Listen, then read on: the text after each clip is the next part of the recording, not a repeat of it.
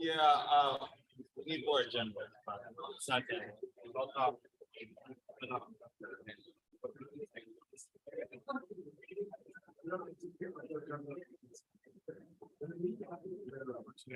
Dialogue. No.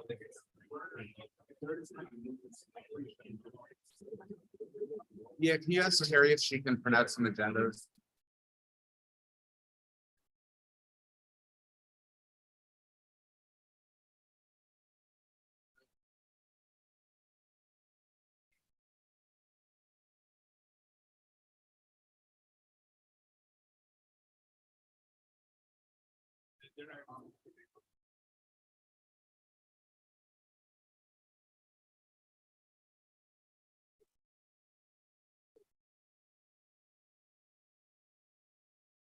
Good afternoon. We're going to call this meeting to order at 1:44 p.m.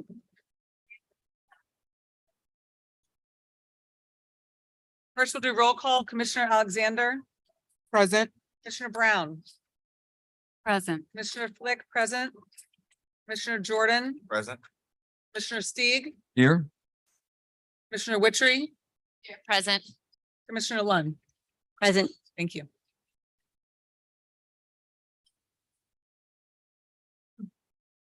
First order of business is to adopt the meeting minutes from the January 10th meeting. Looking for a motion. I'll make a motion to adopt the meeting minutes from January 10th, Second. 2023. Motion made by Commissioner Witchery, seconded by Commissioner Stieg. There's no discussion. We'll call the question.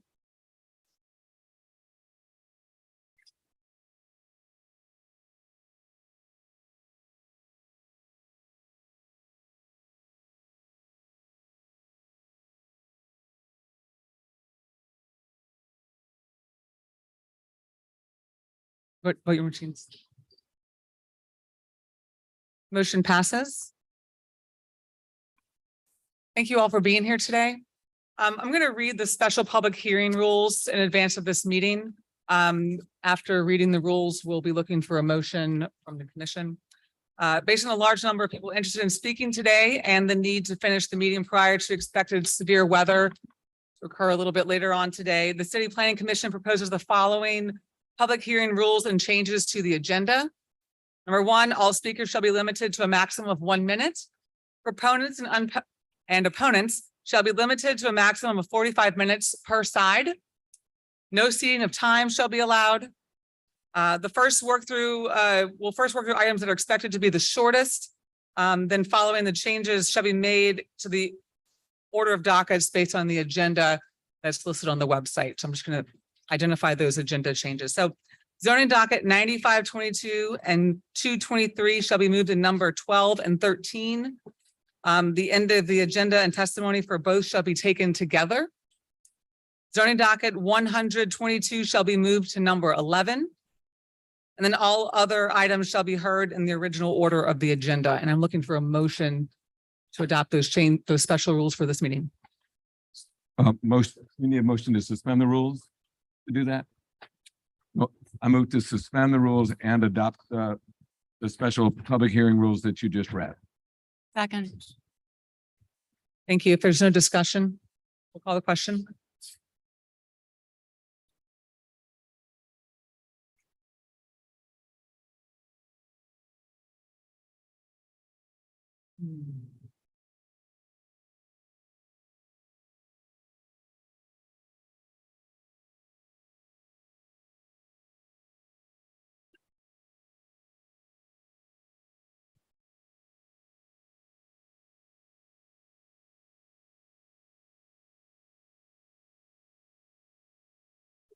Vote your machines.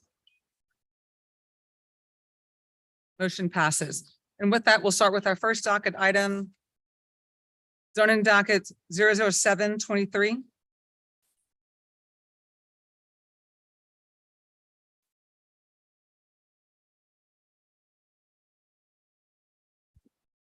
This zoning docket is an application to allow the property shown above, or rather on the screen, to be used as a childcare center. The property is on Senate Street, near the Columbia Park development in Gentilly. It's in a residential zoning district and historically has been a triplex. The property owner, which is a church, is seeking to use it as a daycare center on the first floor, as well as accessory office space on the second floor. And the daycare center use requires conditional use approval due to the property's residential zoning.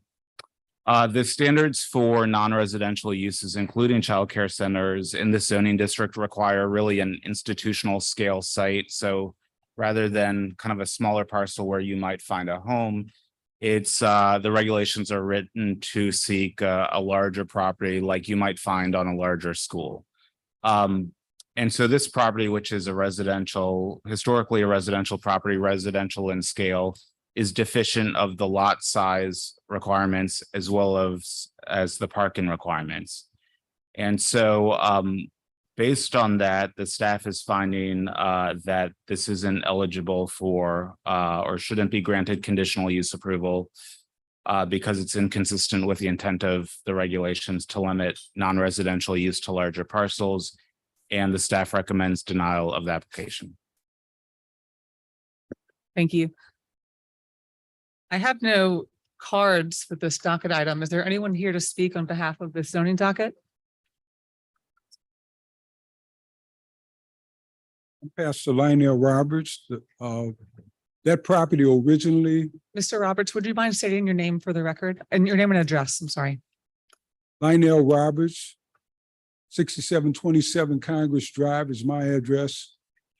That property originally, and for the last, 20 years was a church, okay, which we had ample parking based upon the changes way back in 1996, I believe it was. So we're trying to just fulfill a need in the community for daycare. We built a church down the street, on the same street, a block away. And we're just trying to utilize that property now for it to be a daycare. Thank you, Mr. Roberts. Are there any questions for the applicant? Mr. Roberts, how long has the property been vacant? It actually hasn't been vacant. We still use the upstairs as like our administration office. But downstairs where we actually had the church services, that's been since the latter part of 2019. Did you have any opposition from your neighbors? Not one single opposition from anybody. In fact, folk have support for it because they know the need for daycare in the city. There's absolutely need. Thank you. Thank you. Are there any other questions for the applicant? Thank you, Mr. Roberts. Are there any questions for staff or a motion?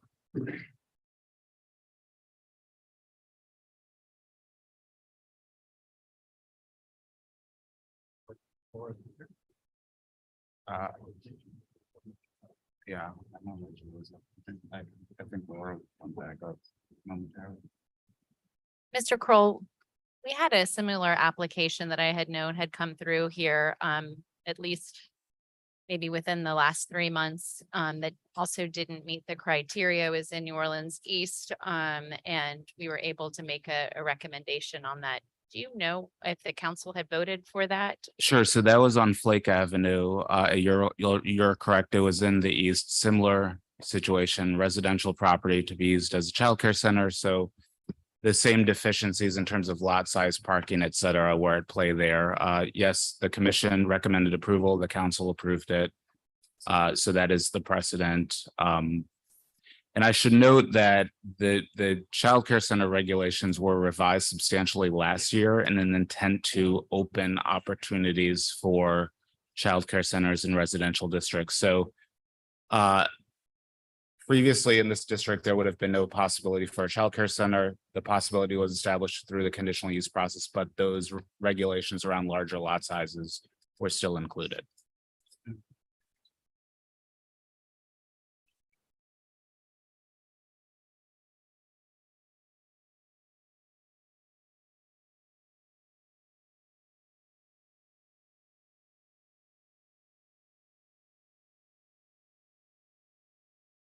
I'll make a motion then to, since there's been, a similar property that we had, agreed to move forward or make a recommendation for, I'm going to go against staff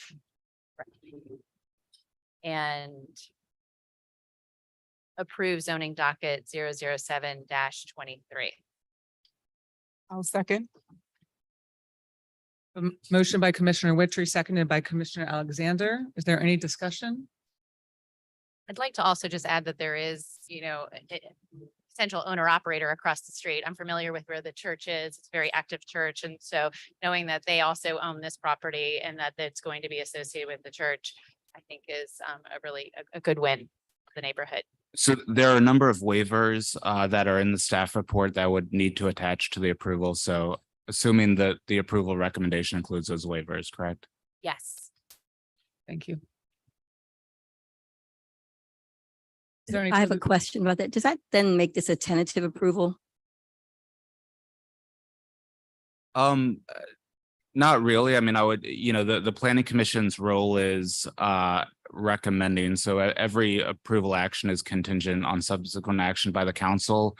The term tentative approval is used in the subdivision regulations, not the zoning ordinance, and it refers to basically, I mean, it's essentially what you're doing here. You're giving a approval at a public hearing subject to requirements that need to be met Right. administratively before, a final approval can be granted. So, in terms of the substance of the issue, they are comparable, but it's just not the term that's used for zoning. Zoning. applications. Thank you. There's no further questions. We'll call the question.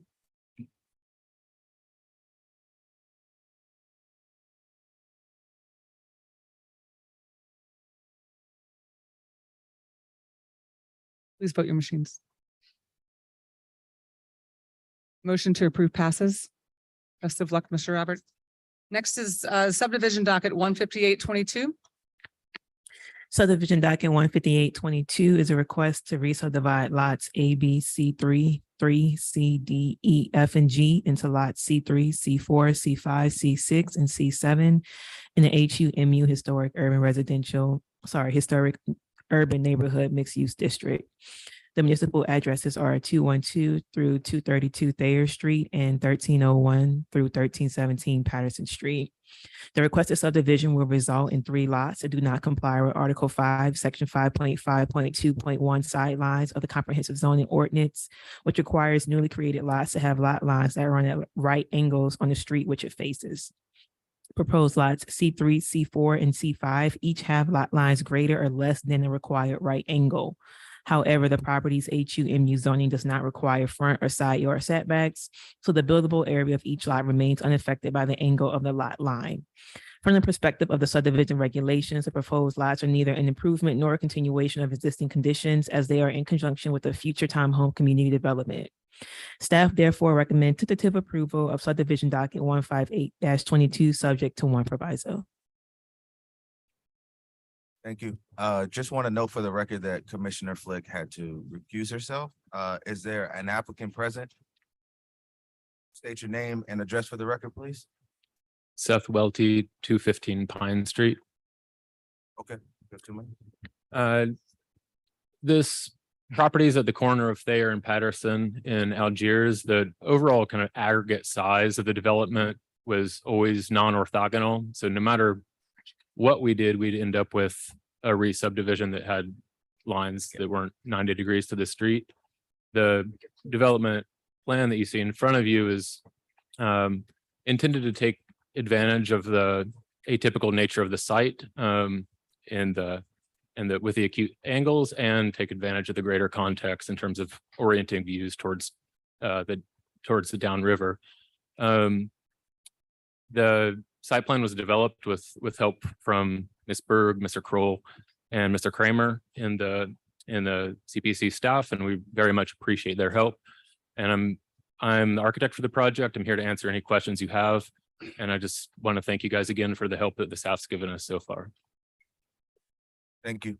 Are there any questions from the commission? Any questions? Proviso? Yes, ma'am. And we're happy to comply. Are there any more questions for staff? If not, I'll ask for a motion. I move approval in accordance with staff recommendation, tentative approval. Second. Now we'll call the vote.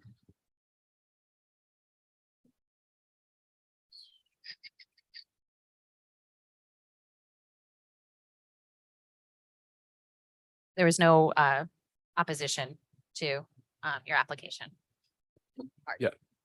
That's correct.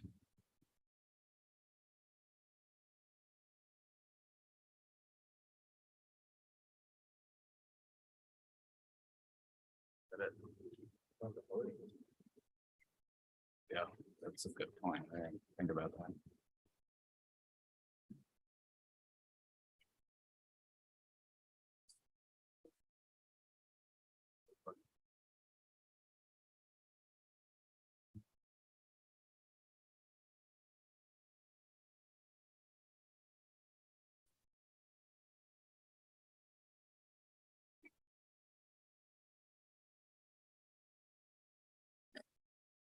Okay. Motion passes.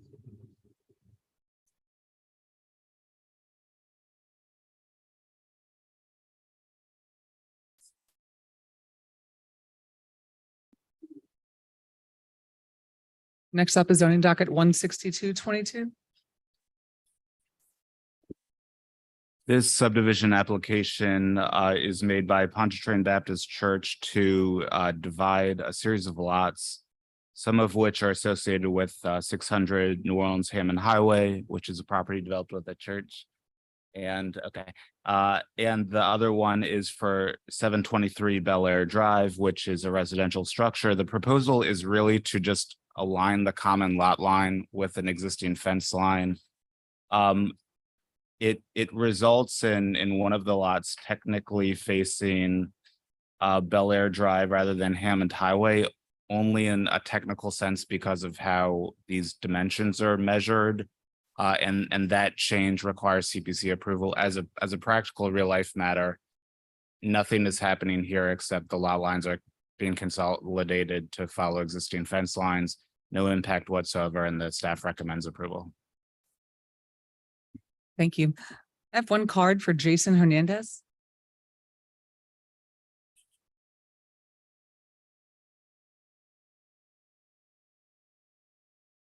Hi, good afternoon. Jason Hernandez, 6270 Canal Boulevard.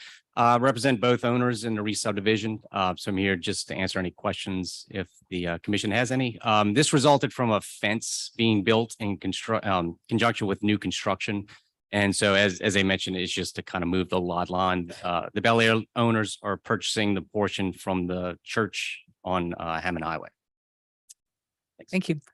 Are there any questions for the applicant's representative? No. Thank you.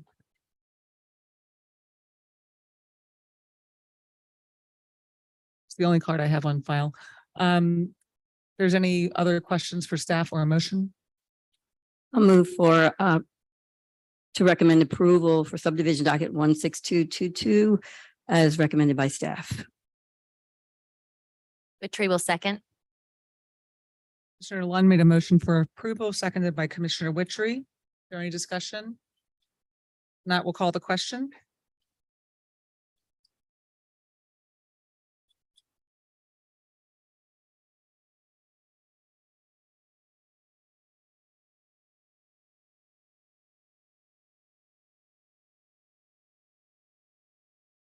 Motion passes. Next is subdivision docket 16622. Subdivision docket 16622 is a request to re-subdivide lots 8S and T into lot 8X.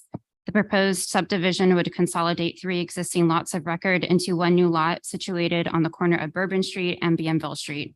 The site contains 1 building that currently straddles 3 lots, lots T, S, and 8.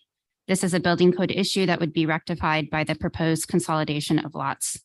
Consolidating the lots will prepare the structure for future development on the top floors that have been underutilized or vacant in recent years. The site is located in the VCE Vucare Entertainment District, which does not have any yard requirements. Despite the new lot resulting in a slightly larger width on Bourbon Street than on Bienville Street, it does not constitute a reversal of lot frontage as contemplated in the subdivision regulations. The request is a typical lot merger that would otherwise be eligible for administrative approval if the subject site was located outside of the Vucare. Additionally, the VCC has voiced no objection to the proposal. Therefore, the staff recommends approval of subdivision docket 16622, subject to one proviso. Thank you. I have no cards for the zoning docket. Is there anyone here to speak on behalf of this? Good afternoon. My name is Sam Levison. I'm an architect representing 241 Holdings. Just state your address for the record. Oh, 824 Barone Street. Thank you. Just here to answer any questions for you guys. As you had mentioned, this is 3 different lots that we're trying to subdivide into one single lot, mostly for the second and third floors so that they can be used in conjunction. Second floor would be used as an event space where the third floor would be used for hotel area. The first 2 floors would just be retail bar area as used right now. Thank you. And this, what we're voting on now is just for the subdivision docket itself, not for the use. Is that correct? Correct. Okay, great. Thank you. Are there any questions or a motion? I'll make a motion to move zoning docket 166-22 with one proviso. Staff recommendation is approval.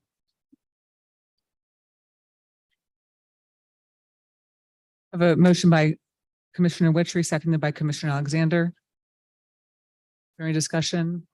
If not, I'll call the question.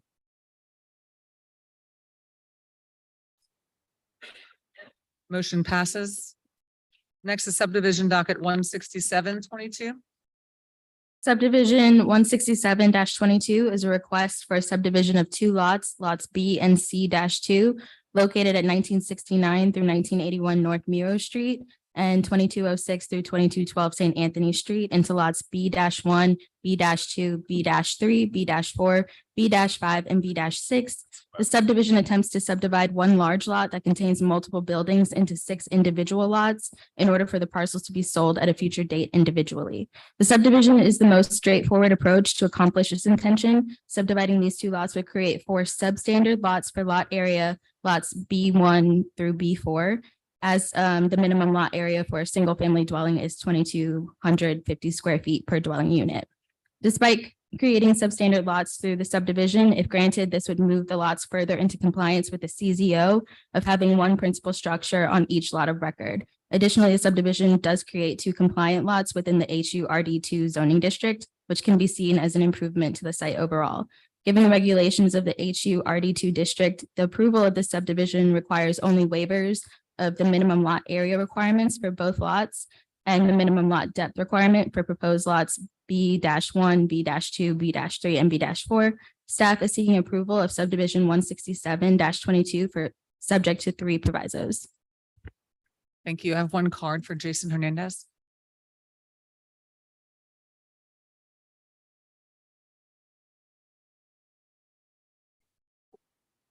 Thank you again, Jason Hernandez, 6270 Canal Boulevard, represent the owner of the property as well. They had a previous one that had the same provisos that they fulfilled, and same thing, are willing to fill all 3 provisos for this. Great, thank you. Yep. Is there any questions for staff or a motion?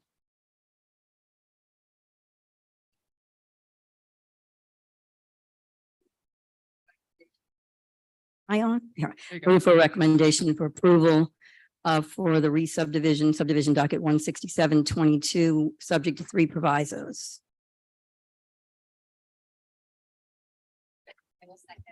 Commissioner Witchery will second. Motion by Commissioner Lund, seconded by Commissioner Witchery for approval. If there's no discussion, we'll call the question.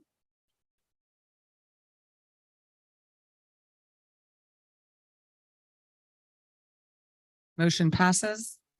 Next is street name change 00622.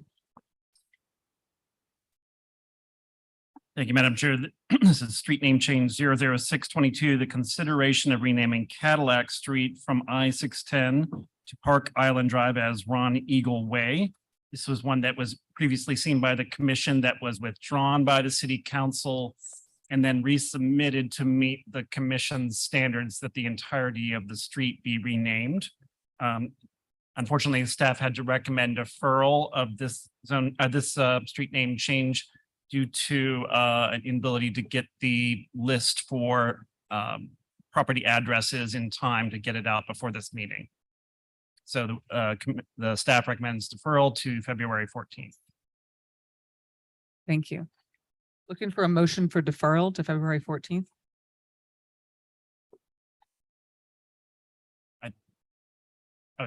I believe you might have a card for this. Sorry. I have two cards, one card. Dariel King.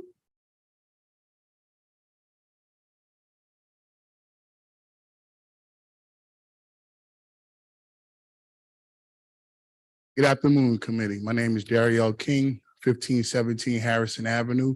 I'm also the community liaison for the Lawless Alumni Association. Reason I'm asking you to accept this is we're showing support with another historical Black school in the city of New Orleans. It's something that they're trying to commit to, where we all are going to get together and do street cleaning and stuff and other things as that. So I ask you that you recommend to accept this street change project. Thank you. Thank you so much. The zoning docket is up for deferral to February 14th. Is that correct? Yes.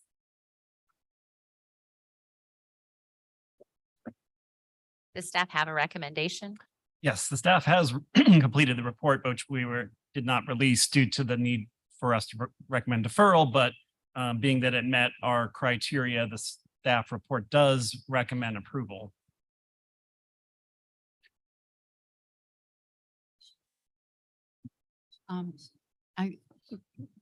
If we're going to defer this, I won't belabor the enumeration of how this complies with our street naming policy. I'll just wait on that, but I'm puzzled. But the main objection that we had previously was that it didn't rename the entirety of Cadillac Street, was only renaming about 4 blocks, sort of in the middle of Cadillac Street. And so the council member withdrew that request and resubmitted to meet our criterion. Is it not still partial? I mean, It's not still how partial. does it meet the criteria now? Yeah, it goes the entire length of Cadillac Street now from Park Island Drive to I-610. We do have other standards that have to be met.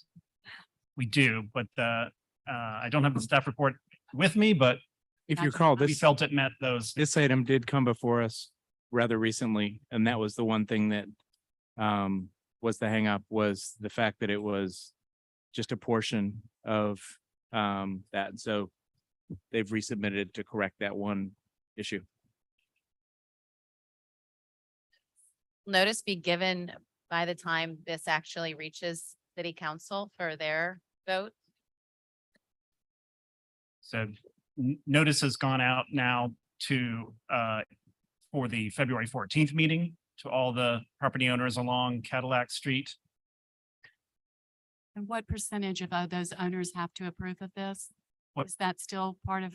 I'm sorry, I couldn't hear. What percentage of residences have to approve, or Oh, there's no requirement. there's no requirement anymore for that? No.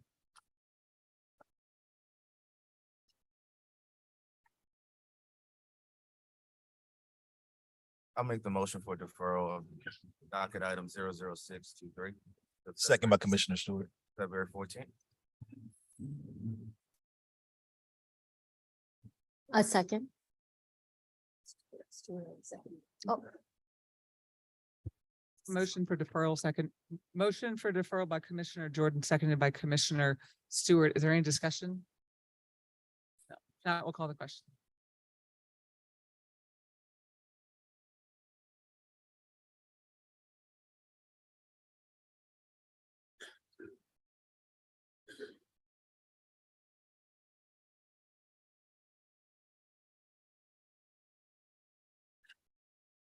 Okay, motion passes. Next is street name change 00722. Thank you, Madam Chair. This is a request for the renaming of the entirety of North Rocheblave Street between the Inner Harbor Navigation Canal or Industrial Canal and Jackson Barracks as Shirley Taylor Way. Similar to the report before this was previously seen by the commission for a shorter segment in the lower ninth ward. Councilmember Thomas withdrew that request and resubmitted it to meet the criterion that it be the entirety of North Rocheblave Street within those natural boundaries between the parish line and the industrial canal. So the staff recommends deferral to February 14th, though indeed we have already written the report and it's ready to go. Thank you. I have one card for Jeriel King. The report has been written, and what is the recommendation? The recommendation is for approval. Thank you. Good afternoon again, board, committee. My name is Daryl King, 1517 Harrison Avenue. I'm officially the community liaison for the Awful Lawless High School Alumni Association. We do ask that you support us in this matter of changing the North Rocheblave from the industrial canal to the parish line in honor of our principal, our beloved deceased principal, Ms. Shirley Taylor. There's only 12 residents that are living on the street at this specific time. We are in the process of getting a street cleaning drive together where we'll be responsible of cleaning up the street. That's one of our tasks, and that's something that we have agreed upon as a board and as an alumni. We just ask you to help us honor our deceased principal that did so much for so many minority children in the city of New Orleans. As you can see, in the words of Martin Luther King, we shall overcome in this matter because we're gonna do everything we can to keep helping minority students. And one way is to help show them is the past leaders that have showed a lot of us the way to become future leaders of America, where you have officers, senators, retired NBA players. We all fall from under the foot and the learning of Miss Shirley Taylor. As I mentioned before in the meeting before, she wasn't just a principal to us, she was a surrogate mother for many of children until the day she passed.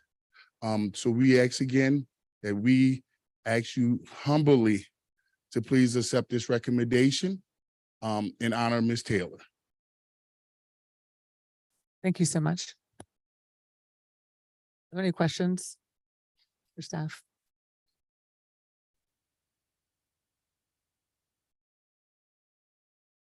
Madam Chair, there are no further questions. I move for deferral of street name change 00722 to February 14th.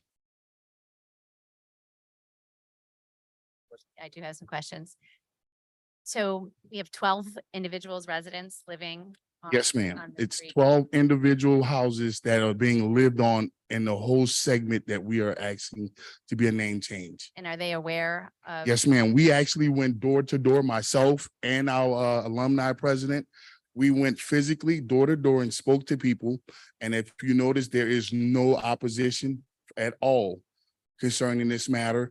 We're actually supported by the whole lower ninth ward as well as the businesses in this matter. And just for context, on the previous docket item, do we know how many residents were that we might had to notice in that? It would have been 1 second. I think it was like 3 in the previous one, but as far as the whole street right now, it's 12 that are living on the street. We are also still supported by State Senator Matt Willard in this process as well as the NAACP is supporting us in this matter on the street name change. And I want to commend you because you have been here 3 times and I feel like I've learned about Miss Shirley in the process as well. So thank you for not giving up and to continue to come. We will never give up a fight for history.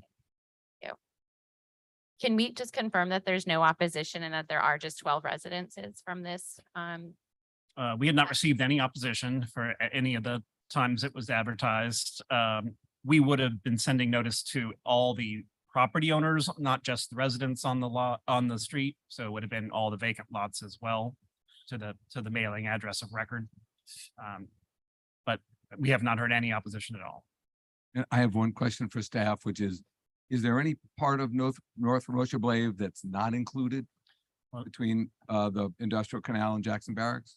No, not between those. No. Is there Natural any boundaries. portion of the street at all, that's not included in this request? No, not between those boundaries, no.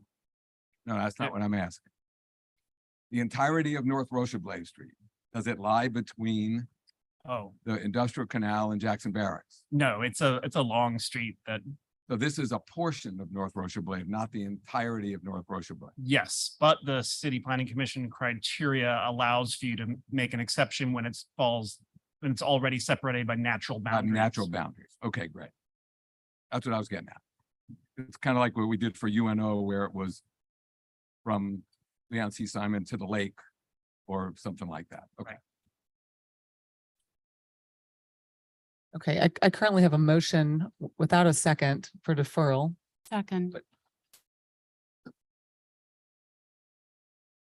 Is there any discussion? Favor of this motion? Want to elaborate? I thought the notice requirements had not been met for this. Correct, but there's only 12 residences and there's going to be time between our recommendation and city council. Just a gentle reminder, to everybody, we are just a recommending body. And I feel like there's a unique situation that there's only 12, and especially since they've gone door to door and they've also come to this chamber 3 times with the same request and have done everything that has been asked for. No, I It's understand that. I just want to special make sure that, situation. that we've done everything as a department that we have to do according to our policies. So that's my only problem with that. That's.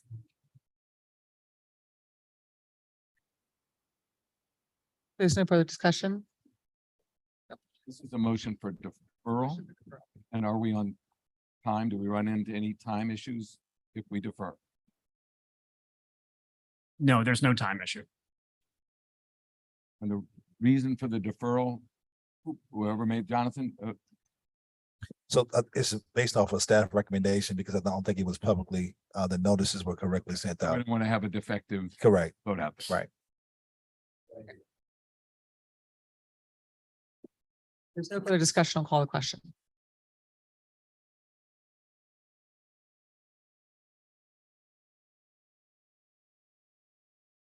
I see. Sorry.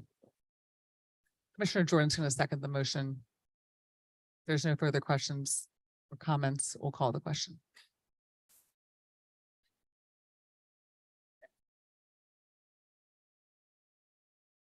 Mine does not work.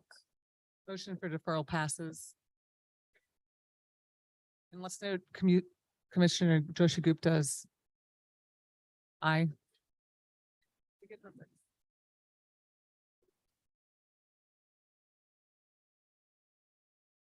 Okay, we're gonna move on to property acquisition 00123.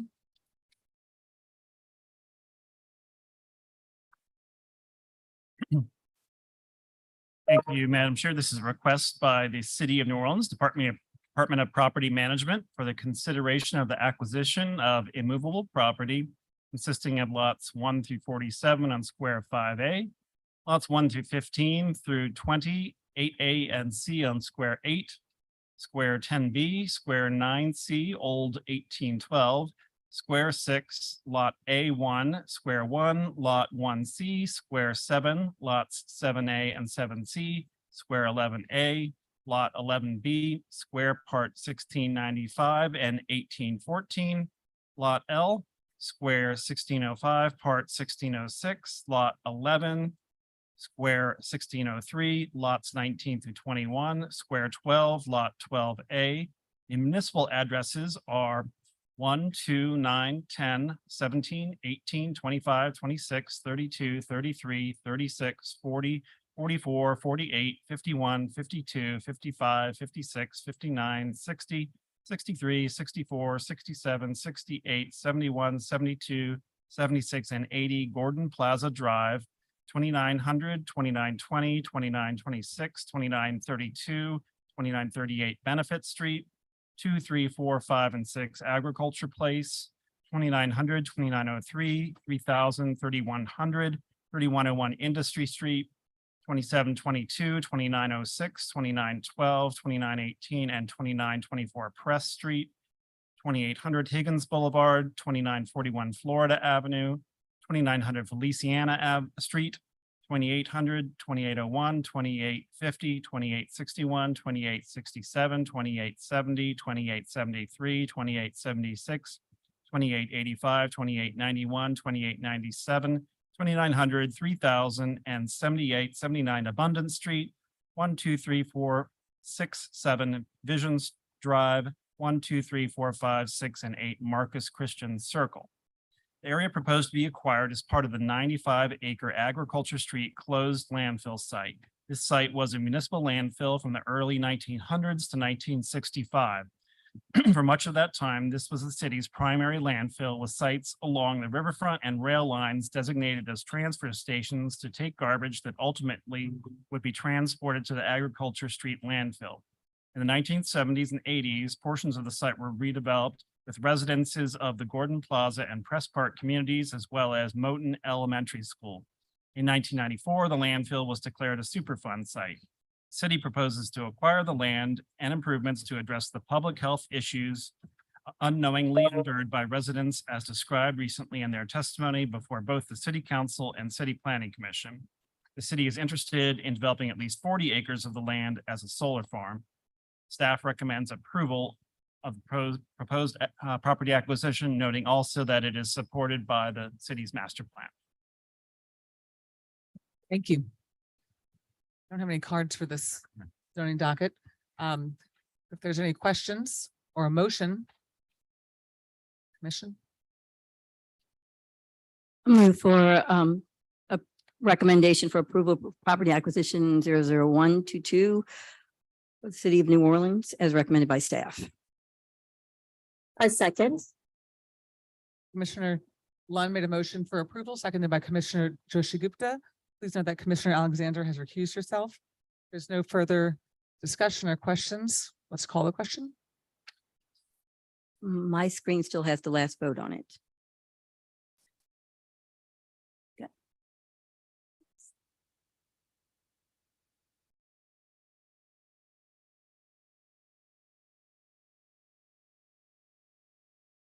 Voting machines?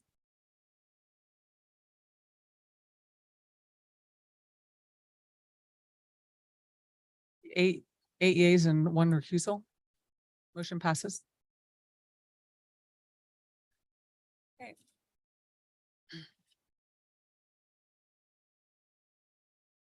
Next up is zoning docket 122. Zoning docket 122 considers the reestablishment of the University Area Off-Street Parking Interim Zoning District in the area previously covered by the University Area Off-Street Parking Overlay, but with the addition of several neighborhoods, including Fontainebleau and Broadmoor. The expanded area would affect just under 6,000 additional parcels for a total of 5.5 square miles of New Orleans. The University Area Off-Street Parking Interim Zoning District, or IZD, would require 1 off-street parking space for an increase in the number of existing bedrooms, which applies to new construction or substantial renovation when additional bedrooms are proposed. Under the proposed IZD, all parcels within the affected area are included, regardless of zoning district designation. No exceptions are made for commercial or mixed-use zoning districts. Accordingly, any proposed new residential construction or substantial renovation will be subject to the restrictions of the IZD. Off-street parking exemptions found in Article 22, Section 22.5 of the Comprehensive Zoning Ordinance would not be applicable to the affected parcels if being substantially renovated or newly constructed. It is the staff's understanding that the purpose of the interim zoning district is to temporarily freeze development in the area while the university area parking overlays regulations are amended and expanded. The University Area Off-Street Parking Overlay District was in effect for approximately 10.5 months, from November 18th, 2021 until the adoption of the University Area Off-Street Parking Interim Zoning District on October 6th, 2022. The overlay was implemented after the first iteration of the University Area Off-Street Parking Interim Zoning District and after the CPC conducted a formal study to determine appropriate parameters, regulations, and requirements for parking in the Uptown University area. In the formal study, the report to address the first IZD, and the report for the subsequent overlay, the CPC staff recommended against the implementation of the policy and provided alternatives that could address the on-street parking concern without affecting the construction or expansion of housing. None of the recommended alternatives have been implemented. Next slide. With each iteration of the regulations, the affected area has expanded substantially, moving further away from the location of Tulane and Loyola universities and into neighborhoods with vacant lands and substantial opportunity for residential development. There are approximately 831 vacant lots and 174 vacant structures in the affected area, the majority of which are in the Leonidas and Holly Grove neighborhoods, with nearly 62% of these vacant lots that are under 36 feet in width. Off-street parking requirements are difficult on lots under 40 feet in width and become more difficult the narrower the lot. Next slide. Staff has reviewed a significant amount of information provided by various stakeholders in support of the reimposition and expansion of the IZD. This includes a number of specific properties identified as being representative of the problems in the overlay. However, more often than not, the problems identified were not the result of leniency in the overlays regulations. While adjustment to the existing regulations may be warranted, there does not seem to be sufficient justification to reimpose the IZD, especially when the restrictions proposed will not only affect housing containing students, but will significantly impact all residential development activity, including efforts to address the city's severe housing affordability crisis. Council District A provided a list of 8 problematic properties that purportedly indicate a need for stricter overlay regulations. Of the 8 properties, only 1 was permitted during the overlays regulatory period. 5 have yet to be permitted, and all 5 of these properties have outstanding zoning comments as of January 10th, 2023. 1 property on the list was expanded illegally, and 1 property was outside the overlay district's boundaries. As such, only 1 property was problematic. This property contains a dining room with an attached bathroom, which could potentially be utilized as a bedroom. In addition to the list of 8 properties, a separate list of so-called D2Ds or doubles to dorms was provided to CPC staff via Council District A, who received the list from the town of Carrollton Watch. The list contains 92 properties and is often cited when discussing the proliferation of student housing in the Uptown area. Staff analyzed every property on the list to document if there was a permit on file to renovate or expand, and if that permit was applied for and received during the overlays regulatory period, which would indicate possible issues with the overlays regulations. Of the 92 properties, only 6 of these properties applied for and received a permit during the overlays regulatory period to expand or renovate. 3 properties were not within the boundaries of the overlays jurisdiction. 44 of these properties were renovated or expanded in some capacity, but were permitted prior to the implementation of the overlay. 31 properties do not have any permits on file to expand or renovate. 2 properties were illegally expanded or renovated, and 6 properties applied for permits while the overlay was in effect, but have yet to receive their permits. Summarily, out of the list of 92 properties, only 6 of these properties could be connected to the overlays regulations. The map before you indicates all properties on this list are within approximately 1/3 of a mile from the educational campus district, the district containing Loyola and Tulane universities. These properties are not located in Holly Grove, Leonidas, or other neighborhoods further from Tulane and Loyola campuses that were captured by the overlay and or by the proposed IZD. A particular concern is the potential impact of the proposed IZD on affordable housing opportunities in the designated area. Affordable housing developments typically have very small financing margins, and requirements The requirements of the proposed IZD, providing additional off-street parking, are undergoing an unpredictable and potentially burdensome appeal process, will increase development costs and deter efforts to develop affordable housing in these high opportunity neighborhoods. The staff recommends denial of the proposed text amendment. If the commission recommends approval of the IZD, CPC staff recommends exempting the small multifamily affordable dwelling, the affordable housing plan development, permanent supportive housing, group homes, and other uses found in the staff report from the IZD's requirements. Thank you. I have a number of cards. First up is Susan. Maybe it starts with a J. It's you. Followed by Razan Badar. Just state your name and address, please. Susan Johnson, 2822 LePage Street. I am not paid to be here. My organization is Town of Carrollton Watch.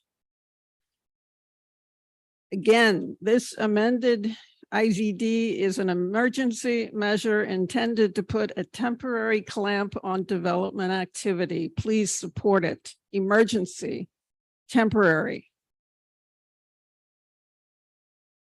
When the overlay was in effect, 25 properties were purchased by year end 2022. That may not sound like a lot in the context of, for everybody else here, but for us, it's a huge increase from the 8 properties that were purchased when the IZD was in effect.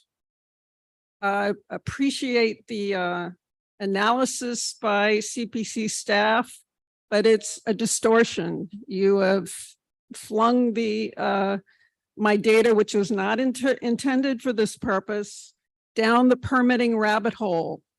We want to stop these properties from being purchased by commercial developers. This is an STR model. We're against it. We're against commercial development in residential neighborhoods. Merci pour tout. Thank you. Next, I have Razan Badar, followed by Pierre Walker. Hi, everyone. My name is Razan Badr, and I am State Representative Amy Freeman's assistant, and I am here to read on her behalf.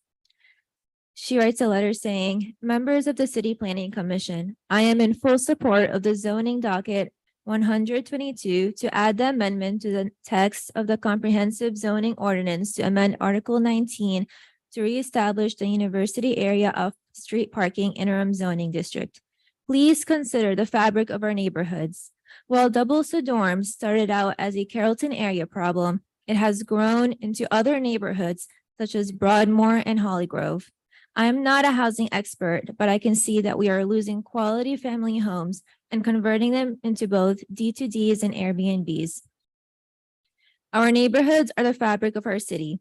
As always, I am here as a state partner and want to help with solutions for our beloved New Orleans. Sincerely, State Representative Amy Adada Freeman." Thank you. Pierre Walker.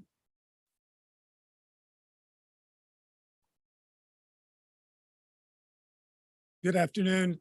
I am Pierre Walker, 801 Lower Line Street. I'm the president of Maple Area Residents Association. I stand here representing the interest of hundreds of property owners, residents, and long-term renters in Uptown New Orleans, in an area bounded by Carrollton, Broadway, Willow, and St. Charles. We support and ask that you vote for zoning docket 100-22. In addition to being president of MARI, I have for the past 30 years been a real estate attorney and developer in the city of New Orleans. Since Katrina, I personally have participated in the development, financing, design, construction, and placed in service status of over $70 million of affordable housing in Orleans Parish alone. This emergency interim zoning district does not impact true affordable housing. True affordable housing is not designated or limited by parking or number of bedrooms.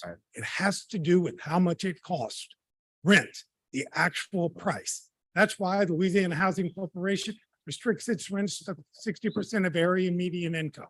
That's why the city of New Orleans often asks for 80% AMI when they subsidize housing.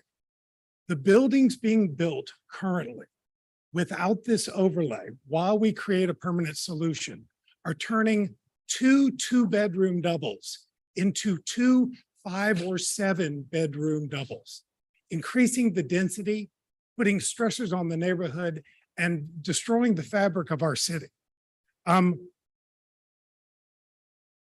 The staff's misplaced position that this will negatively impact affordable housing or cost more is simply not true.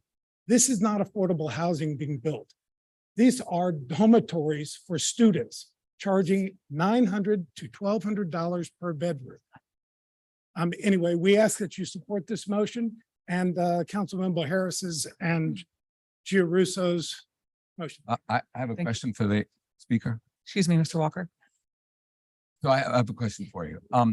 Do you know why the boundaries were increased northward toward Leonidas? Yes, further- yes, sir. Could you I explain do that? understand. The developers who are coming in from out of state and certain instances from New Orleans and South Louisiana have started to expand their footprint because of the decrease in stock and the fact that Xavier University also is needing these things. So where Tulane is right around Maury and Carrollton Watch, Xavier is near Holly Grove and Right. Leonidas. These same developments are going there. They're already in Broadmoor and they will continue to expand. And it is taking away housing stock for New Orleanians in exchange for temporary housing for students, which all should be against. Thank you. Thank you. I have a card for Lauren Jardell. Is Lauren here? And I just want to know if you were speaking for or against the docket? Okay, so we have someone here if there's any questions for Tulane as it relates to this zoning docket. Thank you. Those are all the cards that I have in support of the motion. I have a few cards against. Mr. Hardy? Yes, I did submit a card. Do you not have it? I'll be against it. Recommendation. Here you are. Okay. Here. My name's Keith Hardy. I live at 618 Audubon Street. I'm not paid to be here. This is a crisis created by landlords to transform properties so that only affluent students can live there. We've presented evidence repeatedly, publicly and privately, to support our case, none of which has been met with fact-based and serious opposition. Instead, we've been met with rigidly ideological opposition based on alleged best practices that are being wildly perverted in this instance. That is in an email from Councilmember Giarrusso to the city planning staff. And I think it applies to these figures that they're presenting today. Let me give you some other figures that you could have got, that they could have got from those same documents. In 2021, when the first IZD was in effect, and the first IZD, remember, said every bedroom has to provide an additional parking space. And it was in effect for all but a month and a half of 2021. Total purchases of properties for conversions were 5 rentals and 3 owner occupied. In 2020, when the overlay replaced it, which is what they want to stay in effect, the staff, there were 25 rental properties that changed hands and 4 single family properties. So the original IZD worked to slow and reduce the pace of purchases, and the overlay did not. So what Councilmember Giarrusso is trying to do is to stop the clock, figure out why the overlay isn't working so that we can come back with another overlay. So I'd ask you to support Councilmember Giarrusso and Councilmember Harris, who represent the people of these districts, and to support the IZD. Thank you. Thank you. A few cards in opposition. First is Zach Smith. Then Maxwell Cardulo.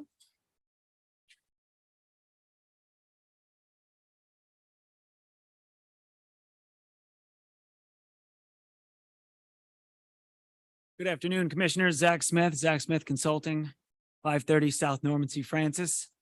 Here in opposition to this, as it's a pretty regressive set of policies. You've been here, you've seen this before, an IZD with a follow-up study that was disregarded, and a set of rules were put in place that folks that pushed for those rules to be put in place were then unhappy with those rules being put in place. So we're going back to the IZD to essentially go back to another set of rules. I'm just going to make a prediction that the next overlay is not going to be enough, and that we're going to be back to an IZD in maybe 18 months, and we're going to be doing this again and again and again. At the end of the day, whatever we want to call it, it ultimately boils down to a war on housing.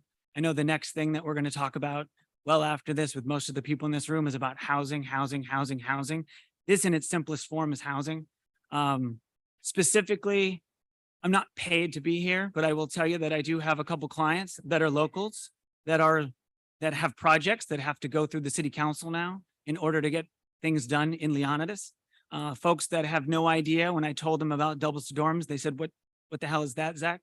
The expansion into Leonidas and Holly Grove is insane. It is absolutely insane that a property, if you drive through Holly Grove, you'll see there are so many empty, vacant, greened over lots. There is no density issue. There is no affordability issue. You can buy properties all day, every day. Again, using parking regulations to solve for underlying zoning issues continues to be an old way of doing things that does not move us forward as a city. I would, of course, hope that this commission could support the staff in denying this, sending a strong message. At the end of the day, it'll be in the hands of politicians, but parking continues not to be a progressive way to build a new and exciting and dynamic city, and using parking restrictions to get to that end just doesn't solve that problem. Question? Yes, ma'am.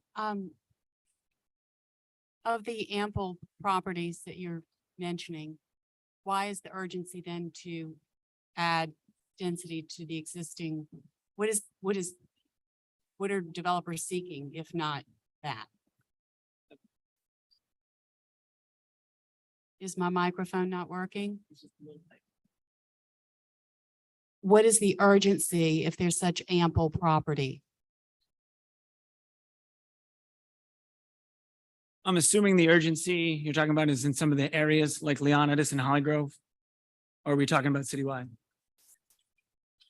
There was ample property. So I'm confused. You're arguing for density, but yet you're saying there is more property than we need that you can buy anywhere. So did I misunderstand? So there's kind of two parts to this. At the end of the day, I think that the end result for a continued overlay, there's a future where the area around Tulane University is going to continue to enjoy some sort of overlay protection, whether it's the IZD or a future set of rules, which I know that Mr. Giarrusso is very intent on pushing through. I think it's more important that this group carve out these areas that have no geographic basis to be included in an IZD, where any type of housing that is going to be built right now is going to be subject to these rules.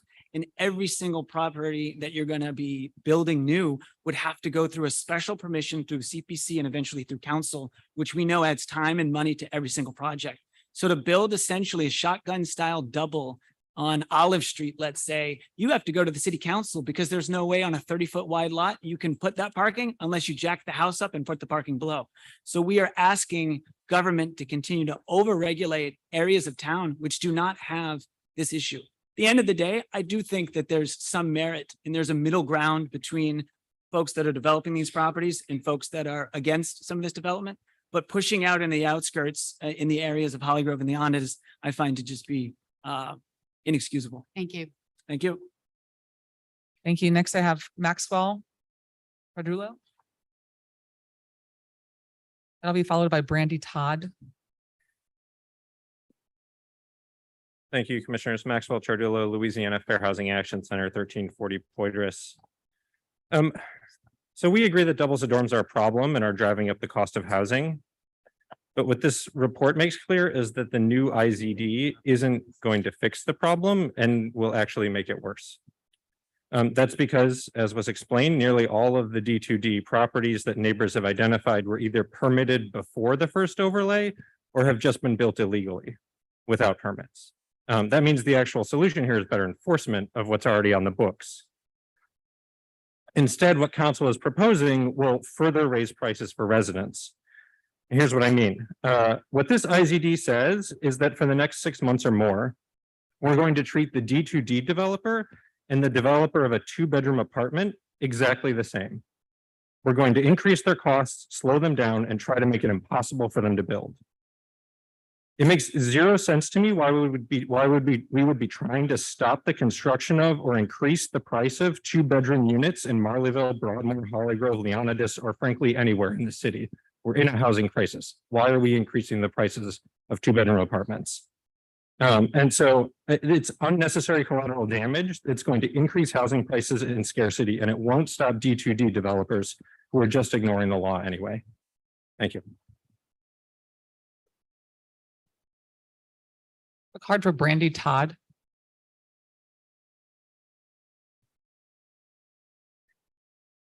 Rebecca Josts.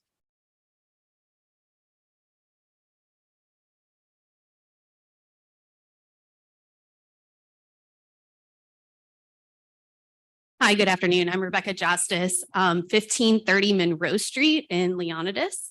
That's like deep Pigeon Town, almost to the finish line. I just wanted to echo some things. This kind of caught me off guard. We have, on my block alone, there's 2 empty lots, one of which is only 27 feet wide.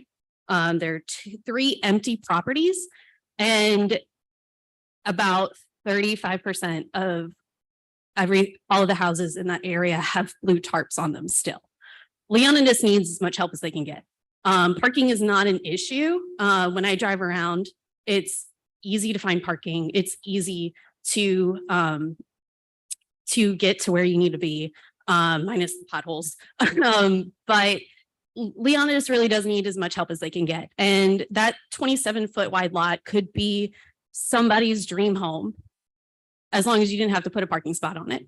You could easily put a small, affordable house on that lot. Leonidas is really only one of the other neighborhoods that is above flood zone. It's flood zone X, and you can still get a livable house that starts in the 100s, 200s, and 300s. So it really is kind of the last canyon of affordable housing in New Orleans. So please don't include them in this. This is more of an issue on the other side of Carrollton, in my opinion. Thank you. Thank you. One more card for Michael Burnside.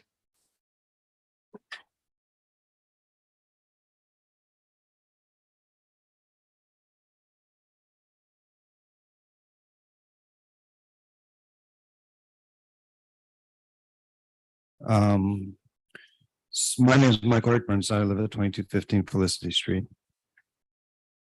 The problem seems to be that a lot of people can make a lot of money off students who happen to go to Tulane, because students who go to Tulane have parents who have a lot of money. Also seems to be the problem that Tulane doesn't keep its students on its own campus. So there are a lot of universities in the country. Some of them have very rich students and very rich families.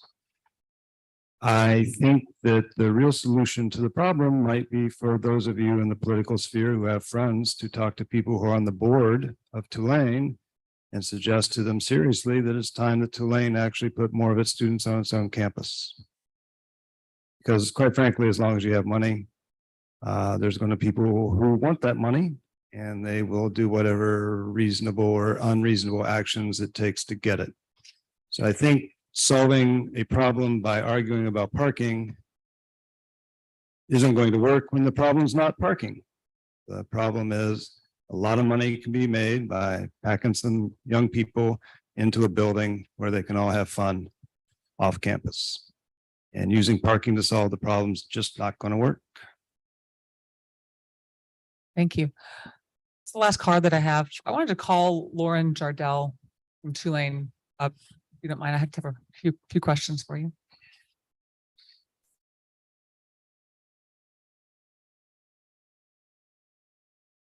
Thank you so much. Sure. I'm Lauren Jardell, the Director of Local Government and Community Relations for Tulane. Thank you for being here. I know that there's been a number of developments happening at Tulane's campus, and I just wanted to know if you could talk to some of them. I know that there's some dormitory projects in the works, and what Tulane's perception and reaction has been to this doubles to dorms issue. Yes, so we are actually in the process of building new dorms. Our first new dorm will be finished hopefully this summer for move-in in the fall. Our process had to be pretty well thought out so that we didn't displace any students while constructing and renovating dorms. So we built a new dining hall, the Commons, tore down Rough Commons, the former dining hall, and built a new dorm in its place. Then phase 2 of this housing redevelopment is to tear down Patterson, Irby, and Phelps, 3 more dorms near the Rough Commons site, and rebuild them. We will eventually add a total of 1,200 new beds on campus, which will allow us to house a total of about 5,100 students on campus. So that is the net increase. But we're doing it all without displacing any students in the process. So we are working towards a junior year residency requirement. This redevelopment won't get us there fully, but it's a step, a large step there. So that's one of the construction projects we have going on campus. So Is this in reaction to the doubles to dorms, or just a safety need for campus? Or no, these projects were all included in our institutional master plan, which we developed following the comprehensive zoning ordinance overhaul in 2015, 2016. And that plan was finalized, was submitted and finalized in 2016, 2017. And so these have been plans that we've had in development for some time. Like we've recognized that there's a need to house more students on campus. That's good for the students, that's good for the university, that's good for the neighborhood. So this is something we're working towards for a longer term solution. great, thank you. Are there any other questions? Yes. Sorry. What is the total population of Tulane? Our total Undergraduates. undergraduates, Yes. our total undergraduate population is around 8,000. We generally have an incoming class of about 1,800 students per class. So we're still trying to house about 3,000 after this new plan. We're still trying to house 3,000 students off campus in addition to graduate students, correct? Yes, and our graduate students, we have a number of them who live closer to downtown because the medical school, School of Social Work, School of Public Health are all downtown, here downtown. So our graduate students are a little bit more scattered throughout the city than the undergraduates.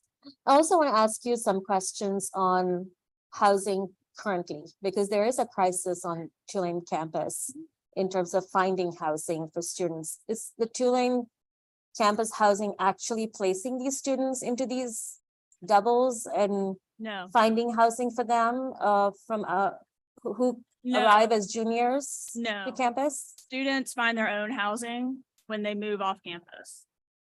Tulane does not assist in that search.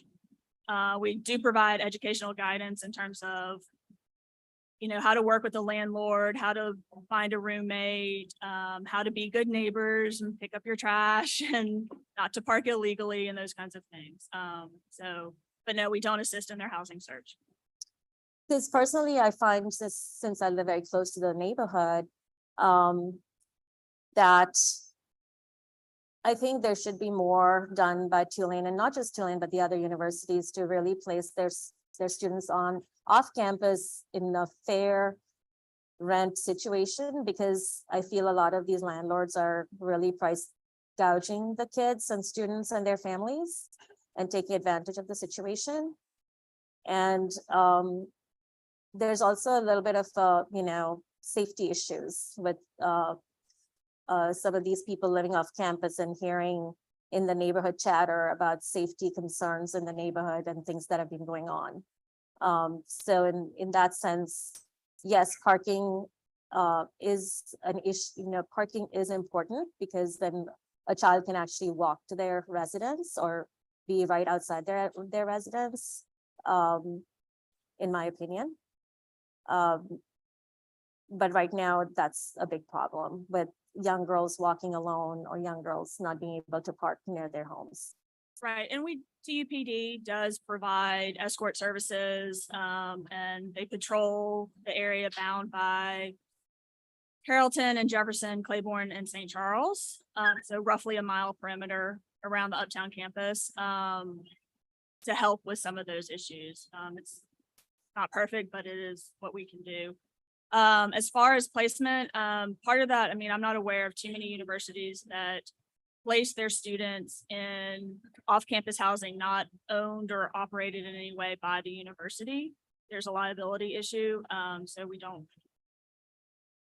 get involved in that way. I mean, if there's an emergency situation, a student needs to move back onto campus or seek assistance, because there's a fire or, wind damage or something like that, we try to help where we can, but it's very limited. And for that reason, I also want to ask the staff if you had any discussions with Loyola or Xavier University about any plans for the future. I emailed Tulane and Loyola universities. The same set of questions are part of the attachments in the report where you can see all of their answers. Loyola is adding more student beds to their campus as well. I stuck with Tulane and Loyola because those are what are most cited as the quote problematic universities, less so with Xavier, so they weren't included, but you can see the answers in the attachments to the report. Thank you. Just have a few questions. Can you talk about, I guess, the enrollment at Tulane year over year? I know Tulane has received more applications for less spots, but are you taking more students each year, or is it staying just about the same? It's staying about the same over the last decade or so. We've seen a pretty steady enrollment number. We did have a peak in 2020 of about a 2,000 incoming class level, but that is tapered off. We're trying to maintain that 1,800 roughly number. And then currently right now, I think there's on campus, you're trying to house enough students to their junior year. So basically all undergrads will actually stay on campus in Tulane facilities until they become seniors. That is what we're working towards right now. Yes. Okay. Yes. All right. Thank you. I have a question for council.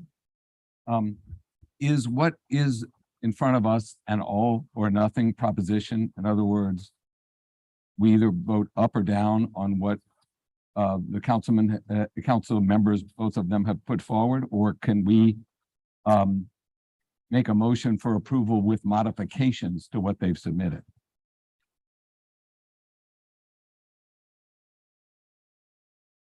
I'll make it a more specific question.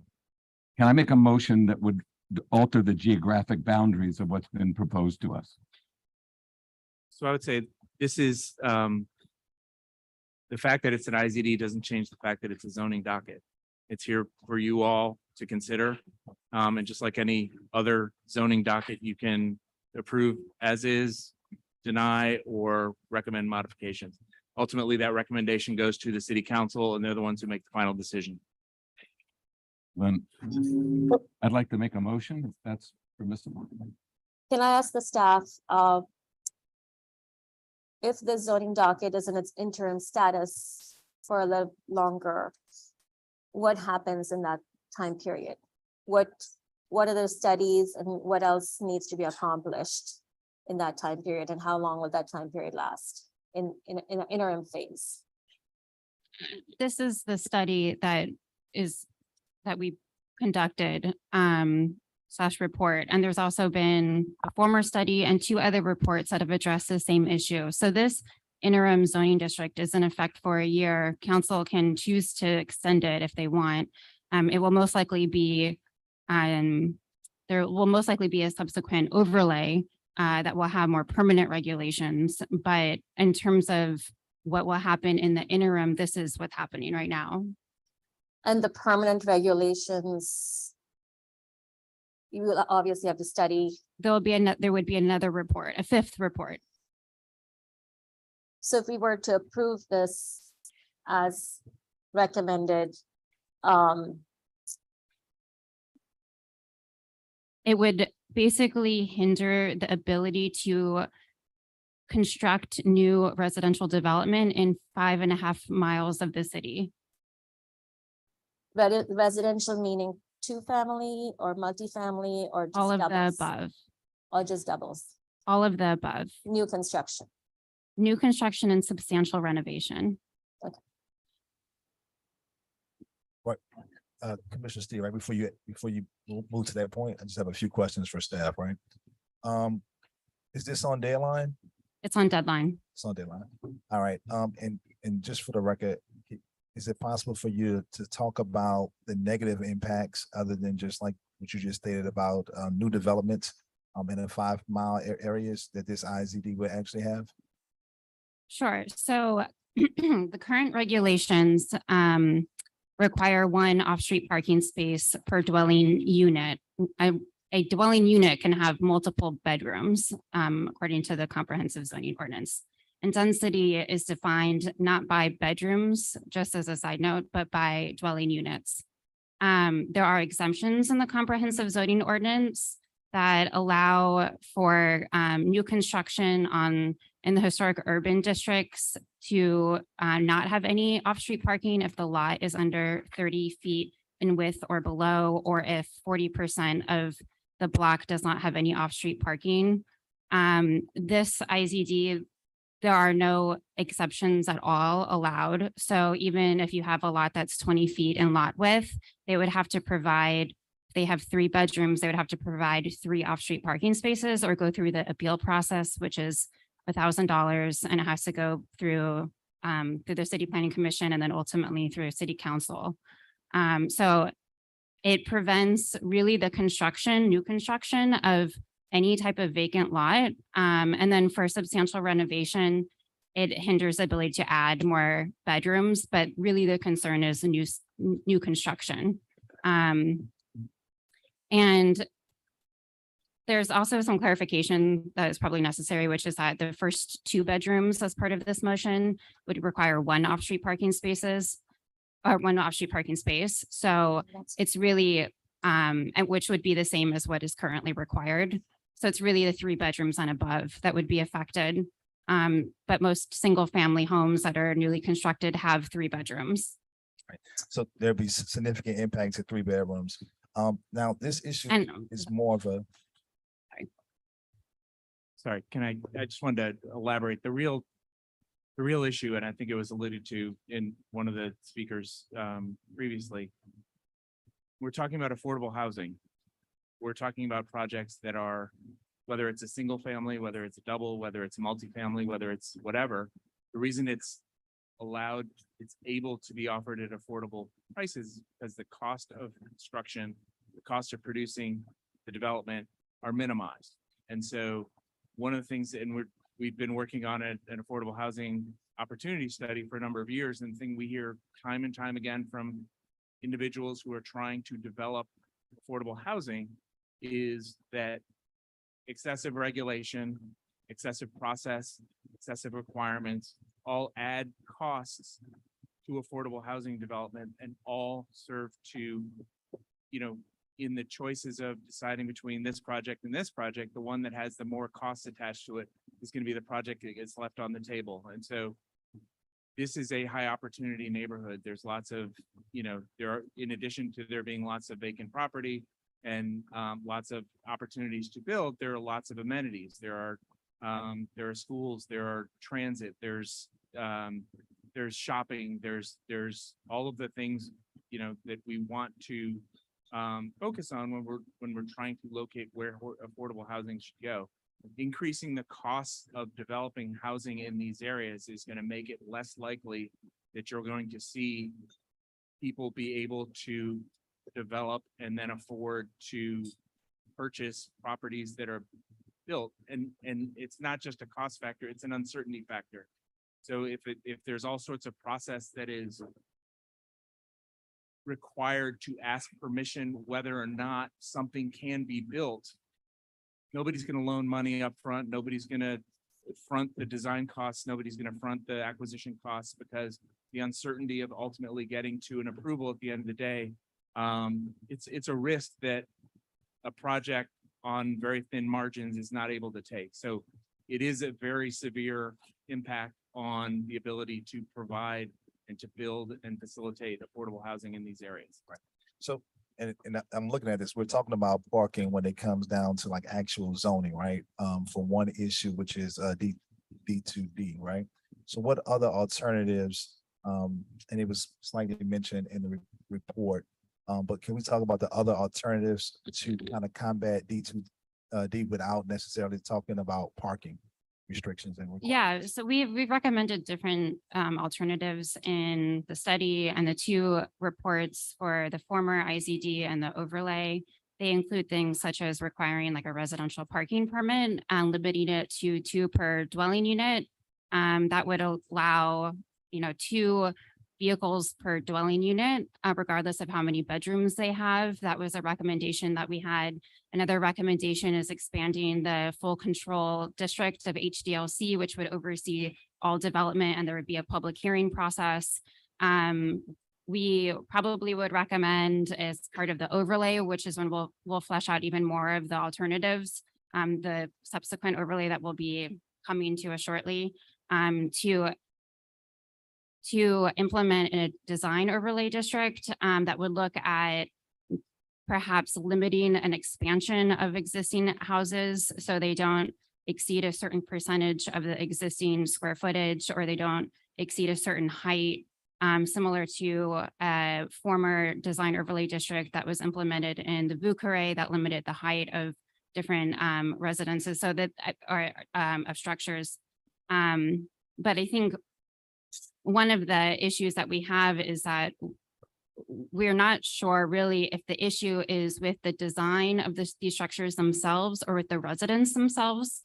And we haven't received a clear response as to what the actual problem is.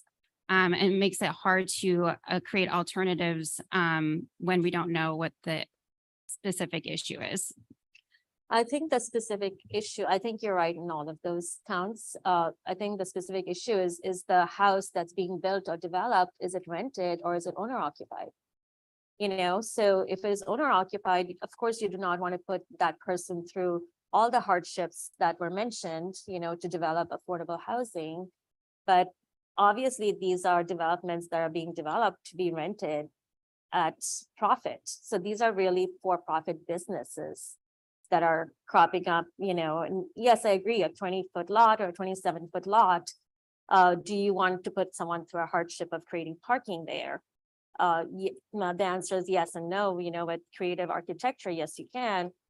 But at the same time, if it's a developer, they're probably going to consolidate lots and create a larger multifamily unit that they're going to rent out. So really, it's like we need to look at, is it renting or is it actual ownership? So I feel that we have we're a city of renters. We're not just a city of property. Yeah, Exactly, but affordable housing and so are we renting for dorms to doubles, or are we renting like whatever, and is that Across the board, you can look on, real Yeah. estate. I think you've touched on what I think is a true issue here is there a way that we as a city can selectively through zoning decide who gets to live in our neighborhoods? And I don't think that's what zoning is intended to do. I think that Commissioner Flick is correct. This is a city that is predominantly renters, that we, a lot of the way we look at zoning and the way that residential use is defined, it doesn't define itself around whether it's a property for sale or whether it's a property for rent. It's a property where somebody is going to live. And so up until this issue has come to the forefront, student housing has been considered and defined as residential development. Now, obviously, there are some nuances that this city and other cities are dealing with respect to student housing. There are some cities, Cambridge, Massachusetts comes to mind, where there's been recent legislation that specifically targets student housing. That's not what this is proposing. This is proposing a restriction on all housing. And that's one of the big issues that we have with it, is that it is, and I don't think anywhere along the lines, we've never said that this is not a legitimate issue. The issue is, how do we deal with it, and how do we deal with it in a way that it doesn't affect and impact and negatively impact all Yeah, of those. and I think I was misunderstood. Yes, we are a city of renters and we're also a city of affordable homeowners. My issue, and I just want to make it clear, is that we have to differentiate between developers who are actually increasing rent for affordable renters by creating these situations. And that's the crux of the problem here, especially in this neighborhood. The rents are not decreasing, they're increasing because of this issue in this neighborhood. So that's what I'm trying to get at. Well, I'm gonna make a motion, which is gonna try to address all of the things that were just heard. The problem with doubles to, so I believe that doubles to dorms is a real problem. And Ms. Berg, the problem is people. It's not trying to regulate who lives somewhere. It's cramming 10 people on each side in a house that's designed for 2 units, and all of a sudden there are 20 people living there. And that's the problem with doubles to dorm. But I realize that these regulations, as I've heard, impact the development of affordable housing in Leonidas and in Holly Grove. And perhaps that's an unintended consequence, but not a good one. So my motion is going to be for approval with a modification of the geographic area to stop on the west at Carrollton and on the north or northwest at Claiborne. That would carve out Leonidas and Holly Grove. And my reason for that is that I think there's either little or no affordable housing being built in the area or contemplated in the area that I've just delineated. What's going on there is cramming, as somebody mentioned, affluent students who can afford $1,000, $1,200 a room into houses. That's displacing the possibility of affordable housing because it's taking people who are paying above market and cramming them into little house into dwellings.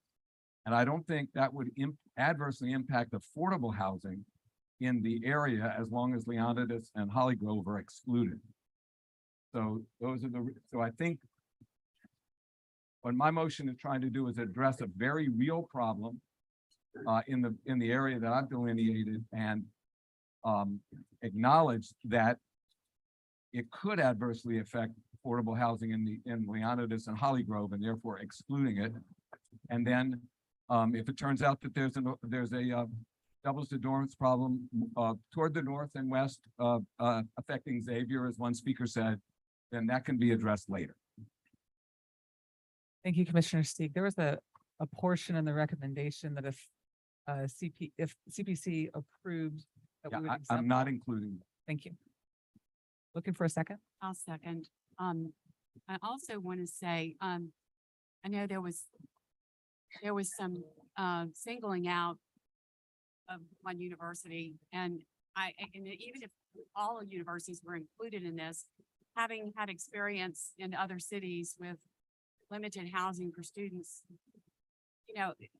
it's a problem everywhere. However, one thing other cities have that doesn't seem to be here is reliable public transportation. And that's for housing in general, not just student housing. It's housing in general, which is also why we continue to have this struggle here. And also, I think developers have latched on to this idea that if you inhibit this type of development, you will also discourage affordable housing, which I do not believe.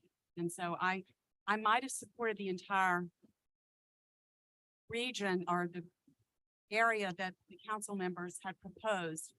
But I think that Commissioner Stieg has brought up an important point, and I absolutely support his motion. Commissioner Stieg, can you state those boundaries again? Claiborne to Carrollton and Stop at the west. Look at the map. Can you put up the map that had the yellow? Is that that's not the IZ, yeah, that one. So I don't know, I'm colorblind. I don't know if that's green or yellow. What color is that? Whatever Yellow. color it is, my area would stop on the west at Carrollton and would stop on the north, kind of northeast, sorry, at Claiborne. So the two big areas on the left, the one closer to the river being Leonidas and the one further up being Holly Grove would be excluded. Commissioner Steed, can I make a clarification that the dotted red line is the proposed boundary of the IZD?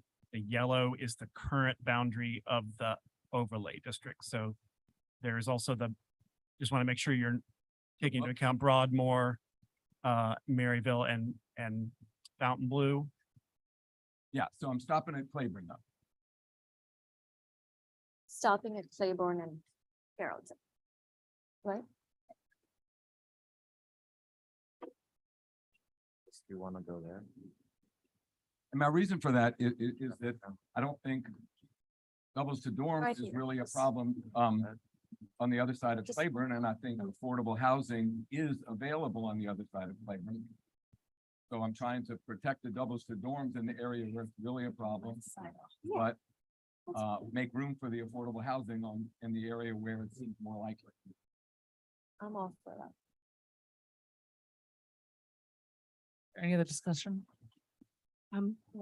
Commissioner Stieg, would you consider the adding to it the recommendations from staff about what is it, He said no. exempting? No. And could you could you address that? Why Yeah, I don't think they're necessary in the area in that area? Yeah. Is there any further discussion? That will call the question. Madam Chair, I like to go on record and say that I'll be against this motion for a variety of different reasons. It's still a parking zoning district that we're talking about. And then for the exceptions of, based on the staff report, all the listed uses that will actually be taken out,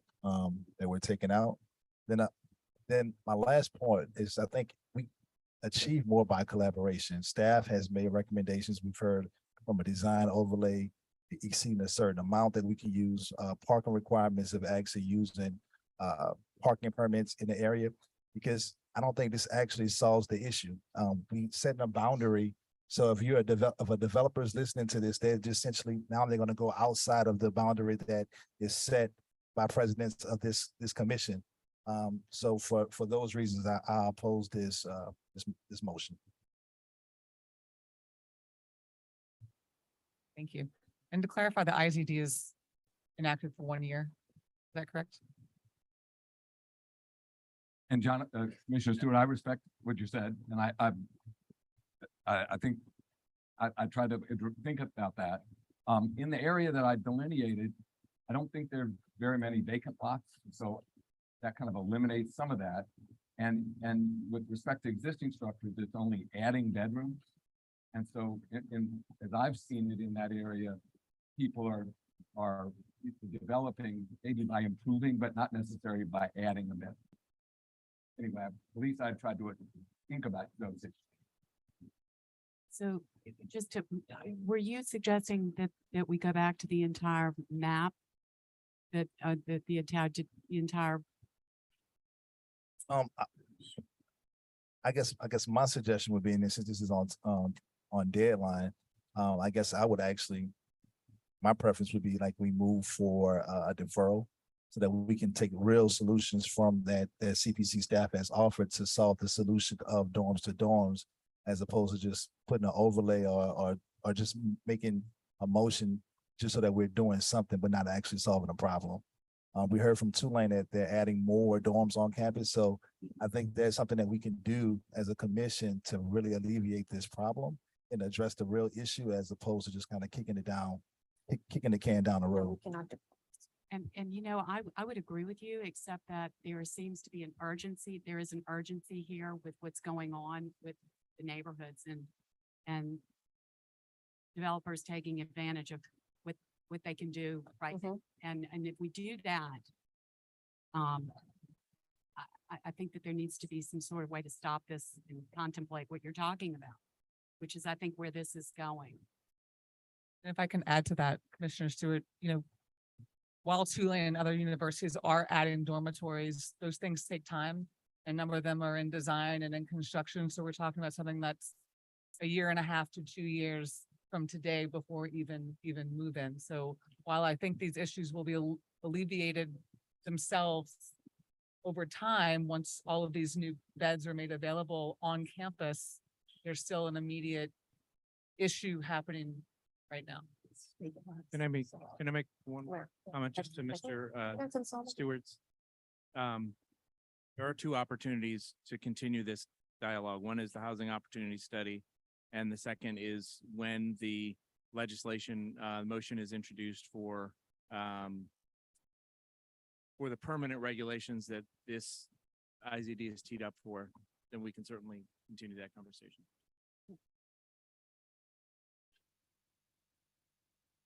Did anybody else want, I just also want to say that, you know, we did say there's a time lag here in the solutions being offered by the universities here. But what happens if there is no longer even a need for what's built and what's planned in the model of getting a certain rent for these units? And they're not, I doubt they will be affordable units given what the construction costs are. We're going to have empty swaths. That's another thought, but again, I don't think this is, I agree with Commissioner Stewart. This is not entirely a parking problem. This is a way to stop the clock while we sort things out, because we let it go. We've 115 pages of urgent pleas for help from the neighbors. And that's what I'm reading. Can I jump in really quickly? Sorry. Can members of the commission make sure to speak directly into their microphones and to project, because I think there's some trouble. I think there is a problem with this hearing. microphone. So if you speak directly into it and try and speak up as well, that would be helpful, I believe. Thank you.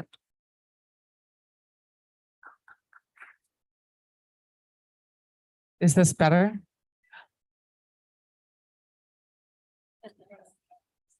Okay. Nothing works here. Are there any other comments from the commission speaking directly into the microphone? All right. Can you hear me? Okay. My question is, do you have any idea why, for instance, the recommendation for requiring limiting residential parking permits to 2 per dwelling unit was never adopted or put forward, or? No, we don't have any idea why. Okay. That's it. Thank you.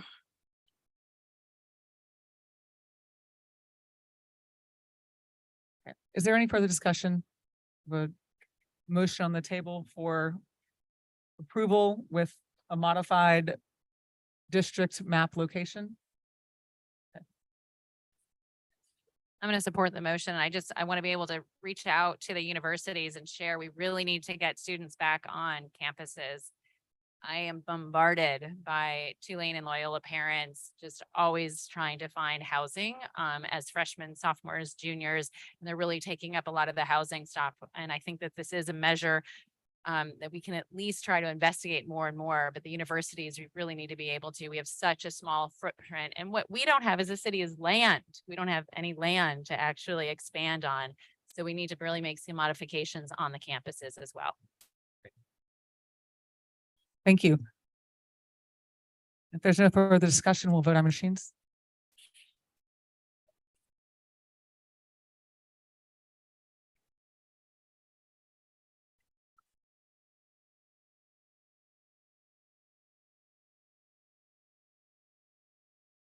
Seven yeas and 2 nays, the motion passes.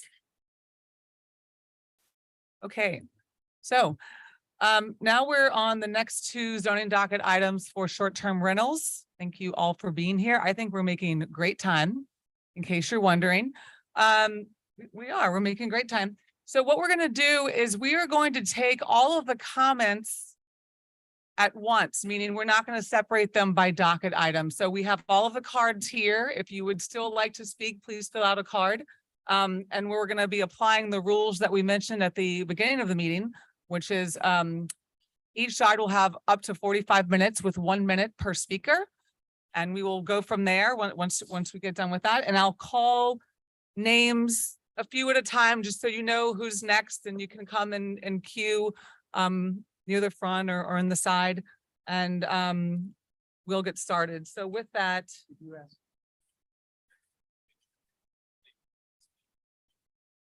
yes, I just mentioned and again, if you want to speak and you have not yet filled out a card, please do so and drop it off in the box over there. And with that, we will start with. Commissioner, I have just one question. Yes. Just because it's a lengthy docket item, and I just want it to be clarified if you are pro or against the report, because there's probably a lot of recommendations that are in the report, and you may be in favor of 1 or 2, but not in favor of all. So if we could just have some clear guidelines, because it's difficult sitting up here sometimes to really understand, are you pro or against? So the ask is, when you come up to speak, and even if I have you in a green card or a red card, when you come up to speak, please say, I am in support of zoning docket X, right? So let's just state what your intent is, and then you may go into what it is that you have to say and share with us, okay? So I'm going to go ahead and start with, we're going to start with the staff report for zoning docket 9522. And what we'll do is we'll hear both zoning dockets, and then we'll go into the comment portion. Thank you. Okay. Zoning docket 9522 is a request for a text amendment to Article 19 of the Comprehensive Zoning Ordinance to establish a new interim zoning district to be named the Residential Short-Term Rental Interim Zoning District. The intent of the IZD is to establish a temporary prohibition of residential short-term rental permits citywide in all zoning districts, and to prevent any issuance of new residential short-term rental permits or licenses. The 3 prohibited use categories are residential short-term rental small, residential short-term rental large, and residential short-term rental partial unit. While this request prohibits new licenses from being granted, some residential short-term rental permits may be eligible for renewal as a non-conforming use if the residential short-term rental and operator permits were valid before August 29th, 2022. Neither license expired before February 26, 2020. There are no outstanding short-term rental violations, and all other application requirements set by law are met. The STR Administration Office handles any renewal requests. The IZD is being enacted as a result of a recent decision by the United States Court of Appeals for the Fifth Circuit that deems the current homestead exemption for residential short-term rentals illegal. The IZD will halt the issuance of new licenses while the city modifies the current regulations to bring them into compliance with the court's decision. The staff considered the request according to the 8 criteria for zoning text amendments and found that the request meets all of the 8 criteria. The staff recommends modifying the proposed language to clarify and explain the appeals process for interested parties. The staff recommends modified approval. Okay. Next one. Okay. Zoning docket 00223 is a request by City Council motion M22485 for a text amendment of the Comprehensive Zoning Ordinance to modify the regulations for short-term rentals. The request was made in response to the decision of the U.S. Court of Appeals for the Fifth Circuit that deemed the homestead exemption requirements for residential short-term rental permits unconstitutional. The intent of the motion was to replace the homestead requirement with other means of regulations while while zoning docket 9522 established an IZD to prohibit new residential licenses. The motion is much broader than that specific request and includes 14 points for consideration, of which the staff consulted with the city council and the legal department and agreed on narrowing the scope for CPC to 7 points that directly relate to the court decision. The staff considered the previous SDR studies by City Planning Commission to inform the recommendations. These include the 2015, 2018, and 2019 studies and additional zoning dockets that form the prior and current residential STR permitting regime. Staff also consulted safety and permits, the STR administration, council offices, and other partners to inform the report, including hosting a virtual public input meeting on January 5th that had over 250 participants. As proposed in the report, staff recommends replacing the owner occupancy requirement for residential short-term rentals and bed and breakfast to operator occupancy, changing the use type of residential short-term rentals to a temporary use, which can be issued for a 1-year term, consolidating the partial unit, small and large permit types into one non-commercial STR permit limited to 5 guest bedrooms and 10 guests. Adding a block face limitation for non-commercial short-term rentals of 1 permit per block face, limiting each lot to only 1 non-commercial permit, requiring that both the property owner and the operator be a natural person, limiting the operator to only 1 non-commercial short-term rental permit, removing all short-term rental residential uses from the use tables and adding the zoning districts to the new temporary use category. The change to an operator occupant for all residential short-term rental permits provides assurance that the operator will be on site during a guest stay and can quickly mitigate negative impacts. Staff also believes controlling the number of STRs helps preserve neighborhood character, and so staff recommends limiting them to only 1 per block face and allowing only 1 permit per lot. Staff also recommends requiring that the property owner be a natural person and the registered operator who lives on site be over the age of 18 and be only allowed 1 short-term rental permit. These provisions add additional layers of restriction to limit the number of STRs in residential areas. The staff believes that changing the type of use from a standard use in the use table to a temporary use ensures that the STRs are treated as a privilege and will make the privilege to residential STRs easier to enforce and manage. Consolidating the 3 types into 1 non-commercial short-term rental brings clarity to the permitting structure. In addition, staff would like to make a few additional modifications to the preliminary staff report. There is a handout titled Amendments to Preliminary Staff Report that lists these changes, and they're also on the screen. First, the staff recommends modifying the use permissions for bed and breakfast principal and bed and breakfast accessory from permitted to conditional uses. This includes changing the use charts for Articles 8 through 15 and Article 17.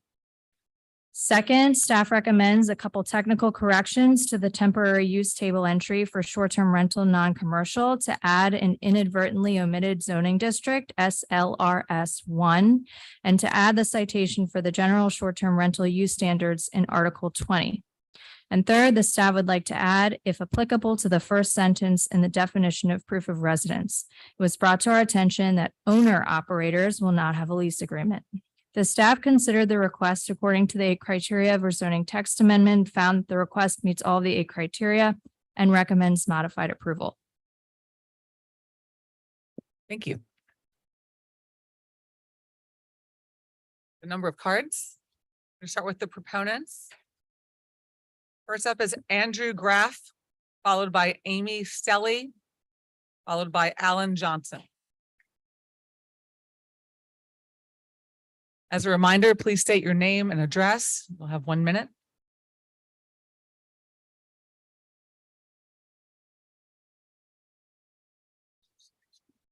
Hello, Commissioners. Andrew Graff, 1207 Henrietta Lil. Land Use Board Chair, Historic Fallbird Treme Association. So in that capacity, I'm here to just report some data. We've surveyed our membership. We're still compiling information, which we will then be taking to the City Council, obviously, with this issue. But as it stands right now, just kind of generally speaking, it's a big surprise. It's pretty divided. So, but thus far, I think that about everyone that we've polled of half want some type of STR, about 53%, but with regulation. And then the other half, 48% said they would go for a straight up ban in the neighborhood. So I mean, that kind of gives you the polls of where we're starting from there. But generally speaking, with regard to the Planning Commission's study, we appreciate that they clarified the bed and breakfast loophole, which was going to allow a lot of this stuff to transition to the other. And then also we would ask that it's owner limited, the permits are limited to one per owner on a residential permit, then that be implemented within this. We also would prefer additional density based on the membership pool of one per block square permitted, not one per block face. So, you know, and then also reducing the overall number of total, well, I guess the commercial use needs to be subject to the same rules and regs is kind of where we got to. And I know that that's not something being addressed specifically within this, but I just wanted to make that known that if we don't address that, then we're not going to be able to really get a handle on this problem in the neighborhood of controlling and regulating. Thank you. Thank you. Amy Stelly, followed by Alan Johnson, then Rebecca Justice. Amy had to step outside. Alan Johnson, Rebecca Justice, then Scott Redderson.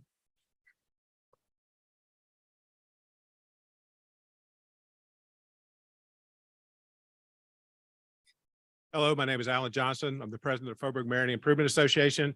I live at 1418 Charters. So there is a loophole that was not addressed the way I'd hoped it would be. Instead, they made the accessory use a conditional use, the accessory bed and breakfast. However, if you notice in the density limitations in the staff report, there is no density limitations for accessory use.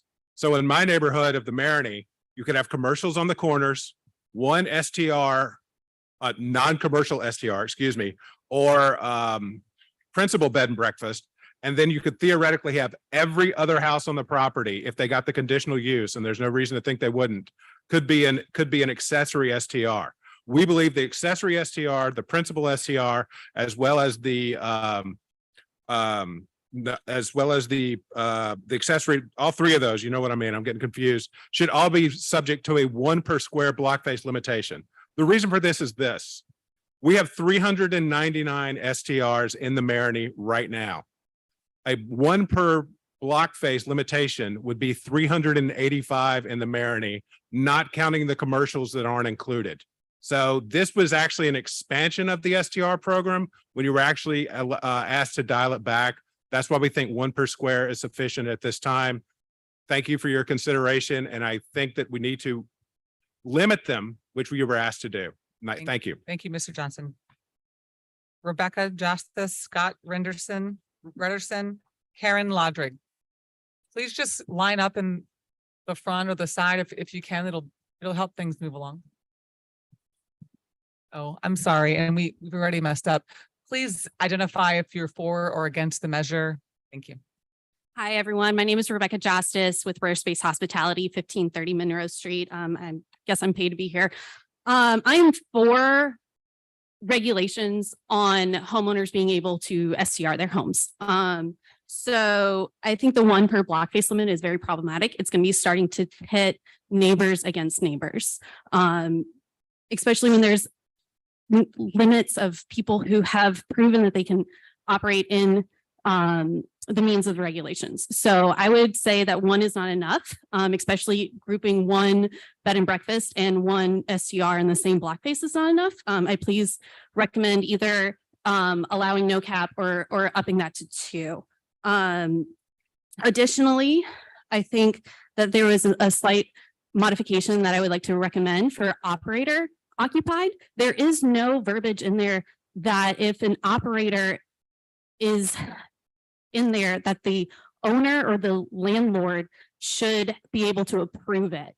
Operating an STR can impact homeowners insurance, and so it can leave a landlord exposed. So just, I would like to include, if there is an operator, include a landlord written approval. The other thing is that there are, in conclusion, there are 202,340 STRs in New Orleans. Even with the illegal ones, they're more illegal than legal. But if you include that, that's less than 5,000 units, which makes up only 2% of the housing in New Orleans. So let's just keep that in mind, 2%. Thank you. Thank you.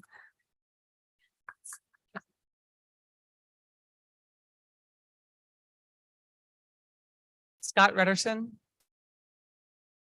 Karen Lodrig. Gina Back. I think there's an, Good afternoon. My name is Karen Lodrig. I live at 5423 Seminary Place. Thank you for hearing me again. Second time I've been here. Don't really understand all of this language here that you have up here. But I am the owner and operator of an Airbnb. So that is in my home, that is regulated, and I'm officially licensed. I would like to say I live in Pontchartrain Park, a historic African-American neighborhood. And I don't think we've ever taken a survey, but all my neighbors surely know I have an Airbnb. I operate one of the nicest homes on the block. And that is something that we've always asked for our owners to do in our historic neighborhood. What we have more trouble with, you ask for tenants instead of tourists, is if you've got people who are not homeowners in your neighborhood and they're not taking care of their property. That's what we have to deal with in Pontchartrain Park. And as a homeowner, there's a lot of pride that goes on, and I operate a very nice operation. And if it weren't, people would not come to me. I have 5-star rating, and I'm the host, super host. So the other thing is travel has changed. Airbnb is a way of the future, and if you do it properly, it can be a very effective way to travel, and that's how people are doing it. Are you regulating Ubers and Lyfts? Want to know that.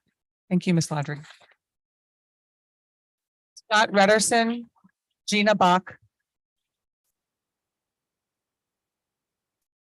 Hi, I'm Amy Stelly. Oh, yes, Ms. Stelly. May I give my testimony now? Please do. Thank you. I live at 1821 Domain Street, and I'm here representing myself, no other organization. I'm in favor of leaving the IZD in place because I think we need to fix this. But I also think we need to fix the regulations. Here's what I'm hearing. There are neighbors who have just given up on the city because of all of the things that we have to deal with. And there are a couple of things that I think we all have to remember. That short-term rentals, like any other permit, is a privilege. It is not a right. And we have to understand that we are in a climate where we can appreciate the small owners, the people who are trying to make it, but we also have guys who don't stick to the rules. And unfortunately, in planning, you have to plan for everyone. So we can't protect the people who are doing well and not engage the people who are not doing well. So we've got to understand how to do that balancing act. But I think we need to fix the regulations and stop the process until we get there. Thank you. Thank you. Scott Rederson, Gina Bach, Maxwell Sodillo. Sorry. I'm sorry. Is there a Scott Rederson? Peterson? Gina Bach?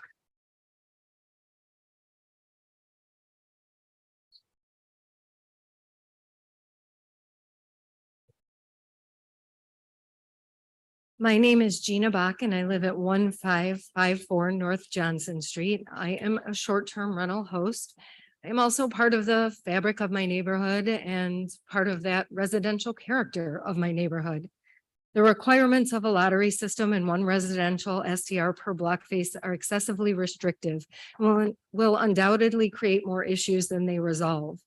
The requirements that both the owner and operator be natural persons and that the operator live on site are already equally as prohibitive as the original homestead exemption in terms of controlling unregulated proliferation. By the CPC's own findings, most areas of the city are already self-regulating with a RSTR ratio of 1 per block face, and the CPC has indicated their confidence that the recent $1 million plus upgrade to the enforcement platform will improve and increase enforcement. So to impose additional unreasonably restrictive requirements would be not only a flagrant waste of that taxpayer money, but is likely to create far more collateral damage, such as the city looking to recover the obvious loss of revenue by shifting the burden of replacing this lost revenue to year-round residents through increased sales tax, increased property taxes, hikes in the cost of city services, ultimately creating a vicious cycle. Thank you. Thank you. Sorry, that minute goes by very quickly.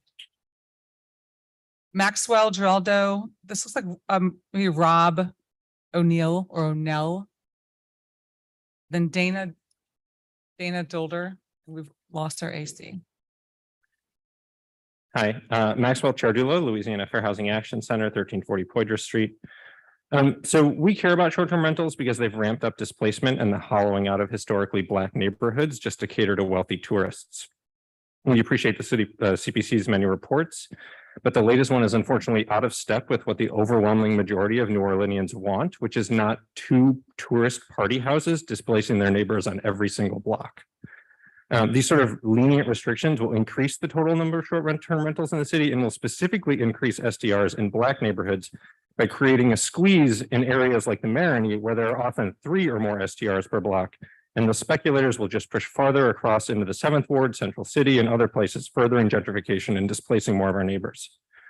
We don't actually see any benefit to allowing STRs outside of the CBD, and that includes many of the mixed-use zones that are essential parts of our neighborhood, like the full block at Brown's Dairy that is now going to be luxury STRs. Boosters think this is going to be great for Central City, but research shows that STRs don't create any economic benefit for Black and brown neighborhoods. Tourists don't spend their time or money there. They just leave reviews full of coded racist language about how ghetto or sketchy the neighborhood is and how quickly you can get an Uber to the French Quarter. Thank you.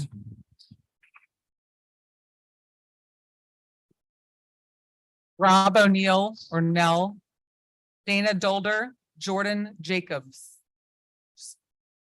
Come on up. State your name for me. Hi, my name is Dana Dolder. I live at 2721 Dauphine, and I'm an STR owner. I'm actually in favor of most of these regulations. None of us want an empty neighborhood. I live on site. I'm part of my neighborhood. Every one of my neighbors knows about the Airbnb, in fact, has guests stay there. It's just the first part of my home, but there's so many of my neighbors who depend on this income to keep our houses. Insurance has gone up, mortgage, I mean, it's a very expensive time to pull this income away. Unfortunately, on my block, I live with another SDR, and she is a retired woman in her mid-70s who depends on this income to pay her mortgage. So am I supposed to go head to head with her? I mean, that just feels unfair. I don't want to take that away from her. I just want people to realize that we're people that are trying to pay our mortgages, and that I don't want any of these corporations coming in. I don't want this to be empty neighborhoods. But when we're trying to pay our mortgages and pay our bills, this is income I built in to expecting, and I honestly can't stay in my house without this income coming in. Thank you. Thank you so much.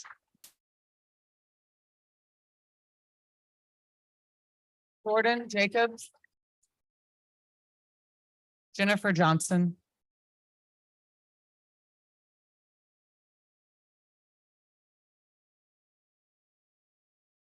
After Jennifer Johnson, Suzette Toledano.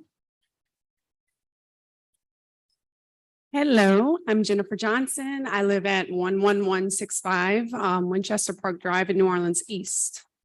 I am for regulations on short-term rentals. And I think listening to some of the comments, it started to remind me of some of the zoning ordinance that I fight dealing with construction because I own a construction company. And I think that some of the regulations probably need to be changed based on the neighborhoods.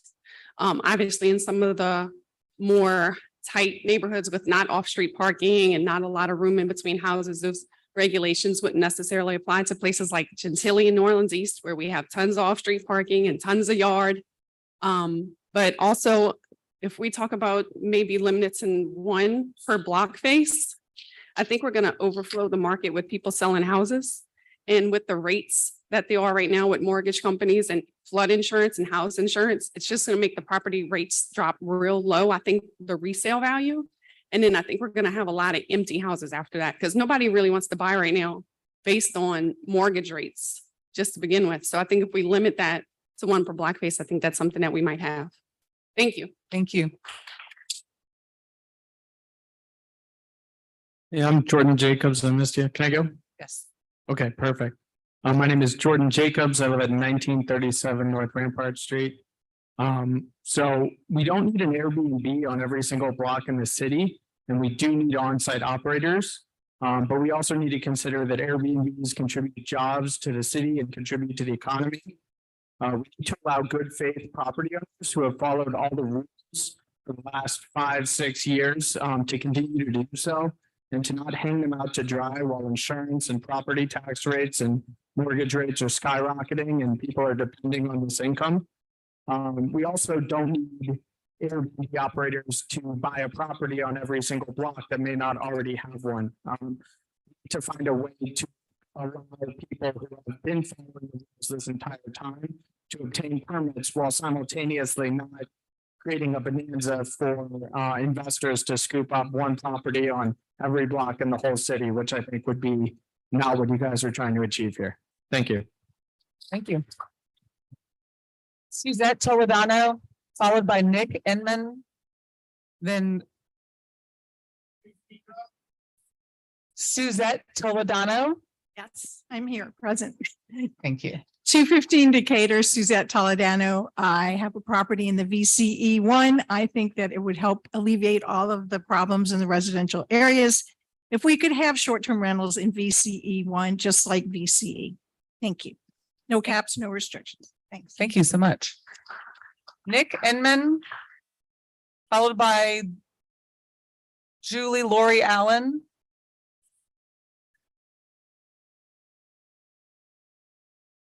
Hey, my name is Nick Inman. I'm a host. I live at 2111 Robin Street. I just think there's a lot of false narratives here that Airbnb only caters to drunk tourists. I'm a host who took care of contractors after Ida, energy workers who got our grid back online. After COVID, I hosted a respiratory therapist for 8 months. So, and I think there's a lot of irony with respect to costs. You've got a group of people walking in with $8 lattes complaining about their rent. I think there's a lot of boogeymanning going on. And I think if you want cheaper rent, you need to change the zoning to allow denser property investment. I don't think putting this on short-term rental operators is the answer. You're not going to get cheaper rents once we all have to try and sell our houses because you've changed the laws on us again. Thank you.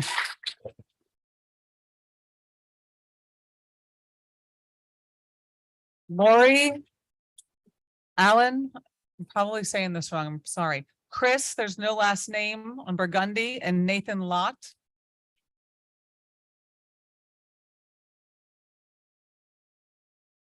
Hello, Chris Lento, 1914 Burgundy Street.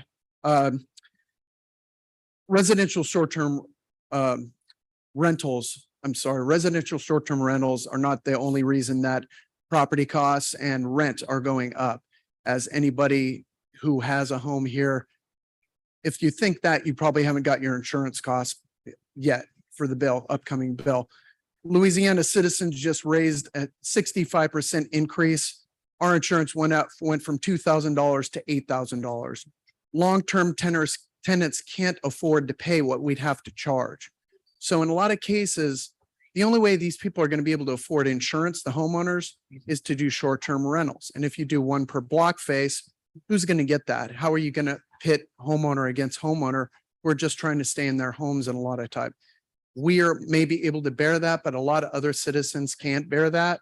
And so I think it would be unfair to pit neighbors against neighbors just so one can get a bonus or a windfall and the other people are just out of luck bearing these high mortgage and high insurance costs that are forced on us. Thank you. Thank you. Nathan Lott.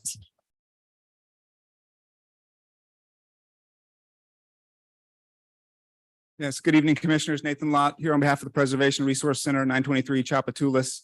Want to commend the staff for hard work on this and commend you for your thoughtful deliberation today, because this is a lot of content to digest. And where I don't think we're going to come up with a perfect solution, but I think clearly there's a market demand for this type of hospitality. and it is outpacing our ability to produce housing. And the example that was alluded to on Barone Street in Central City is a great one where, we could have zoned for density. Well, we did. We zoned for a 5-story multi-use building, a mixed-use building there. And instead we got an entire city square of single-family housing that is going to be used solely for short-term rental because it's a highly profitable industry, right? And we need to look at what we can do to keep it within the proper confines. So our mission is to preserve our city's architecture, its neighborhoods, and its cultural identity. Well, we need neighbors in those neighborhoods, and that cultural identity revolves around people, right? It requires people. So I think density limits are appropriate. And I do have concerns that 1 per block face could be too permissive. I looked at several representative blocks in historic or representative squares in historic districts, and it's between 15 and 25% of the total lots. So I would consider something a little more like 1 per square. Take a close look at that. And thank you. Thank you. Those are all the cards that I have in support. I have 3 that have not spoken. I'm just going to say their names one more time. So if you're here, you can get up. Otherwise, this is last call.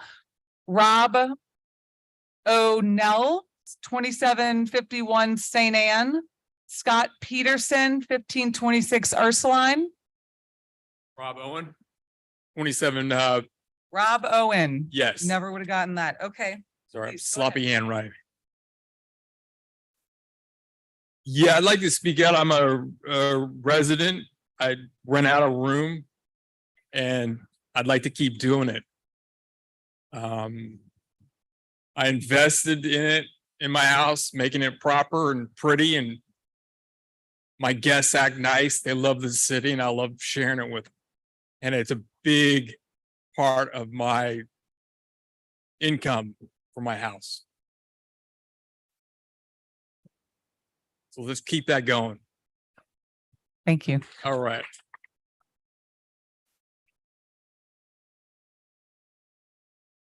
Okay, I was just informed, I'm just going to share this with the group, that that City Hall is closing at 4. However, they will allow us to stay here until 6, just because the storm has been pushed back a few hours until later in the evening. Obviously, safety is of concern, so just wanted to let you know that while other offices in City Hall are closing, we are allowed to remain here until 6 o'clock. Okay, so we're going to do our best to get through our comments and hopefully have a deliberation and be able to settle this before the end of today. Okay. More cards. Alex Poppy or Papa. Jarrett Cohen. Aldania Cooper. Please come up. Thank you. Hello, my name is Alex Pappy. I grew up here in New Orleans, went to Tulane, and Airbnb for me has afforded me the opportunity to stay here, whereas most of my classmates growing up maybe did not have that economic opportunity here in New Orleans. Furthermore, if you look at places that have like successful, basically, if you would like a test model, like test in Florida, for example, they take that money and they reinvest that tourism revenue, right? The tourism tax funds into these neighborhoods. Seems like we have some potential for that here in New Orleans, right? It seems like we could take some of this tax money, and I know we do a little bit already to invest in affordable housing, but why not invest that in making parks nicer? Why not invest that in infrastructure? Maybe like, I don't know, schooling for that neighborhood, right? There's a lot of ways we can take the tax dollars coming in and invest that into these neighborhoods. And then finally, I'd like to say, your time. Your time. It flies by. Don't penalize those that have been playing by the rules. Please give us like a fair wag. And if I have to go up against my neighbor to get my short-term rental license, that's just going to create bad blood and ruin the neighborhoods even more. Thank you. Jarrett Cohen, followed by Aldania Cooper, then Kristen Hamilton. Hi, Jared Cohen. I'm at 1212 Barracks. I'm speaking on behalf of myself. I wear a unique hat in that I'm president of the Tremaine Neighborhood Association, who, an area that's obviously plagued with short-term rentals, unfortunately. I also am a real estate developer. We're doing short-term rentals on Canal Street right now. The only Black-owned property on Canal Street in the main tourism district. And yeah, I just want to offer a couple solutions, just food for thought for the council or for the commission. One, you know, guests pay 15% tax on every booking. I wanted to offer up a solution where hosts pay tax, you know, where the fee, the additional tax is created, a hosting tax is created. And we didn't plan for me to come up behind this gentleman, but those monies could go directly back into the neighborhood. And I did a back of the envelope analysis. And if you could come up with a 15% rate for hosts, you could raise somewhere between $7 and $22 million per year that could be reinvested back into the community. The second thing I want to offer up is just, yeah, why, you know, people like myself and my wife who have been great operators by the book should be grandfathered in, I think, and not have to, you know, again, go against our neighbors as well. It just makes sense. Thank you. Aldania Cooper.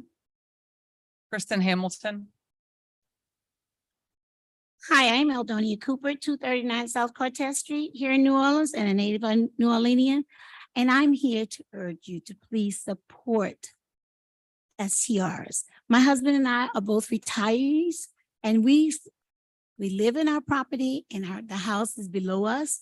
We've been hosts of super hosts for our Airbnb for the last 7 years. We've always been a 5-star host and we're the ones in our neighborhood. Our neighbors know of our guests. Our block is very short. There's only like 6 homeowners on our block. And so we have our Airbnb and everyone knows when our guests are coming. As a matter of fact, they've had their family members to come and stay in our Airbnb because their homes can't accommodate them. So we've been there. We're asking that you please, we understand regulations and if there are changes that need to be made, that's wonderful. But this also subsidizes our income as 2 retired individuals. So we ask you to please consider. Thank you. Kristen Hamilton. Hi, my name is Kristen Hamilton. I live at 7115 Walmsley Street, and I'm a graduate student at the University Tulane in architecture. Just to give you a story, I had a field trip this morning to Congo Square. We're learning about the history of this Treme neighborhood and how much it's given to the city of New Orleans. And yet, from what I understand, a 10% of its housing stock is Airbnbs at this time. And so if residents aren't in these homes, then we're losing that culture. And we're empathetic to these individuals who are paying their mortgage or living in their home and abiding by the rules, but that's not the vast majority of these Airbnbs. And you can't get your mortgage from a short-term rental. That is not what gets you approved for your mortgage. So my question is, how were you approved for your mortgage? And you chose to, start a short-term rental. That's an investment. That's a proprietary concept. If it's not working out for you, most businesses fail in a year, 3 years. So maybe look somewhere else. Okay. Thank you.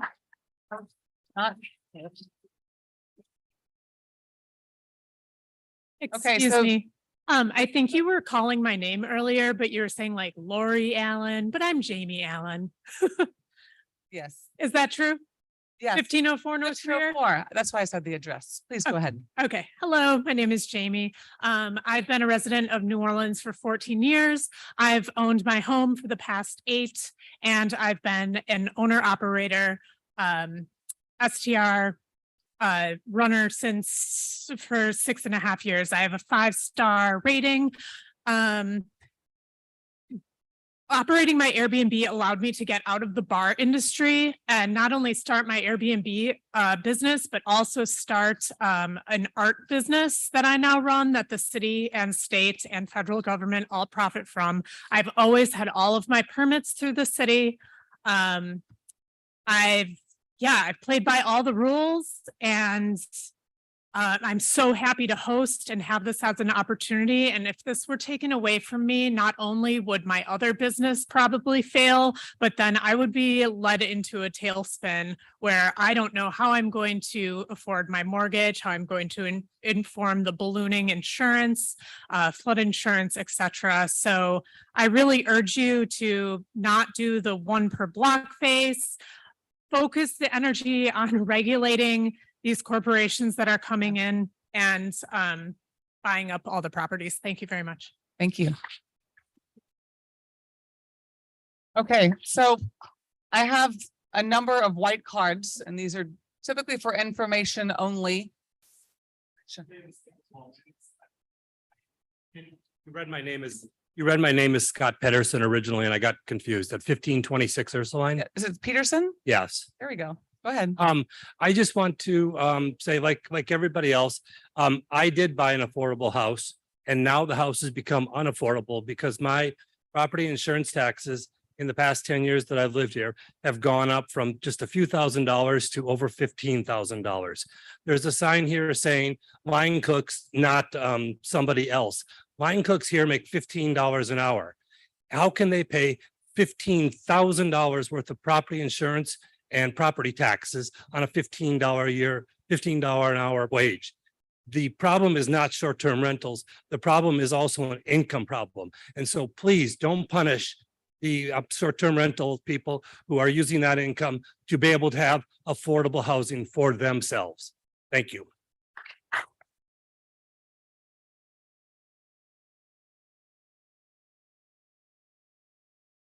I have a number of information cards. I don't know whether these cards are for or against the measures that we're calling for. So I'm going to call your name, and if you're in support, please just come and line up by the podium so we can conclude the proponent's portion. Did you put in a card? Is it an information card? Okay, maybe we can get someone to check the bin. What's your name? I'm sorry, I can't hear.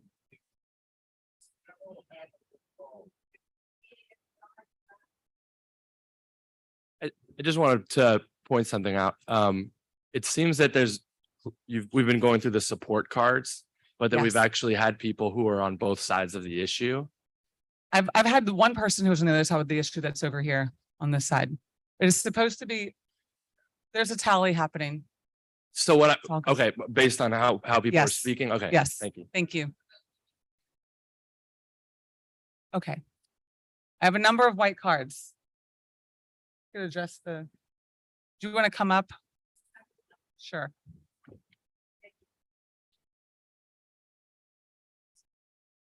Thank you all for your time. I live in Tremay. I purchased a fourplex 3 years ago. Would you please state your name and address for the record? My name is Nicole Costi. I live at 1230 North Galvez Street. And I'm in both opposition and support. I think I'm in a short-term rental operator as well. I have 2 full-time tenants. And I have used that money to invest it back into the property. The property required an $18,000 roof.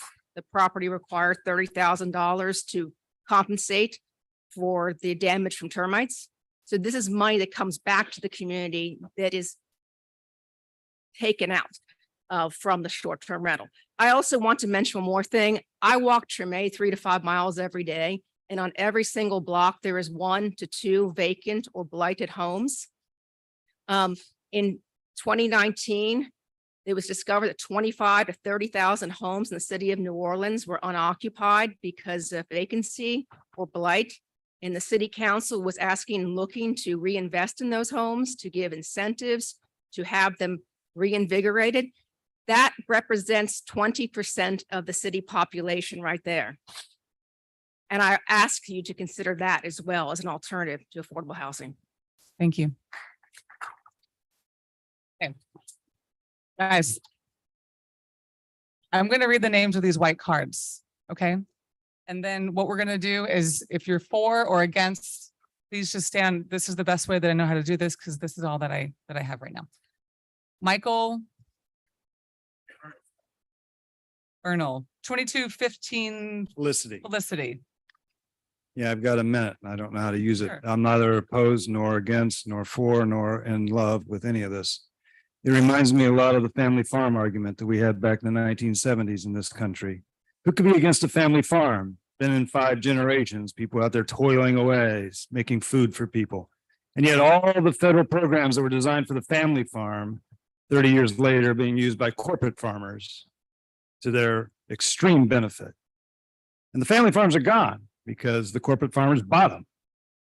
So every single short-term rental guy who's here now telling you what a great life he's had is telling you the truth.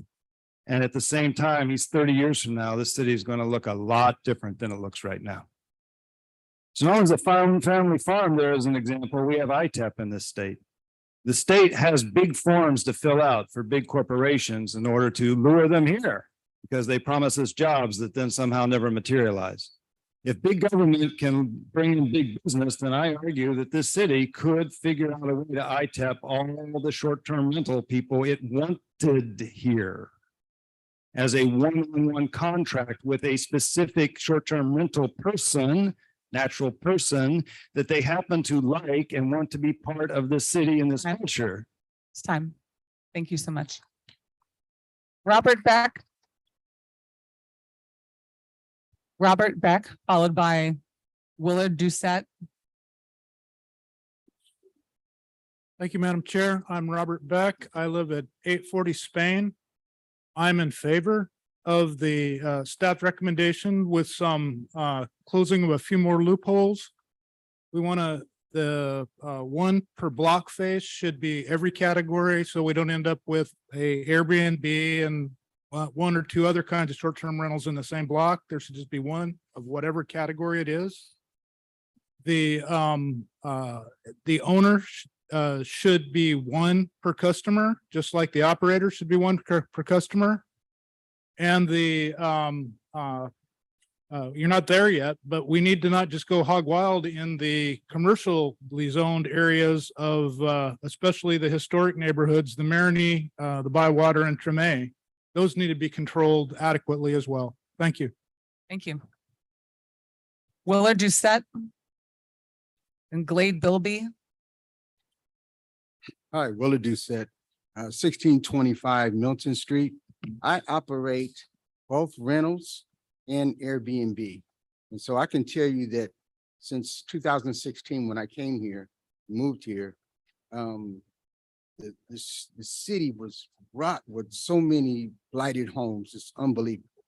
Airbnb came in, a lot of people did, and I think Airbnb is undervalued for what they bring. I mean, I've spent hundreds of thousands of dollars in the community through contractors, building supply companies, all the way down to maid service and everything else. And so you don't really make a lot of money with Airbnb. You pay out a lot of money. I spend more money on my Airbnbs than I do on my regular rentals. The net income, whether you do regular rentals or whether you do Airbnb, is a small margin of money. When these people tell you that they're staying in their homes because they're doing Airbnb, they are telling the God's honest truth. I love this city, and so that's why I'm here. But the bottom line is that we need not restrictions, we need a helping hand so that we can operate in a real good way that's good for everybody. Thank you so much. Glade Bilby, followed by Mark S. at 2768 Orchard. Thank you. My name is Glade Bilby. I live at 606 Esplanade. I'm president of French Board of Citizens.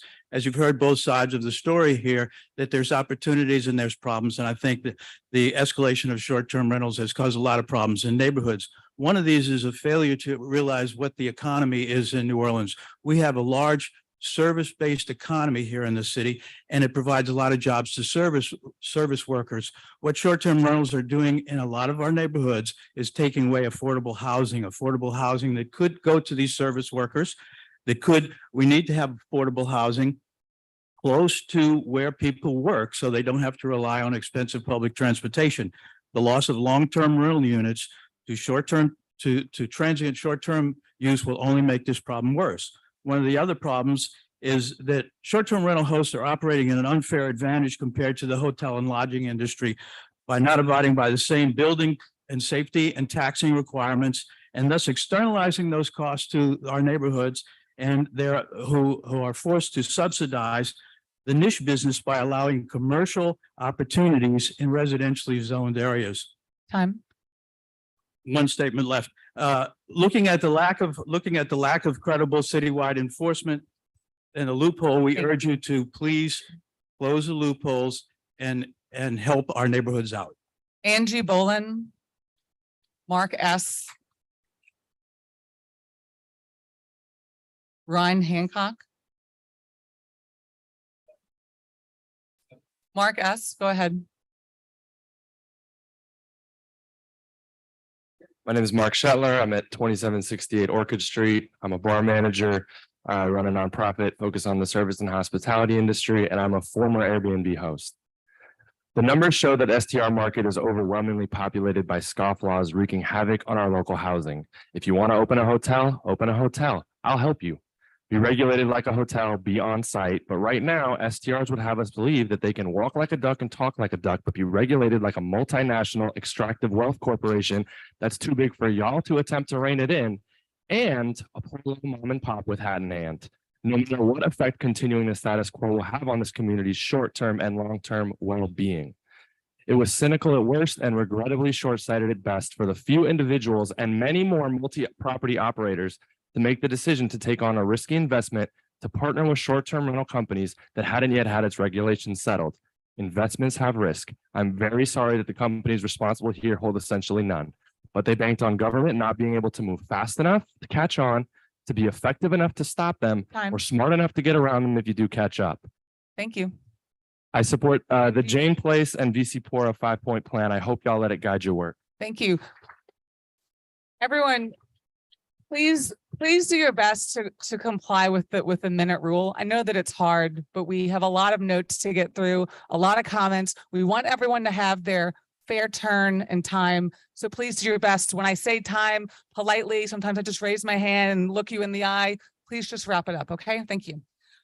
Angie Bolin, Ryan Hancock. Angie Bolin, permanent resident of the French Quarter at 528 Governor Nichols. I've lived in the French Quarter since 1995. I have seen the absolute devastation of what illegal short-term rentals have done to the French Quarter. So I am in favor of maintaining the ban of STRs in the French Quarter. I am absolutely against any expansion of the current ban that allows short-term rentals on the Bourbon Street corridor.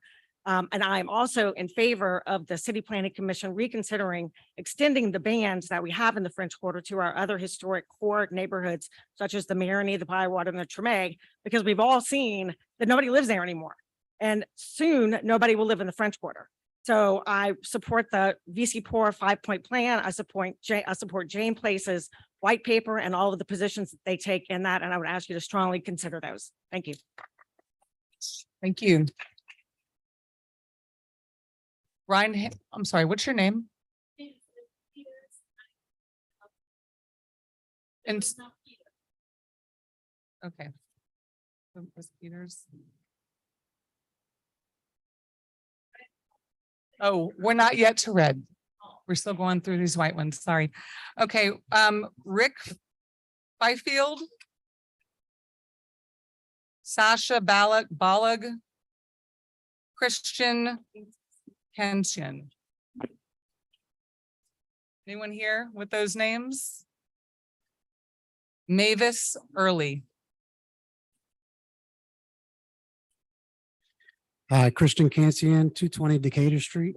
It doesn't seem right that allowing short-term rentals in neighborhoods and not allowing them in one of the entertainment districts in the French Quarter, where over 90% of the people have signed in support. Any opposition to allowing short-term rentals in the VCE1 isn't from people within the district. Anything you'll hear from somebody that doesn't want it, they don't live in the district.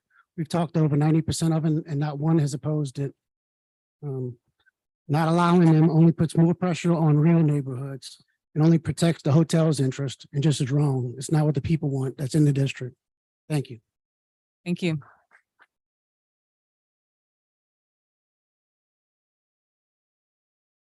Hi there, Sasha Bolag, 515 Short Street.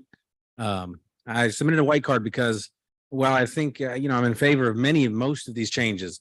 I think this has been a free for all for a long time and absolutely needs to be reformed. There's no business for corporations having tons of rentals. But I think, like many of these people have spoken, I'm going to echo a lot of people here.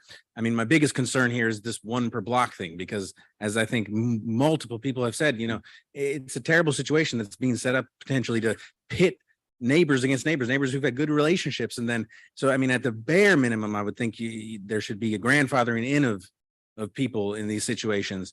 But I also think, Maxwell Jardula made some very good points about how, while it seems on its face a good policy, there can be some unintended consequences of this. So I think that should really be reexamined. And Thank you. Rick Fiffield, Mavis Early, Ethan Elstad. Hi, good afternoon, Mavis Early. Representing the Greater New Orleans Hotel and Lodging Association, which is about 100 a little more than 100 hotels. We are in favor of preserving and protecting the French Quarter. We're concerned about a proliferation of short-term rentals in the French Quarter. It is the gem of the city. It is why one of the main reasons people come to New Orleans to visit. And I think it's very important that it not become a Disneyland, that it stays a neighborhood as well as retail and entertainment. We also are concerned about the overabundance of short-term rentals and the effect that it has on affordable housing, as was mentioned earlier. The hotel industry offers thousands of jobs. They have thousands of people in our industry working. They need a place to live. Many of them live close to New Orleans, close to downtown in the French Quarter. A lot of them lately have had to go far, far away and spend an hour and a half to get to work. So thank you very much. Thank you. Appreciate it. Rick Fiffield. Appreciate your work. Thanks. Thank you. Ethan Elstad. Ivana Leonard. Hey, good afternoon. Ethan Elstad. I'm the Executive Director of the Music and Culture Coalition of New Orleans, MACNO. I just wanted to really speak briefly and say one of the things that I think is really important to think about this is we've got to look at this issue in the aggregate, right? You hear a lot of really compelling stories from both sides, but you've got to look at the evidence and you've got to look at it through the numbers. And it's clear the way that short-term rentals have been overseen over the past have had a negative impact on many neighborhoods, right? Particularly the historic neighborhoods, the Treme, the Marigny. It has contributed to displacement. It has pushed people out. It has raised property values.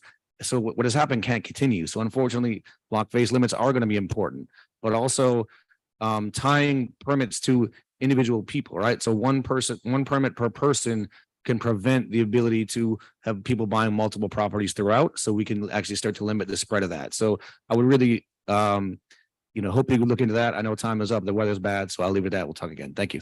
Thank you. Ivana Leonard.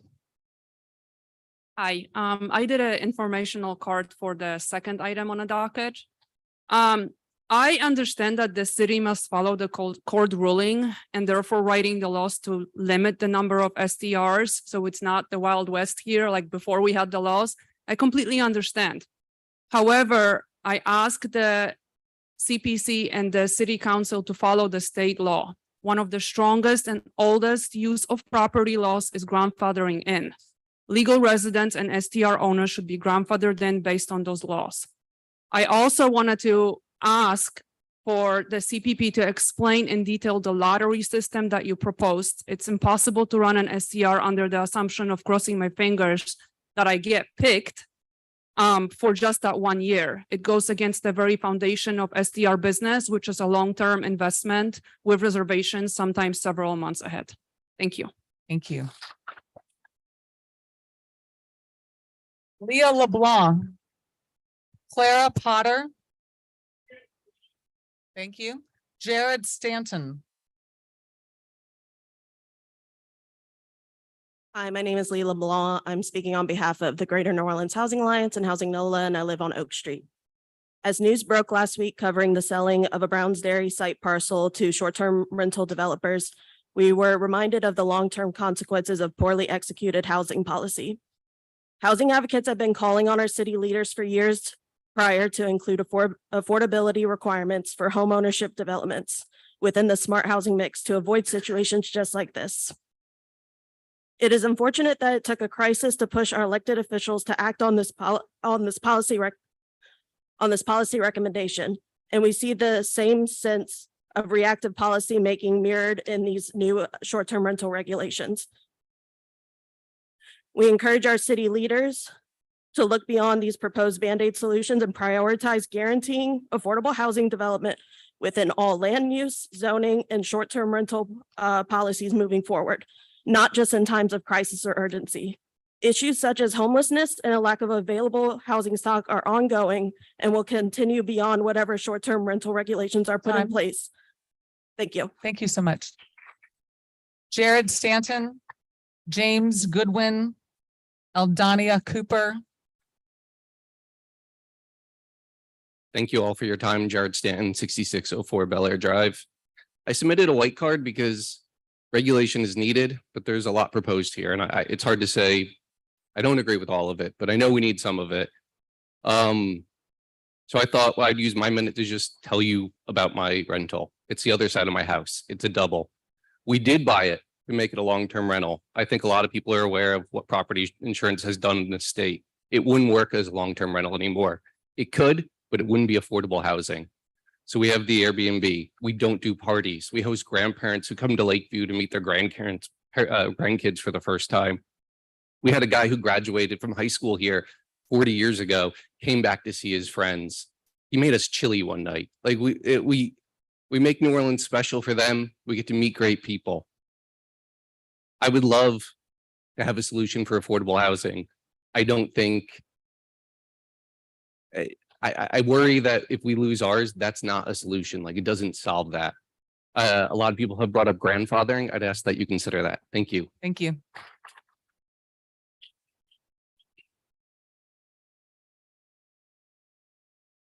My name is Jim Goodwin. I'm president of the Algiers Point Association. I live at 537 Verrett Street in Algiers Point. I'm against.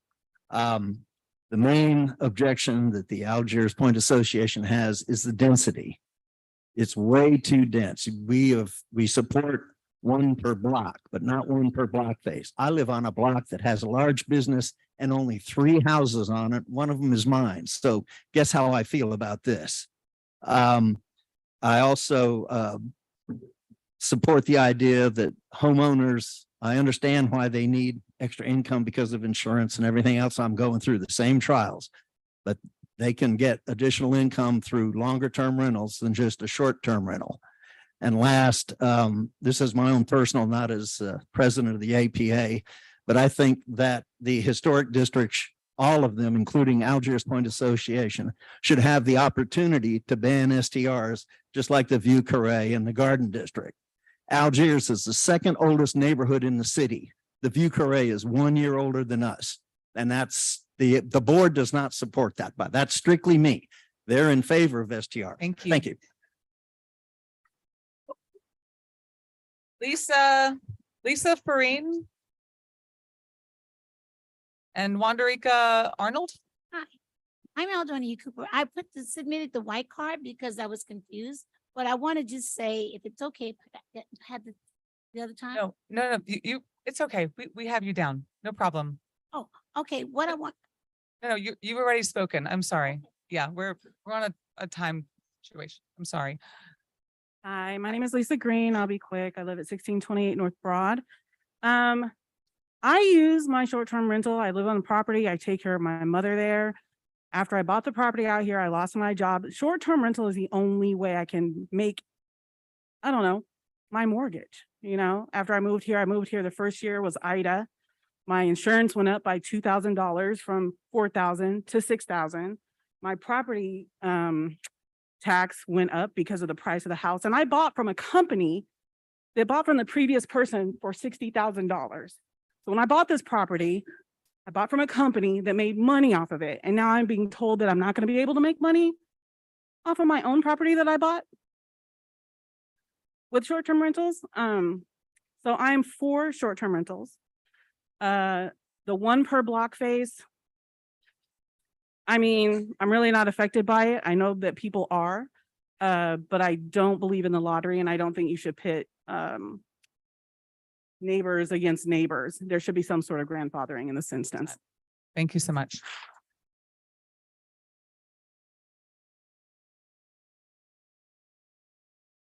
Good afternoon. My name is Winonica Arnold. I'm at 2011 Iberville Street. And I'm in support for affordable housing and zoning regulations. Good day to all, especially our esteemed commissioners. My name is Winonica Arnold and I'm a cook at Moriel Convention Center and a member of Unite Here Local 23. I have been a hardworking hospitality professional and citizen of our great city for over 2 decades, and I cannot afford to live in New Orleans. The properties that are affordable are mold, mildew, roach, and or termite infested. I lost the house that I resided in over 5 years due to Hurricane Ida. I did not return to that property because it was not adequately repaired after being destroyed. Also, due to the fact that the rent just had increased by $300 within a 30-day period. Because of this, I have not been able to find stable housing since. Affordable housing for hospitality workers are often many, many miles away from the CBD and downtown districts, where most of us make our living. Speaking as a citizen of New Orleans and as a hospitality worker, we deserve quality, affordable housing that is accessible to public transportation in a city that we love. I'm sorry, If you drive time. around New Orleans, you will see a lot of houses and apartment Ms. buildings. Arnold, that's time. Thank you so much. Okay, I'm now into the red cards. I'm going to read names and we'll do the same. Just come up when you hear your name or cue. Nikia Salwinez, sorry for spelling, 1011 St. Philip. Robert Ferris, Jill Abiad Chimes. Horrible at handwriting, reading handwriting and writing. Daniel Raves. Constantine Ginsburg. Sorry for the terrible handwriting. Nikki Savinsky, 1011 St. Philip. I guess I don't support short-term rentals at all. They are ruining neighborhoods. I've seen the French Quarter decline. We no longer have a diverse population of different economic backgrounds, social backgrounds like we used to. That being said, I support the VC PORA plan. If it's an investment, it's an investment. It should be redefined as a commercial property. If you put your money in crypto and you lose it, you lost it. I also would support the density limits.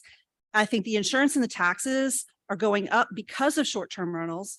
And I think that it's unfair to those of us who don't use them and don't want them to have to pay for all of the problems that are occurring, whether it be crime, building damage, et cetera.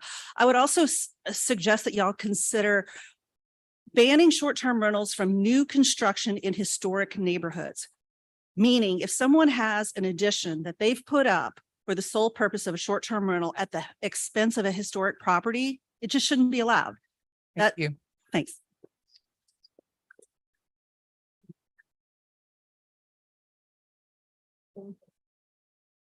I'm Bob Ferris, 1240 Magazine Street. Are you kidding me? Of course I'm against most of these rules. Particularly the block limit rules. Do those of us who have Airbnb approved licenses lose our license because we're not the chosen one? Is the solution of pitting neighbor against neighbor a just cause for the city of New Orleans? I have a mom and pop Airbnb. I have been to many hotels in my life, and never have I shared a drink, sat at a table of one of these CEOs. At our Airbnb house, our guests have shared drinks, ate at our table, attended Saints and Mardi Gras parties, received rides to grocery stores or rides from the train station and our airport. We provide a true personal community experience for our guests. Mom and pop Airbnbs are ambassadors for the city of New Orleans. Time. What I so desperately want Thank you, are sir. rules that help us thrive and rules Thank you. that enforce to get rid of the bad apples. Thank you so much. Why is That's it time. so hard? Thank you. I'm Thank sorry, you. but your Thank time's you up, for please. waiting around to hear my words. We all can't be special. Please just comply with the 1 minute time limit. We only have until 6 o'clock. Please help. Okay, next up, please. Thank you. My name is Constantine Ginsburg at 1416 Jenner Street. My wife and I bought the house together with a little over a year ago with the intent of turning it into an Airbnb. We previously, before this, we lived in Lafayette, but we constantly visited New Orleans, and it was our dream to be able to move to the city because we truly do love the city. With housing being what it is, it's very, very difficult to, between the insurance as well as the taxes constantly going up, constantly adding more and more expenses. It's very difficult to obtain any kind of housing in the city that would be affordable of any kind. But as many people here have said, they depend on the STR revenue in order to be able to afford their mortgages and be able to afford their bills. The primary thing that I'm against in this notion is the one limit per block. Essentially, it's, as many people have said before, you're going to be pitting neighbor against neighbor. You're deciding who gets to stay in their house and who gets put on the street based simply on whose name gets picked out of a hat. In addition to this, I want you to consider that it's, hey, thank you for your time. Thank you so much. Nicole Casey, Judy Johnson.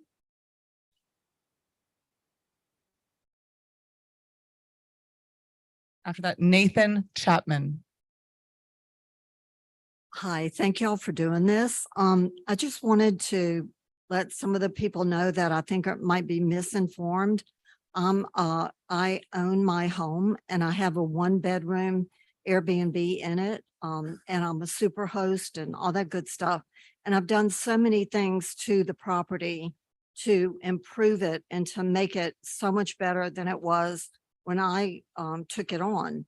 And I've been in the home for 3 years. I've made, like this year, I've made over $30,000 worth of improvements to my home that, and about 20 of it directly affected the property, the STR. There aren't many on my block, but I shudder to think that we're going to have a lottery to decide who gets to stay and who gets to go. And by the way, this is my mortgage payment. So the people who think that you can make more money, long-term rentals, they're mistaken about that. So thank you. Thank you so much.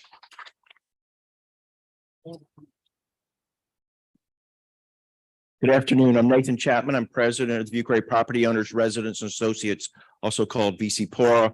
I want to thank the staff for not taking up the issue of the total bans. It was not a mandate from the judge. The ban for the French Quarter has really worked and been good for the city as a whole. And I appreciate you, and I hope the city council will also just leave that as it is. That said, VC-PORA has been working with other neighborhood groups in a coalition across the city. Several people today have talked about a VC-PORA 5-part plan. We just typed it up. It was a big group. If I can get you through it real quick. One is one per block. One per block face is just too much. That we do need to also focus on commercial. We just got a lot of mixed use. We can't have, areas where people also live. We just can't say that a commercial street in the Marigny, has no people living on it. They do. And we need to address commercial as well as residential. Owners need to be restricted, not operators. We need to restrict the number of owners. And 10, there's a max you're calling for of 10. That's just too many. That's like the bachelorette parties. It's time. Thank you. Thank you so much. Kirk Leonard, Greg Gitz, Caitlin, Jager. Anyone? Frank Southall, Aaron Holmes, Haley Alexander.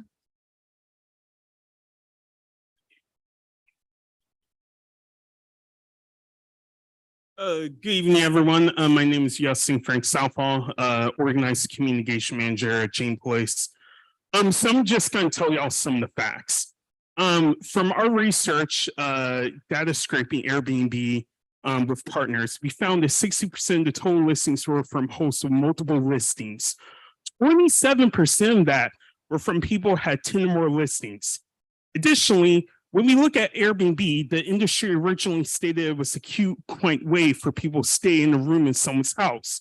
But 85.5% of all listings, illegal and legal, are whole homes. So what we're talking about is an industry that's essentially hotels and residential areas. We're turning residential areas into commercial entities. That's just the facts. There's a lot of great stories, but only 12.8% of all listings are private rooms. So when we are listening to folks, we have to be careful about what's really going on. Thank you very much. And Jane Place is calling for a ban on all STRs in residential areas. Thank you.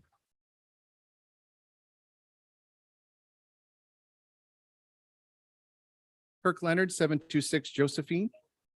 While in favor of limiting outside investors and large companies from having carte blanche to turn the city into an STR wasteland, we oppose the total ban of STRs that would harm taxpaying residents currently operating without any trouble. Responsible local residents renting a space in their home who have been legally complying, paying taxes, and not contributing to long-term rental shortage or neighborhood disruption should not suffer. Many of us depend on this supplemental income to afford our homes, the very homes that we sacrifice our own space in to be able to rent.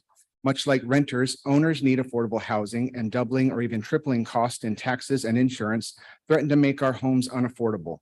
Please allow New Orleans residents to continue to rent their homes to afford their rising mortgage by voting against complete prohibition of residential STRs. Please consider the grandfather laws for current local compliant operators.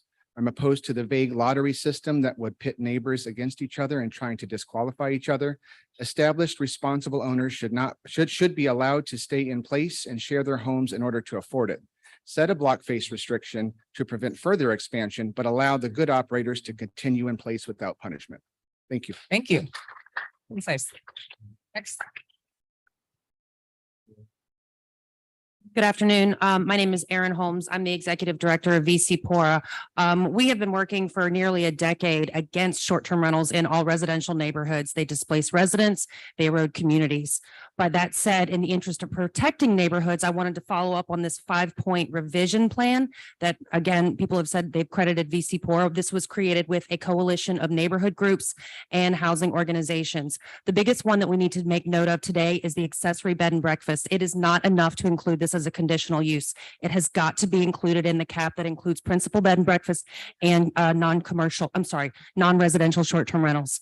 Density restrictions, 1 per block face, is way too permissive. It creates even more short-term rentals citywide than there already currently are, 2/3 of which are illegal. We need a density restriction of 1 per square. Again, we've got to look at these commercial short-term rentals. They're just taking over neighborhood commercial corridors where a lot of residential units are. The owners have to be restricted, not just the operators. If I were so fortunate to have 5 properties, I could get 5 operators. You've got to limit it to owners. Thank you. Okay, Daniel Raves, Jill Abid Chimes, Greg Gitz, Caitlin Yeager, Haley Alexander, Nicole Cassie. Thank you. Gina Lolacano, Zachary Jones, Catherine Moraldo. I'm Gino Lacano. I'm at 3439 Constance. I wrote a bunch of it. I just want to make clear that I am for short-term rentals, but with like modifications. I don't agree with the 1 per block face, like everybody else says, it's going to put neighbors against neighbors. I just want to let them know that, you know, I got a house and have all 5-star reviews, over hundreds of them. I'm really good with my guests. I have it in my house with me. I only have one. I'm owner operator, so I'm not for people to just buying up places that has an investment, but for the people that need to do it the right way, I'm all for that. I tried to get my license a couple times when it came down to City Hall. There was a COVID outbreak here. There was a cyber attack here multiple times. I wasn't able to get my license. So, but I just, was continue operating like as if I did. But when now y'all put the moratorium, I didn't have it. So now I'm not grandfathered in, even though all my neighbors know I'm doing it and I'm in favor of it. But now I can't renew it either because I didn't have it at the time y'all pulled the rug from under people. So I was hoping that like y'all could make an attempt to let people come in compliance with their license and, get back on track. Thank you. Thank you.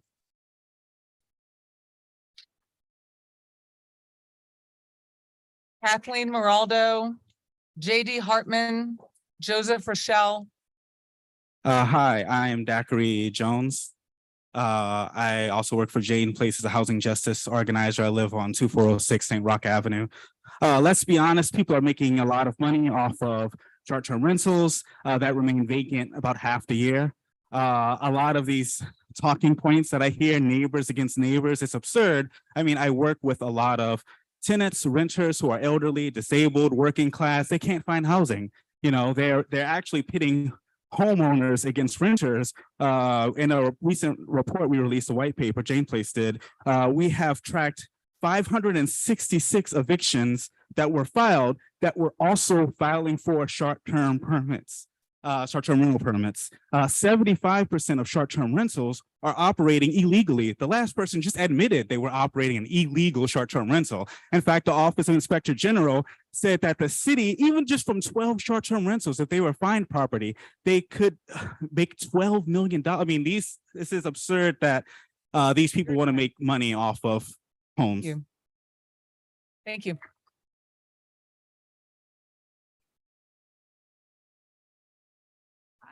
Catherine Moraldo, 6254 Lewis the 14th Street. I just want to say that I'm here and I've listened to the people, and I don't think that anybody is against the mom and pop. Ms. Moraldo, could you speak up a Yes, little bit? I don't think anybody's against the mom and pop or the personal person operating. I'm here because of the judge's decision allowing corporations, dismissing the homestead exemption and allowing corporations to buy into the community.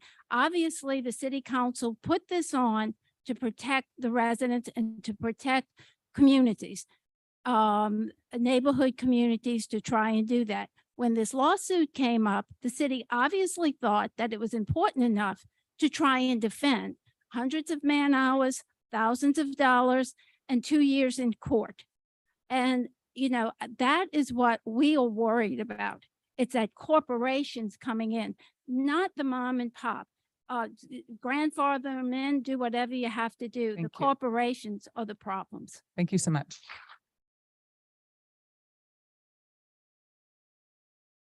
Thank you, Joe Rochelle. I'm at 862 Polk Street. And I think if you go back to it, we Can you are. speak into the microphone or? Sure. I'm from Lakeview. We are post-war, single-family residential, low-density residential that's protected in the master plan. And the thing that I don't hear is any talk at all about the master plan. It's assumed this is consistent with the master plan because the previous ordinance was deemed consistent with the master plan. The change is that this is no longer an accessory use. STRs are now a principal commercial use. It's not tied to a homestead exemption, somebody having to live on the property. 2016, the STR report that was put out recognized this, and it said that having a homestead exemption and owner occupant provided a level of accountability that we can't do any other way. So we're here addressing a problem that really was brought on by STR operators who sued the city to say, we want the whole thing thrown out, the thing that we could maybe enforce. You have time, sorry. Thank you. Goes by quickly. Joseph Rochelle, Andy Levin. Ask the speaker one Sure, of question. course. Do you have I'm asking you a question, if you could. I'm trying to hurry. You just pointed out the problem. Do you have a solution suggested that you could give us in 10 words? The solution would be to ban them in residential areas because they're completely commercial.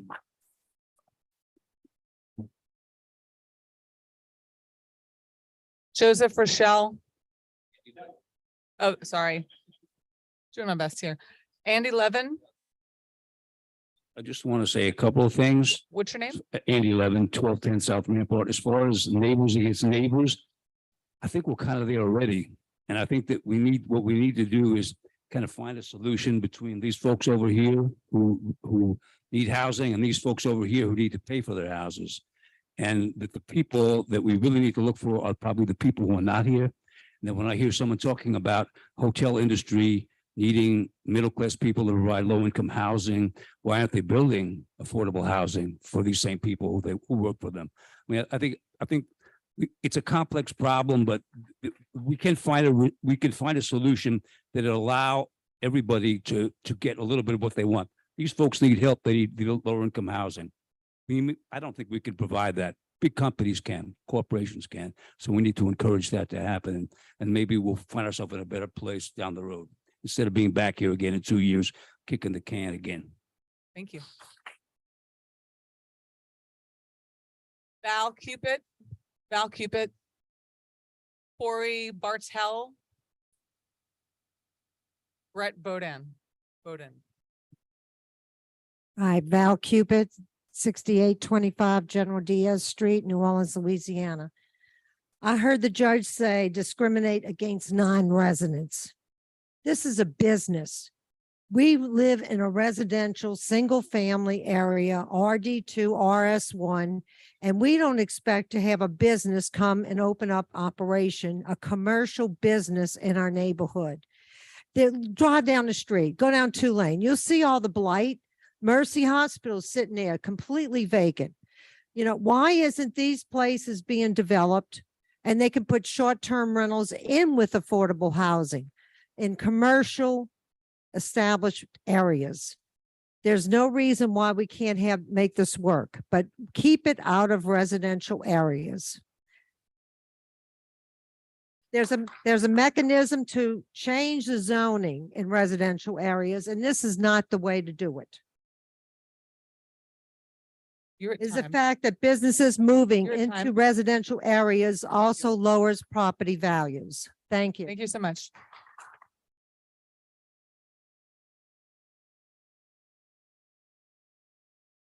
Hi, thanks for being here.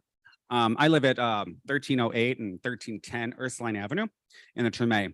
I worked my butt off for 30 years in casinos, in the restaurants, the bars, the whole works. And I do have a short-term rental, and I have it as 5.0 because hospitality business is what I've done, loved it, but I scraped. And I did live in the 9th Ward when I first moved to New Orleans and had to pay rent and do all the things that they're talking about. I finally made what I think is my dream because I love New Orleans. And I bring everybody here. I bring friends. My family owns a bar in Wisconsin, and they come and visit. I've never had problems with our neighbors. And there's so much blighted property.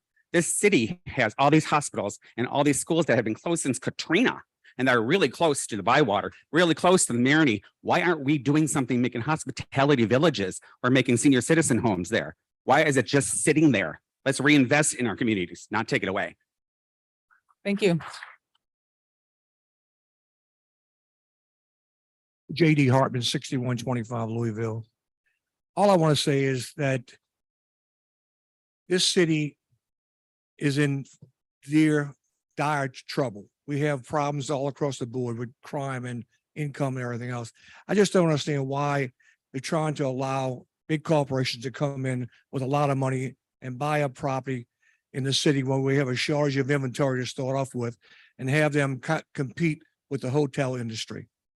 I just think that this city has wonderful history and culture, and I think it should be left like that. We should preserve this city. It's a beautiful place. Thank you. Jacqueline Clarkson. Brett Bowden at 1133 Governor Nichols Street. I'm a wholesaler and a homeowner. I live there. I enjoy what I do. 2 people at a time. There's no parties. They need to remember, I've had ever since the city started offering and doing permits, I've had it for the last 5 or 6 years. We need to remember the people, and I'm 62 years old, and this is my retirement. And I worked my whole life in retail and restaurants, just like these folks over here. I saved my money and 10 years ago, I bought a house in Tremay. And I lived there. I was the one cleaning on the streets when the hurricane passed to clear the roads. We couldn't expect the city to do it. We did it. So guess what? I'm invested. I'm from here. I'm from South Louisiana, and this is my home, and I love what I do. Don't forget about the people that have been playing by rules the whole time. Thank you. Thank you. Sanford Henderly, you've already spoken. I have a statement I'm sorry. from Miss Jackie Clarkson, I'm sorry.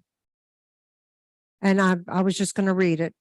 You want to, I mean, if Please I would allow say it. no. I have it. She's, I'm, Miss Clarkson got sick and I would like to make a motion to suspend the rules to allow someone to speak on behalf of a former council person who was unable to be here today, who left a statement just because of the service to this community. And that's my motion. I'll second. just for the record, and I validated, one moment, we just have to do this vote very quickly and then you can yeah. read your letter. I- So all well, in it- favor? that's the way the cards fell. 1, 2, 3, 4, 5, 6 yeas, 7 yeas, 2 nays. Go ahead. I am Jackie Clarkson, former president of the city council and state representative. What the CPC staff recommends, putting property managers in place of owners commercializes our residential neighborhoods. Therefore, you violate the master plan. I authored the legislation for the city's master plan with the force of law to protect the residential integrity of our residential neighborhoods and create economic development in our commercial districts. I am 53-year realtor and former president of the Realtors Louisiana State Board. So I think I know the value of proper zoning and protecting home ownership and property values. Thank you, Jackie Clarkson. Thank you.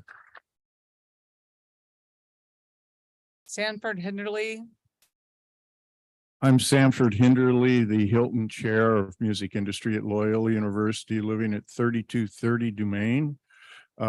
I am for STRs, but I am only against this present proposal because of the number of STRs per block as one. I suggest not to use an arbitrary number of STRs, one per block, but have a city analysis of each block and each neighborhood to determine the acceptable solutions, such as the size of the property, minimum number of guests, affidavits from neighbor residents. This would help both sides of this argument. Each property is unique, thus a need for an analysis and not just a blank regulation pertaining to each block.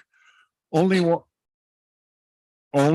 one owner per STR is a good idea for mom and pa's. STRs is homeowners living on the site. In other words, small units. This does not compete with other housing. Our past STR is a one-room studio without a kitchen. thank you. Helma Caldaway, John Reed, Aldonia Cooper. Good evening. My name is Helma Kaldewey, 3230 Domain Street, Bayou St. John. I moved over 30 years ago to New Orleans because of its music and its culture. My film documentaries and writings about New Orleans, including my recent book published at Cambridge University Press about Louis Armstrong, helped promoting the city to a large international audience. During all these years, I shared my house with guests, earning an extra income supporting my research. Without this, it will be impossible to keep up my property nor my work. First, I strongly advise the city of New Orleans to design regulations which look at individual cases and not punish people who are contributing to the culture of their city. Second, the idea of restricting STRs one per block is not a good idea at all, because it will put neighbors against neighbors, and our neighbors are our security network in the city, which is so crime stricken. Thank you. Thank you.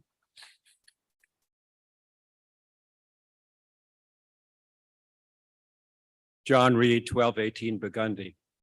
I don't doubt, in fact, I'm assured from today's presentations that there are a large number of STR operators who do a very good job and do it very well.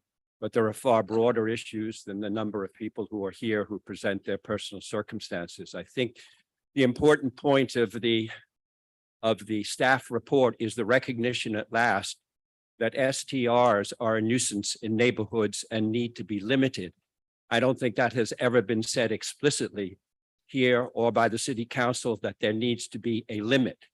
And so I think that's a good starting point, but it does not go far enough. I support those who have urged that the regulations be tighter. For example, the idea of a 5-bedroom, 10-person STR on my block face next door to me or across the street is precisely why these are regarded as a nuisance that need to be limited.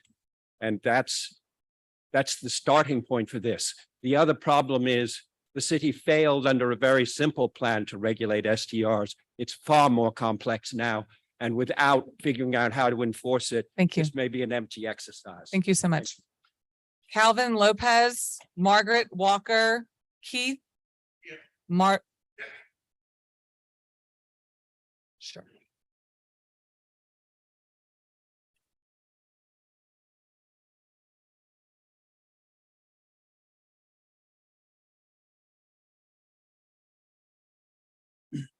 Good afternoon. My name is Calvin Lopez. I reside in East New Orleans at 7450 Mayo. I'm opposed.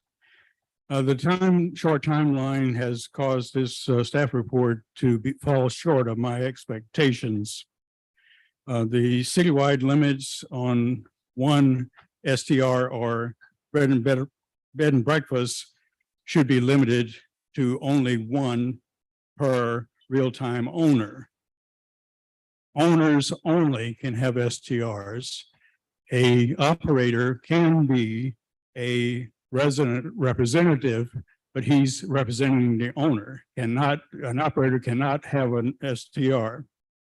The CZO has eroded to the point that multi-use are nothing more than commercial operations in residential neighborhoods. The maximum occupancy of a mom and pop single-family home should never be 10 people. I have 2 more points. The staff should be required to begin action within 12 months of everything that they have deferred. Mr. Lopez, that's time. Thank you. Margaret Walker, Keith Marzalek. I'm Margaret Walker and I live at 1626 Pogger Street in the Marigny. Short-term rentals are not the same as bed and breakfast. I own a legal bed and breakfast since 2004. Turning all the STRs into bed and breakfast was an easy fix. I do not rely on booking sites for customers. I have my own website and I've had it since 2004. If you don't have a website, you don't have your business. When you go to my website, you get the B&B address, you get the phone number, you get all my contact information before you book the reservation. There's no extra cleaning charges, there's lodging taxes, there's no travelers fee, there's a rate plus the taxes. There's no lockbox. I get to know all my guests personally. I have contact information for every guest that stayed at my bed and breakfast since I bought it in 2004. It's not stored on some third-party site that if I separated myself from that booking site, I would lose those customers.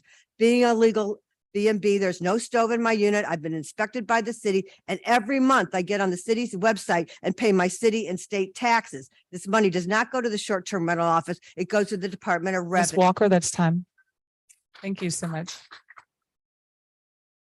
Viola Peters is after Keith, and then Amy Stelly. Good evening. My name is Keith Marzalek. I live at 1322 Governor Nichols. First time talking to you all, so thank you for the opportunity. I am a owner of a home with 2 bedrooms, one of which is a short-term rental. Much like everybody here today, I feel that there's a disconnect between what I'm doing and what a lot of people fear is being done. The clumping together of partial use, small and large residential or Airbnbs they are distinctions with differences. And that's an important thing to say is 2 people staying at my house And then somebody across the street having a house with 2 people staying at it is not the same as 14 people staying across from 14 people. And it impacts our ability to, pay our mortgages, to make our neighborhoods better. My guests meet my neighbors, my guests meet myself, they come into the house, they can come back for Christmas. Your Yeah, time. sorry. Thank you. Thank you so much. Marla Peters, Amy Stelly, Scott Wood. Yes, ma'am. Good afternoon. My name is Vilna Peters. I reside at 2672 Tour Street. I support regulations for STRs, but should not be overregulated. I'm a super host for 6 years. Short-term rental is a blessing because it has helped me with the high cost of living. Some seniors are having a hard time paying their bills and meeting the needs. They need that income just to survive. Without this income, I would lose everything. I think you should encourage the spirit of enterprise in New Orleans. There should be equal opportunity for all, and we don't need the lottery system to get a license. Thank you. Thank you. Amy Stelly, Scott Wood, Marcel Chuxalo, Julie Jones, Jenna Burke. Any of those people here? No. Shelley Landrew. Oh, please come up.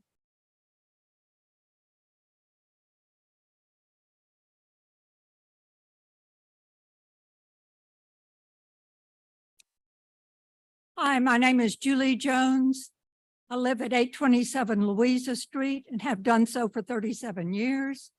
I'm the president of Neighbors First for Bywater. I favor stricter regulations in general for STRs. I want to particularly speak to commercial STRs that are being built in low-intensity business areas within residential neighborhoods, like in our case, HMC 1. These are not mom and pop businesses. These are investment properties. They are large so they can make as much money as possible. That's what they're built for. And they are but our homes, so they're noisy because they're large. They make our lives miserable. Please do not allow this abuse of the system. Thank you. Thank you. Jenna Burke.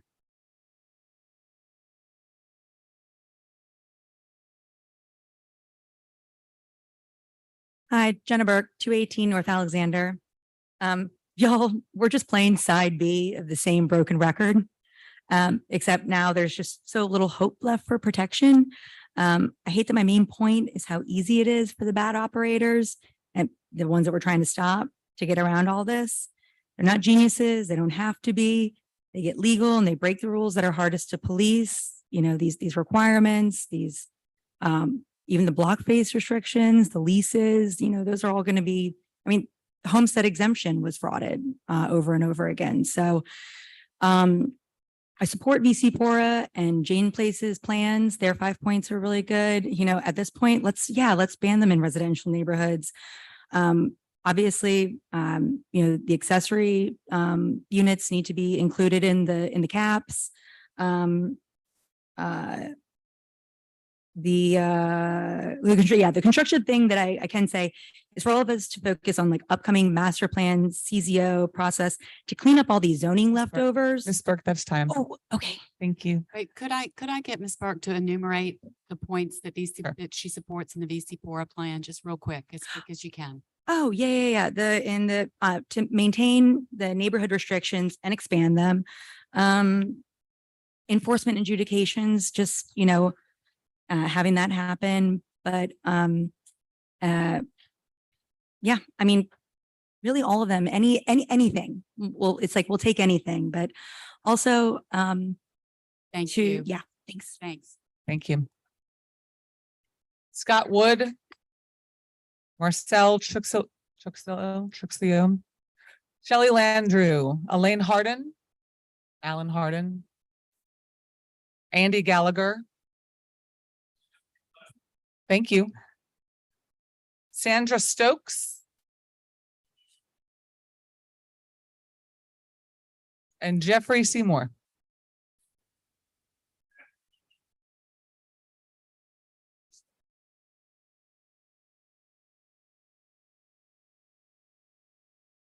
Hey, everybody. Thank y'all for doing this. It's an important job. And I really appreciate your time and your attention. I'm Andy Gallagher. I live at 1307 Decatur. I'm also Vice President of VC Pora, so I support the 5-point plan. I hear everybody's issues with affordability. And I hear how it's provided some temporary relief to individuals. But I think our job is to look long-term at STRs and what this is going to do to the city. So I oppose them across the board. Specifically in the French Quarter, I would like to see a complete ban as is currently in place. I hear there's some discussion about a block or two. Residents are endangered in the quarter. So I'd like to preserve that ban to maintain residency across the quarter. Thank you.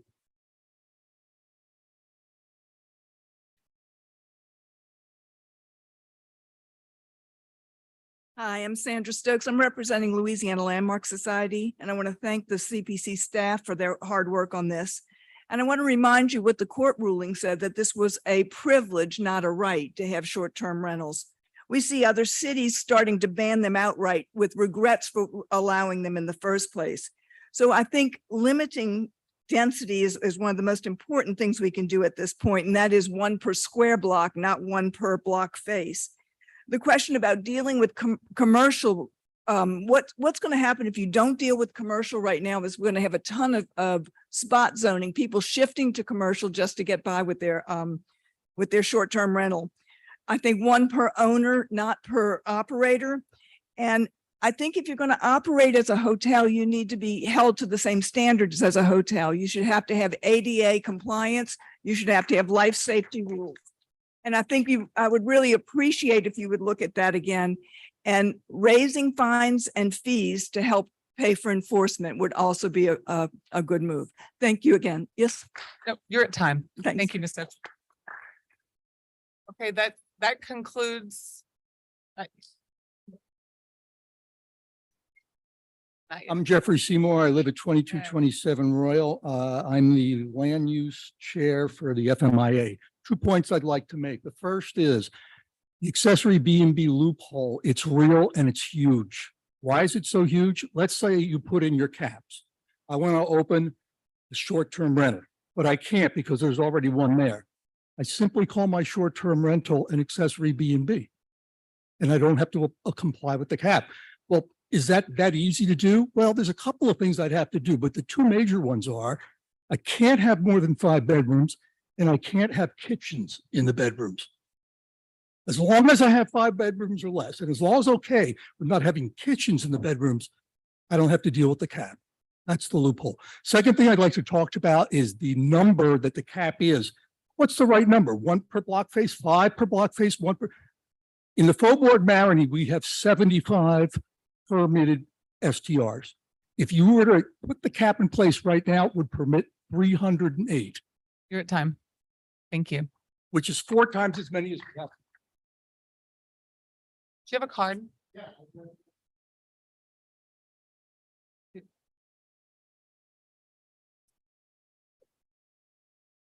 Thank you. My name is Richard Pollock. I live at 1526 Plogger Street. I just want to let you know, we have an illegal B&B. It's been illegal ever since they started next door to us. They rent to large parties every single weekend. They often, when they advertise on Airbnb, they advertise for 8, 10, and 12. And every single weekend, these guys start up. First of all, you got to have a cap of no more than 6 people, because once you get 10 frat boys together, they start with the drinking games and the yelling and the screaming. And it's absolutely impossible to live next to. That's number one. Number two, the biggest issue here, frankly, is the inspection and the enforcement. You need to have enforcement where when you call somebody, they are available not at 2 o'clock in the afternoon on a Wednesday. but 2 o'clock in the morning on a Friday night and a Saturday night and a Sunday night. We hear all these hearts and flowers from all these guys over here about how they're going to lose their thing because they got their little 1-bedroom thing. Nobody's really concerned about them. The problem is all the other people. Thank you. Okay. Oh, that concludes our public portion of the meeting. Yes, does it? Have you filled out a card? Come on. And fill out a card. When you're done, just come say your name and address and you'll have 1 minute. My name is Angie Blaylock. I live at 3400 Napoleon Avenue. I've been there since 1967. My house is a multi-family unit. We rented it out as an apartment for most of the time, but as you know, the times have changed. Airbnbs operate all over the world, and I can hear these guys loud and clear. Apparently in the Marigny, French Quarter, and Algiers, there's some issues. So I'd like to make a recommendation that maybe every neighborhood is treated differently. Because in our neighborhood in Broadmoor, it's very quiet. We have house rules. Nobody does anything that they're not supposed to. We're a 5-star Airbnb and with many reviews and many people coming back who have come just for even medical situations. The other thing is, I think there should be only one owner per Airbnb, and something has to be done about the people who are coming in commercially to buy the property up to do. That's really the problem, because I'm a retired person too, and we depend on that income, whether it be long-term rentals or short-term rentals. Thank you so much for your time. Thank you. Okay. That concludes our public portion of the meeting. So there's a few things at play here. We do have this 6 p.m. cutoff. I'm going to leave it to the commission and we can sort of chat. If we can deliberate until 6, okay? Or we can pause and then basically we have to come back to chambers at some point later this week to deliberate. And if we think we can do that now before 6, we can do that, but I'm really going to leave that to. Okay, we're going to do it now. So let's go. We have till 6. We can do it. Thank you all for coming here and staying and being a part of this and providing your insight and your opinions and your experience. They do not go unnoticed. So I appreciate every single one of your comments. And I think we were able to get every person who wanted to speak was able to speak. So thank you for participating. Looking for. Can I ask a question of staff that I think is important? I want to make sure I understand this right. An owner has to be a natural person, but there is no limit on the number of STRs that an owner can have in that owner's properties, right? You're nodding. So it seems to me that there's a loophole, which is that a really wealthy owner who's willing to put this in his individual name could own 100 properties and put a resident to be his operator, different person in every property, but he could have an operator in every one of his properties or her properties. And as long as that operator is a resident and meets the requirements that you've set out in these rules, a person could own 100, 1,000 properties. I'm right on that?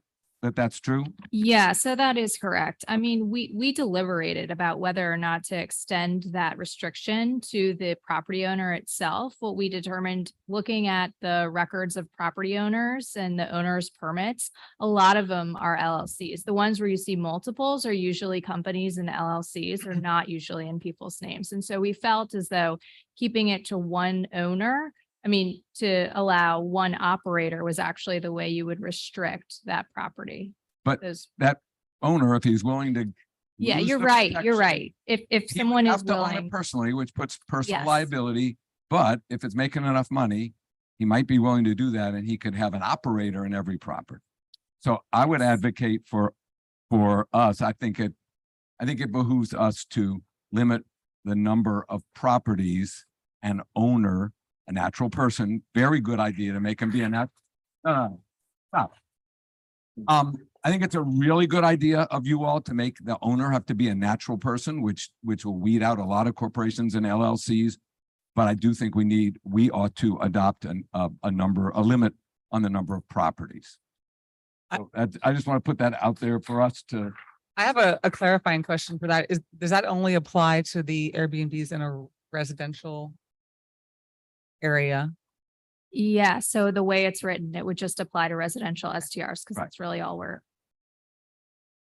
depends how it's changed, I guess. So we're not concerned at all that because that was a court recommendation as a remedy, we're not concerned that that would run afoul of any constitutional issues with the dormant commerce clause. That sounds like a very good solution, and it's only part of what I would want to put in here, but I think that's a good start. But I guess legal, but it's probably too much to get into right here, given the time limit, but that would be my only pause. I don't want to be here again in a year. I would ask that Bob or Hannah weigh in on that. I'm sorry, could you repeat the question? Whether limiting the number of properties owned by an owner would pass legal challenge. So my understanding is that the dormant commerce clause issue was not only that the limitation was on owners, but it was on owners who had a homestead exemption. So there's no limitation on if it's limited to an owner, then there's no commerce clause issue because that owner could be an outer state owner. So I don't think that the commerce clause issue is implicated.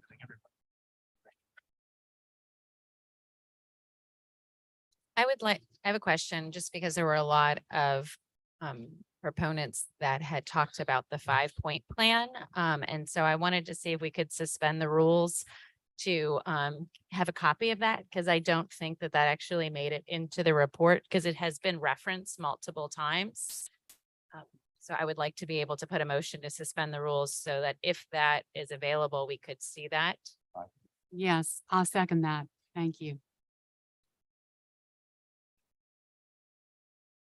If there's a copy that we could share among the commission. Yeah, and if you have a copy, staff, do you have a So copy? I had it emailed to me, and I can run and make copies if y'all don't have copies available. Could I just get everyone on the commission to say aye to accept? Yes, thank you.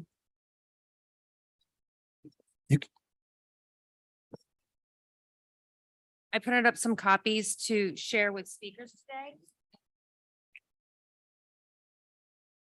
While we're doing that, staff, I do have some questions also. I think one of the concerns has been too, is just to be able to grandfather it in. And it's my understanding that the mandate would not allow us to grandfather in. And so I just want to be able to hear that from you, that we couldn't grandfather homestead exemptions that are currently in place into these new regulations. Yeah, that's what we understand, is that the continuation of this regime that is technically unconstitutional. And so I think the court would probably take a stance on that. And that's what we expect, that they're going to take a stance, and that's how we think they will take a stance. Yeah, our law department has been clear on that would be a perpetuation of the unconstitutional setup from before.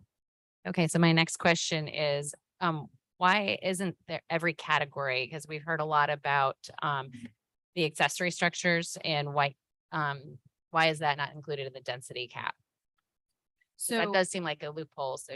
So there's 3 permit types now: the partial unit, small and large. And what we're proposing is to consolidate those into one permit type for short-term rental. And then what I think they're discussing is accessory bed and breakfast and principal bed and breakfast. And in lieu of adding them into a density cap, what we're proposing instead is changing their use permissions to conditional instead of permitted.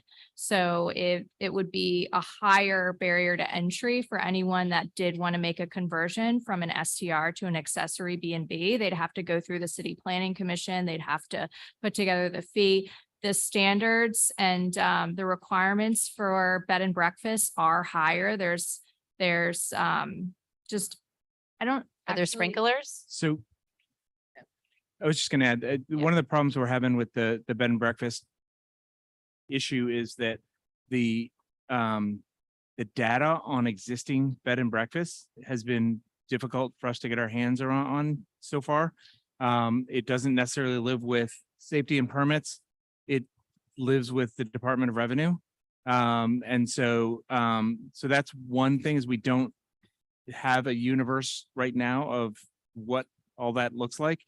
What we're, in the comments that we received about the loophole and it being, by having a limitation on the residential or the non-commercial short-term rentals being a way in which would basically just push everyone over to the accessory bed and breakfast, is something we heard loud and clear. And that's that's what the recommendation is, for basically putting a very onerous process in the way of people doing that at this stage, but with the intention of circling back. And my understanding is that, there's talk on the council level of circling back on the bed and breakfast issue as well, to get more clarity on the bed and breakfasts as an entirety, and looking at ways to regulate them. A lot of things come into play because the bed and breakfasts were not part of the litigation. Does the same constitutional issue affect that? We are recommending getting rid of the homestead exemption on the accessories as well. But the status of whether or not, because there hasn't been a definitive declaration of non-constitutionality on that, does that make those entitlements null the way that we think it does on the short-term rental side? So there are a lot of questions that we have, and we felt that at this stage, putting a very onerous process in the way of expanding existing bed and breakfasts would be the stopgap measure that we could recommend right now.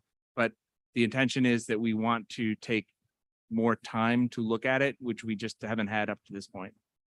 Thank you. I have a couple of questions. Clearly, we cannot address commercial STRs right now in this situation, correct? Even though a lot of the public did bring it up as the bigger issue. I'm sorry, what was the question? We cannot address commercial STR, like large building blocks. We can't address it. I think in the motion, it could be addressed, but in our conversations with the legal team and with the city council, we decided to narrow the scope just to residential to solve for that right now. And then I think there's an intention to come, for the council to come back and really take a closer look at commercial. Because it seems like that is a big problem when it comes to affordability and housing issues, which is what we're all struggling with. And all the good people who are here, they're abiding by the rules. And the people on this side who have issues with. Yes. No, thank you. Thank you. Can you? It's okay. Thank you. Everyone, Can you please hear speak this? up and when they speak into the microphone. Thank you. so I much feel for I'm your feedback. echoing. Am I echoing? Speak into it. Speak all the way into it. Am I echoing? Yeah. Okay. Okay. Okay, my issue is with, since I heard a lot of people about commercial STRs, like turning large blocks of neighborhoods into STRs. And that is what I was asking staff. Is there a way to, deal with that issue in this docket? And you replied that. Yeah, I think there's an intention from the council to come back in the future and take a closer look at commercial. I think they have a lot of concerns with commercial, but what we've decided right now is to really just address the residential permits and solve for the court's decision. Yeah, so just from a capacity perspective, the court has given us a very short timeline to be able to put something together. And what the motion includes is pretty much everything there is about short-term rentals. So the entire array of regulatory regime with respect to short-term rentals.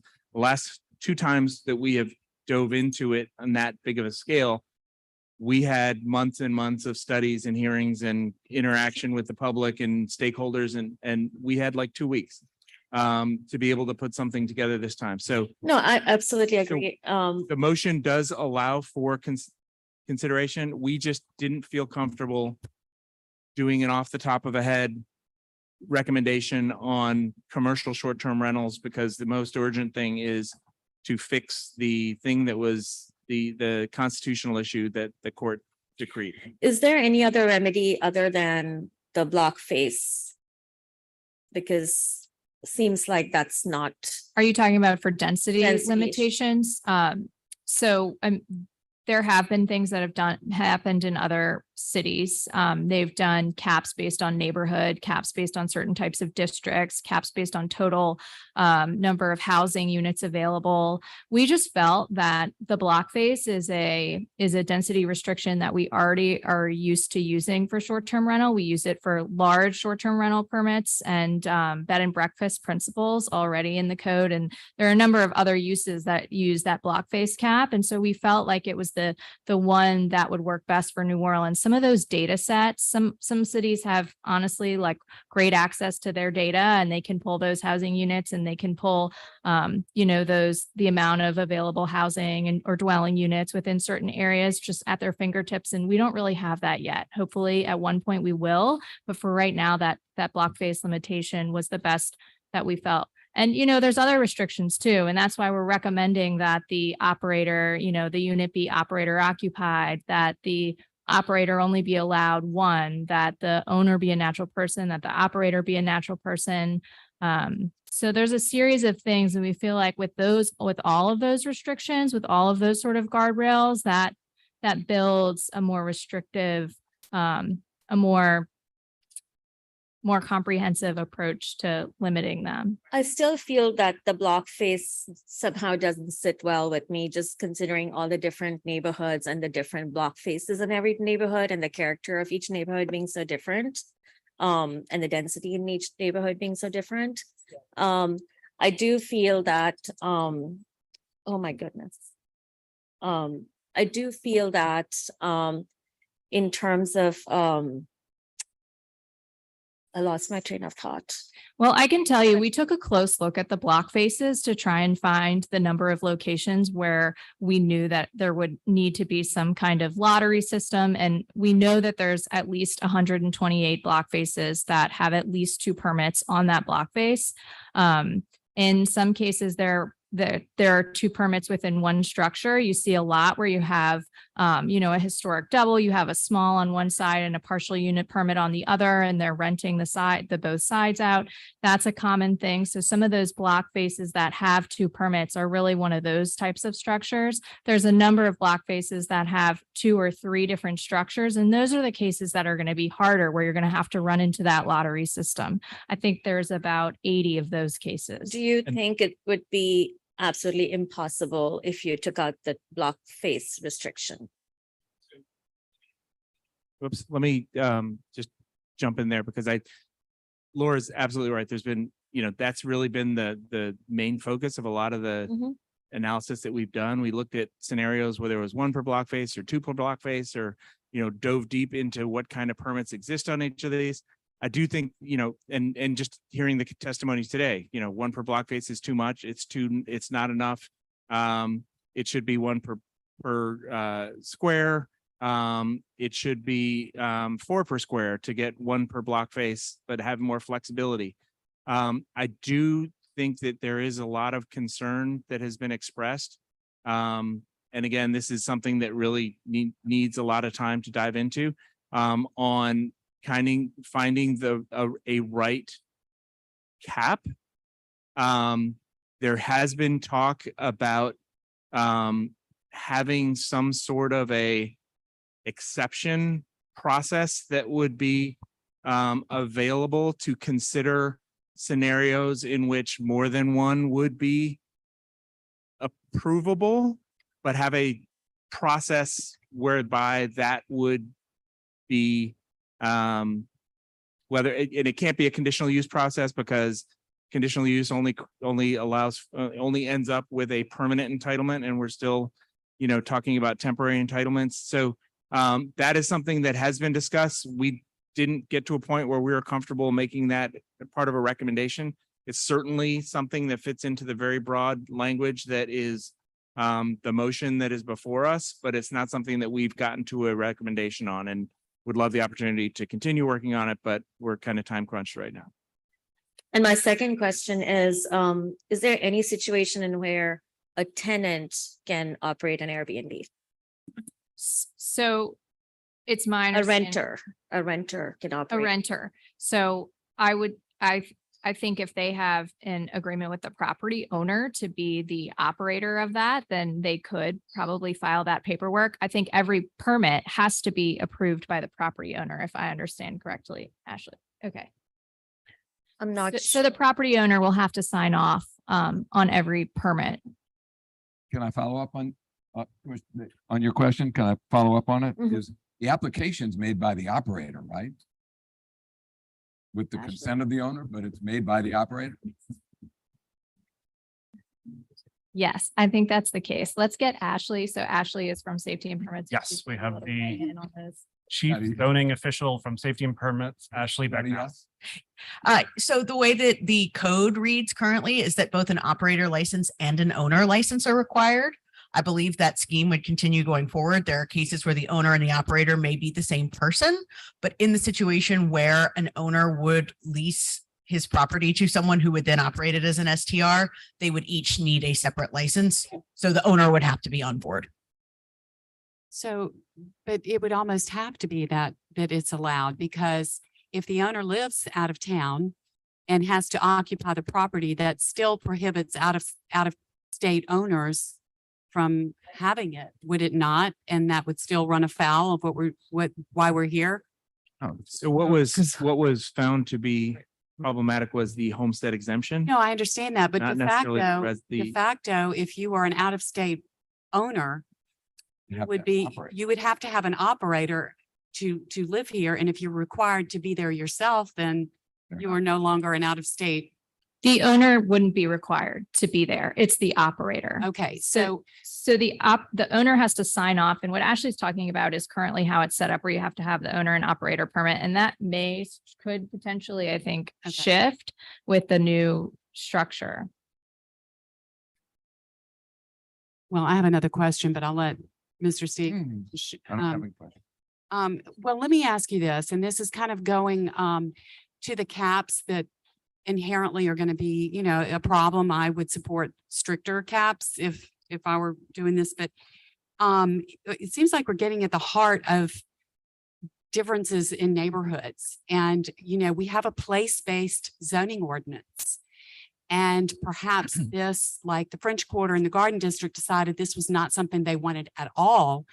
Neighborhoods would, have we explored that? Caps based on neighborhood? Not even, or bans or caps where it would be appropriate, or, because it's going to be fraught when we're talking about who versus whenever we're diving into this. So I'm just wondering if maybe that's part of the longer term fixing of this, is that we go back and say, do we really want this in the neighborhood? So if the question is, did we consider a process where, and I think somebody mentioned earlier that every neighborhood should have a vote. We did not. In looking at other cities, it's interesting that cities like Savannah, Charleston, only allow short-term rentals in their historic core neighborhoods and don't allow them in other neighborhoods. So we've, since the very early days of our conversations here, we've had this kind of inverse reaction to that. And obviously these are, different cities and in different places and at different economies. But it is an interesting question that does merit a lot of research and analysis. And again, we're we're looking at March 31st to have everything. Right, I understand that is a tight deadline, but you know, we're talking about a commercial use in a residential neighborhood. That's sort of a common theme here, as it was many years ago when we first started talking about this. This is putting a zoning district as essentially, you know, a commercial establishment in a residential neighborhood. And some neighborhoods have said, no, we don't want that. And maybe this is another opportunity for others, having experienced the downside of it, to say, no, we don't want that either. And maybe this is the way we solve our problem with the college students, the service workers, the firefighters, the teachers who need long-term housing.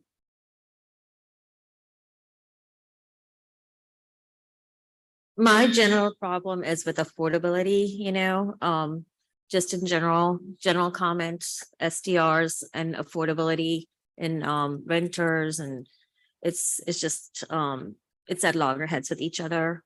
One of the questions is like, how many legal residential SDRs do we have right now? It's in that presentation. Because I It's see the map. 1,200. I see the map, but I don't know how many there are actually. Page 22. Thanks. It'll be page 22 of the report. It's 1,229.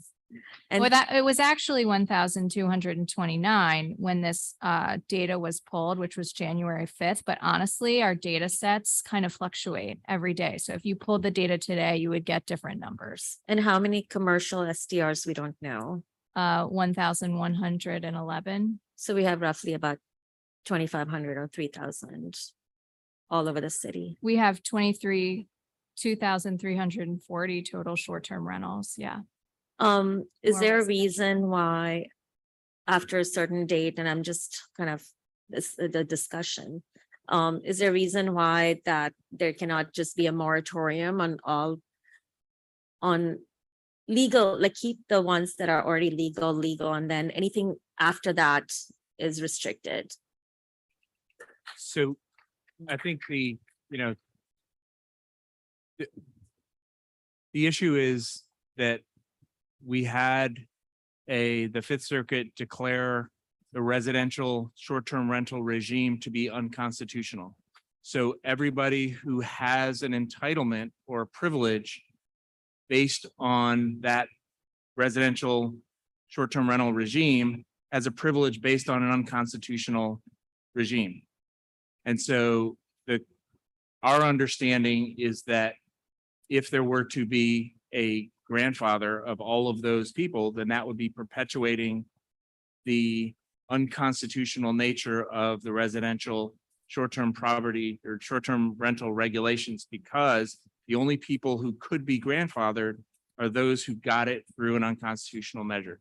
So that is, I mean, that's really, what is making it a really difficult conversation to have, because we are looking at what are the remainder rights of those who are currently operating and who are currently operating as good operators. The court has said that those privileges should be nullified because they are they're not constitutionally granted. And so yes, I mean, a lot of the conversations we had is how do we deal with that reality, with the overarching reality of the legal case that the city is still a party to, and that the court is waiting for a solution that no longer is unconstitutionally void.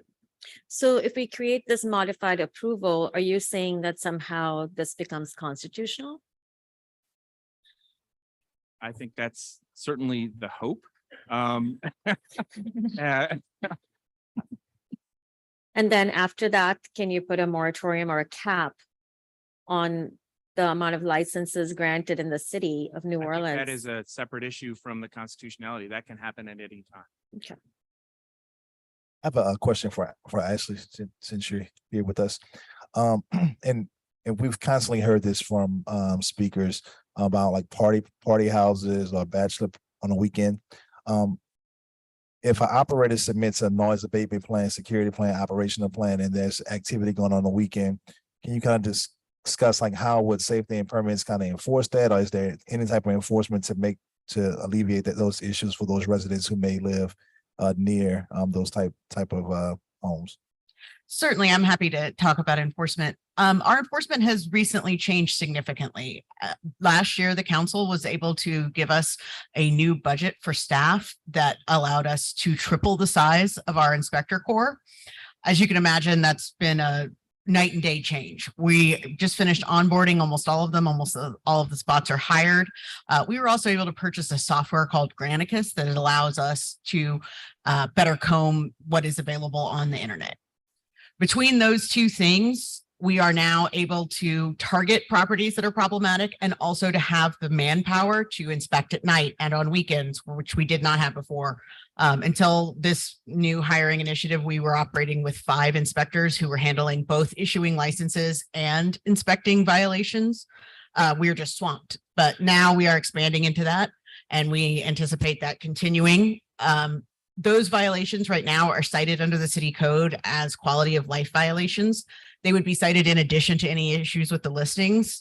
And because they have not followed the protocols that they've set forth on their own application, that makes their license subject to revocation by a hearing officer if we are able to present proof that they have done so. Great, thank you. I have one quick question. Would it be my concern is that some of the people who are mom and pop operators, 2 of them on the same block, would it be possible? So we have the lottery system and there's 1 per block base. Would it be possible in what's before us today to establish a conditional use process for, or to establish that an additional short-term STR on a block face that has already 1 person could be applied for as a conditional use, so that if it presented the right circumstances, we could approve that? Is that within our power today? No. So technically, yes. The concern that I would have about that is that the conditional use then creates a permanent entitlement, as opposed to what we are talking about with the non-commercial short-term rentals, which is a temporary use, which would have a year's life. If you did a conditional use, it would be a permanent thing. So we are exploring and have broached the idea of creating yet another process that would be a conditional permit or something. temporary conditional temporary. I don't know what the name would be, but it would be and that's what we haven't gotten to. Okay. A place where we would be comfortable Doing it today, but making a recommendation, but it's certainly something that is on the table. It is likely to be talked about between now and March 31st. So any thoughts that you have and wanted to incorporate into your decision would be most welcome. I will say that we are at 10 minutes to 6 o'clock and we have a hard stop at 6 because of the pending storm. Right. So, and we have a motion, or could we continue this? Can I ask one question to our executive director? I'm thinking, what if I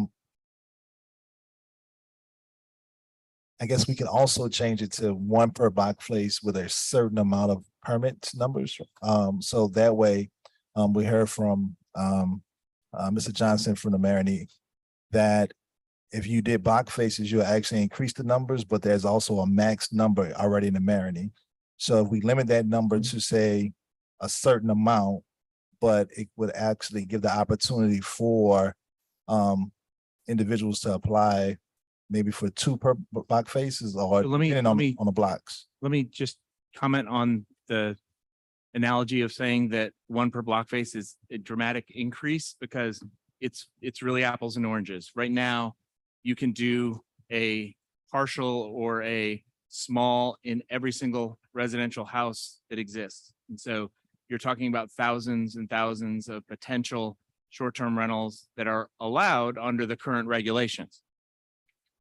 A 1 per block face restriction dramatically reduces the potential, because not all of those are going to be capitalized on. So I just want to make sure that we're not necessarily, it is an apples and oranges conversation there. To your question, though, the motion is broad enough to contemplate any variation of different remedies based on neighborhood, based on block, based on we had explored, I think in the first study that we did, we explored different approaches based on the historic core neighborhoods versus the historic urban neighborhoods versus the suburban neighborhoods. All those are certainly fair game under the current motion, but again, it's a really broad, complex issue with lots of moving parts, and every time you touch one, others pop up. So we felt at this point as a kind of a starting point to be very simple, very straightforward, with the understanding that things could change as we move forward. With the block face restriction, I know we're still kind of beating down that horse. The block face restriction, if we just took it out of this modified approval, do you think like if you have block face restriction and neighbors are fighting against each other or pitting against each other, is that in any way unconstitutional that suddenly you are not allowed to operate an SDR because you are now limited by one per block face? I don't think so, and I think that that suggestion may have even been written into the decision, the Fifth Circuit decision. But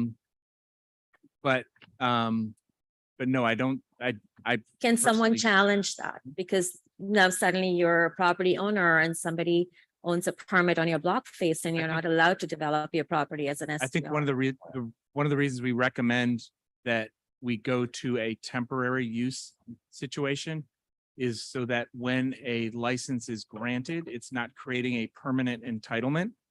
That it is something that if, today, if the license is revoked, there's still a permanent entitlement on the property. If there's a conditional use on that property, for instance.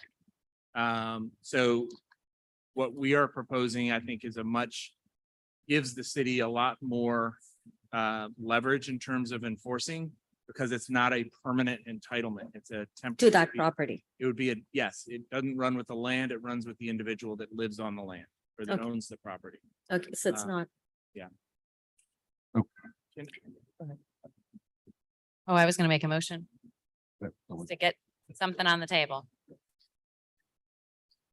I'd like to make a motion to approve staff recommendation with these modifications. Which zoning docket?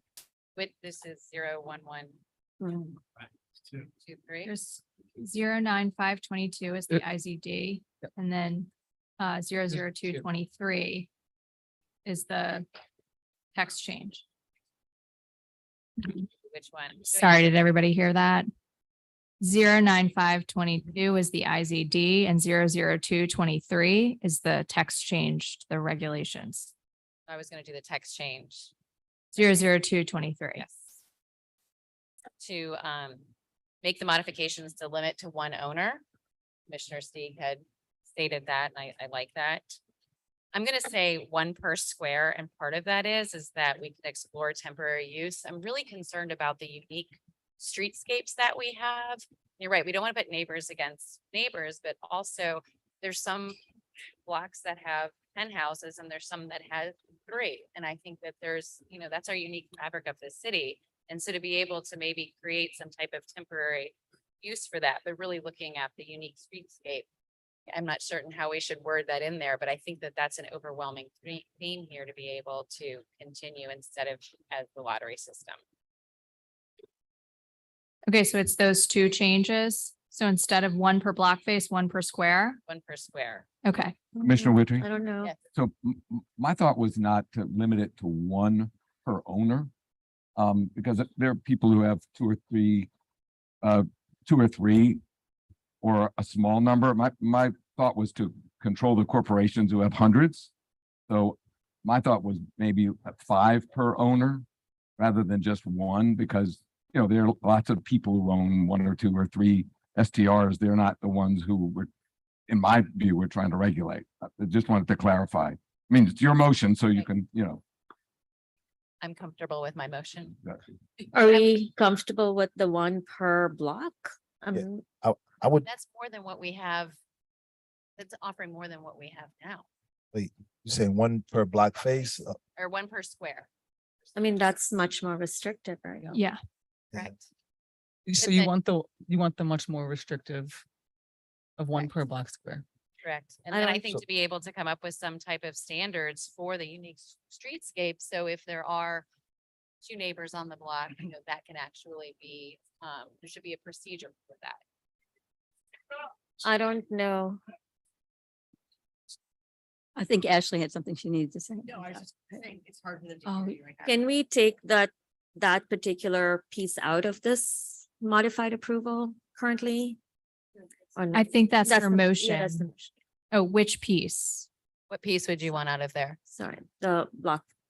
You would the rather block have it face. be one per block face instead. No, I'd of rather square? not have it in the. So, modified so approval. what she is proposing, Please, as so if I understand correctly, what is being proposed is instead of one per block face, one per square. So right now, if you have a square, you can have one per block face. And so you could have 4 per square. And she's saying not one per block face, one per square. So it reduces that. It's a replacement. I agree, but You can ask her to consider changing her motion, but that's what you can do. Right. do we have a second? I just don't know if could I- you've studied that enough to make that decision. Okay, Well, that's we up can to Commissioner deliberate on Witry. it. We Yeah. can deliberate after we have a can- second. We don't have a second yet. So- So, so, but I would ask Katie, did you want to also add the cap on the number of guests to 6? Yes, thank you. And also the conditional temporary permit option. Correct. So we've got one owner, natural person, one license per owner with an operator present, one per square. And- Capped at 6. And Commissioner Witry, I would say to the block face, we talked about just historical districts like the Marinate name, Bywater, or the entire city. Because every neighborhood is not impacted the same per block face. So I would just I recommend think it. that's where the If we do unique that, streetscape would come into. that Right. We would have to come up with what that procedure would actually. right, look like. so one per square block for historical districts like the Marinate and Bywater, and the remaining, the rest of the city, one per block face. I think overwhelmingly, we have issues in our historic core. And that's really where these concerns are. Right, so one per square in those historical areas, but everywhere else, we can do one per block face like staff recommended. I think that's fraught with concerns too. It's like pushing a balloon. You're gonna be just, Legal shaking. but you're their gonna head. off put oh, wait, we don't have a second. Never mind. I will say. Still don't have a second. I'll second for discussion, because we're having discussion anyway, so. I will- Commissioner Stewart seconds. Okay, I'll just say that I would stick to the one per block citywide if we're doing this, because we've experienced putting one problem off onto another neighborhood, unless we want to come back to the table and talk neighborhood by neighborhood, which I think my heart lies in the place-based zoning, but I'm willing to go this way because it's so restrictive. But I would not say push this problem onto another neighborhood. I wasn't changing my motion. Okay, no, I'm just asking. Is there any other discussion? I'd just like to say that we know that 2/3 or more of our short-term rentals are illegal. So if we just dealt with the illegal owners or most of the bad actors, and I realize that doesn't relate to the court case, but I'm going to just point out that I feel like we're being really restrictive here when the problem lies with illegal operators. And so I'm just saying, I'm uncomfortable with this level of restriction on people who want to have their houses and have a short-term rental and be there to operate it. That's just, so I'm not in favor of being this restrictive. I am very much in favor of knowing if like Amy Freeman, who had someone speak on her behalf, is she also representing to the state that we need the ability to have greater fines and penalties at the state level? And Ashley, would you happen to know if there's any activity at the state level to have the greater ability to have higher fines and penalties? I can't speak for our state legislators, but we are working with the administration to prepare an ask that the maximum $500 fine be amended upwards. Right. It's just too easy to be a bad actor. So it's not that I oppose having limitations. It's just that the real problem is not unfortunately able to be addressed here. Can I just interject? We are at 6 I know. o'clock. We have a Yeah. real public safety issue heading our way. And we need to Vote. have everyone out of City Hall. I would love to continue the conversation. If what I would suggest is there's a motion that's on the floor. I don't believe it's been seconded. It's been seconded. Okay, if it's been moved and seconded, if we could move to a vote. And if the vote is not successful, then I think we need to continue the discussion to later on this week, and we can talk about times for that. But I do think we need to, just for the sake of everyone in the audience, be able to get home safely. We need to move it on. Great. I just wanted to state, if I Can you could, that repeat the motion? I also think that it's a little too restrictive. And I think that a big part of that has been in the past that we didn't have enforcement. And I think that things will change when the enforcement is actually enacted and fines are provided. And I think we can be in a better place. Yes, And I agree. I feel that this motion is restrictive and I'm not sure if I can. And I'm going to vote Support it. against it also for the same reason. And I think we need to. And just in my vote, I think we need to allow an owner to have more than one property, but still be limited. So can we, like,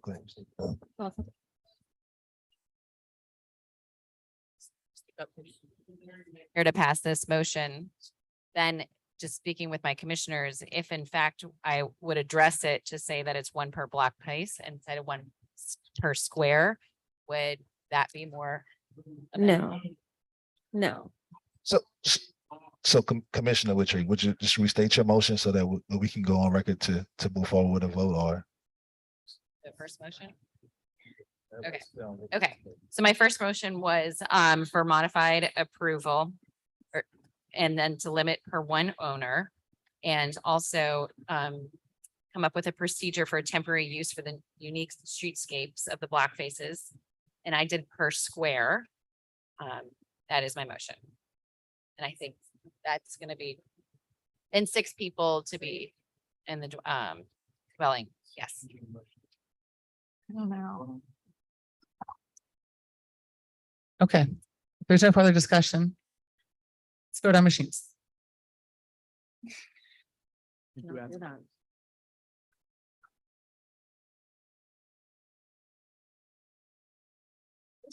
Does not pass. So Commissioner Alexander, you can't abstain.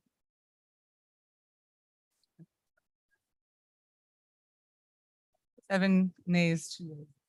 So we have time for a quick Motion? substitute motion? I think we're No. past 6 o'clock and There's a tornado. promised that. Yeah, let's Yeah. vote. Watch, sorry, Um, it's a watch. It's not a- So the times that I've been told that this chambers is open, it's open on Wednesday afternoon. It's available on Thursday. It's available on Friday afternoon. can If do you want to Friday. continue this week. I have not looked into next week. But if you want me to do that, I can do that. And then we can reschedule it sometime. I can do Wednesday or Friday.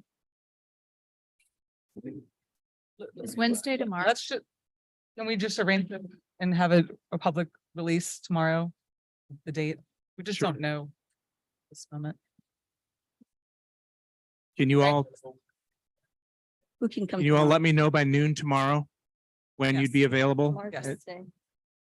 Can we- Everyone identify by noon tomorrow when we can be available for a meeting and we can send out a public notice. It could be tomorrow. Would it be tomorrow? No. Okay, can't happen. Okay. We have to have 24-hour notice. Motion to adjourn.